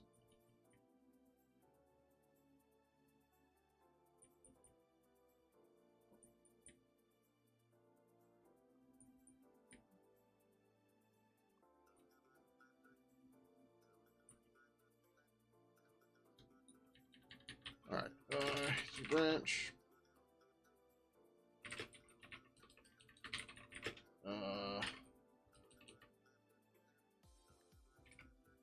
Show formatting.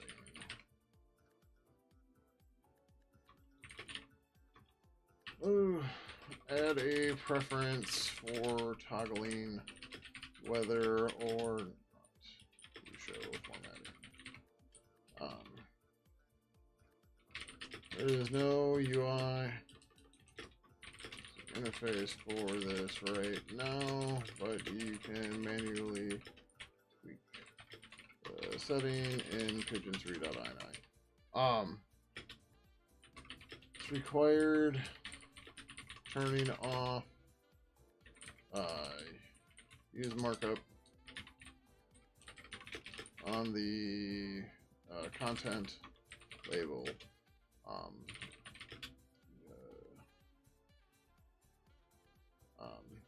Mixing adders or attributes with that caused the label to never remove attributes. Fix that. We're going to need to create a new widget that can This means that we broke labels, or links, which were being handled via the markup. Because used markup was true. To fix that, or to fix this, new widget that can handle all of the link logic off of attributes instead.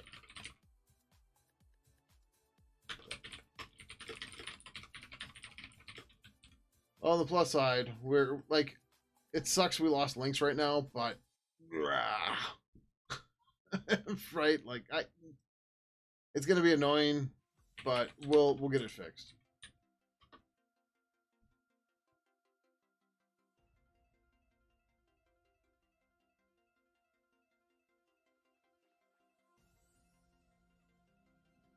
$39.70.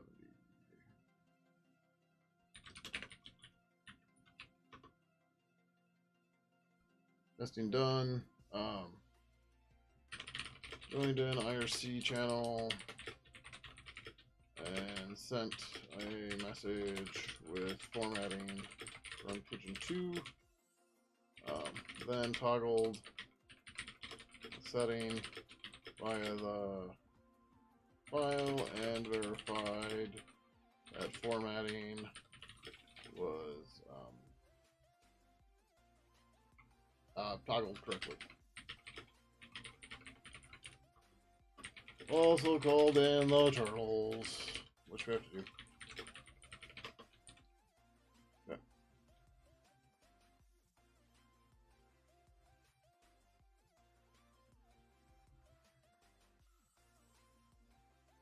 I shouldn't have done that extra moving stuff.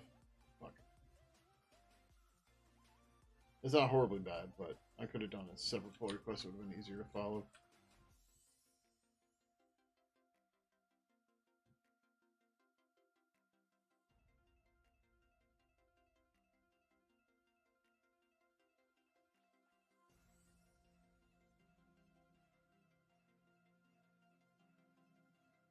Oh, I think we can. I think that defaults to off, so we can just delete it.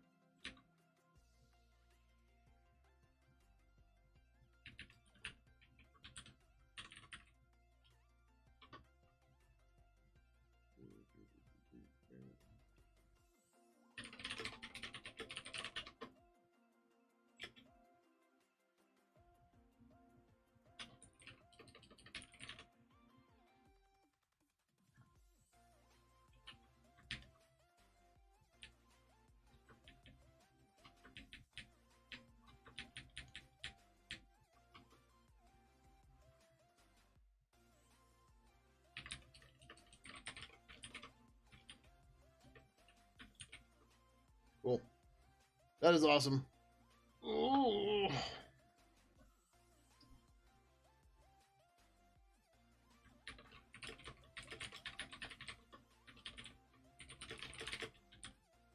Oh, 39.70. 29. No. 23. Really request away from the next fish trophy. And then the next one after that will be even faster.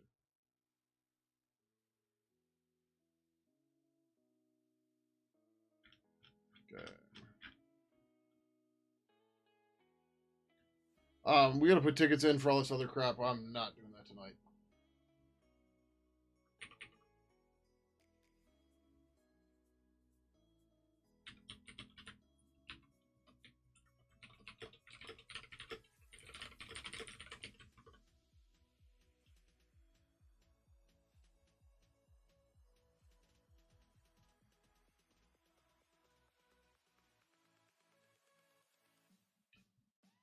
Alright. Who are we gonna go raid? Oh, cool. Like I said, he might pop up. Can I turn off notifications for this?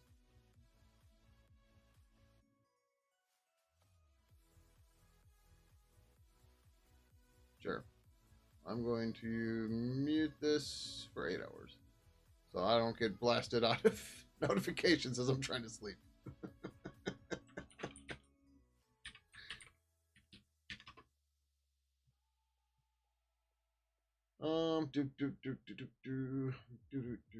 Oh, okay.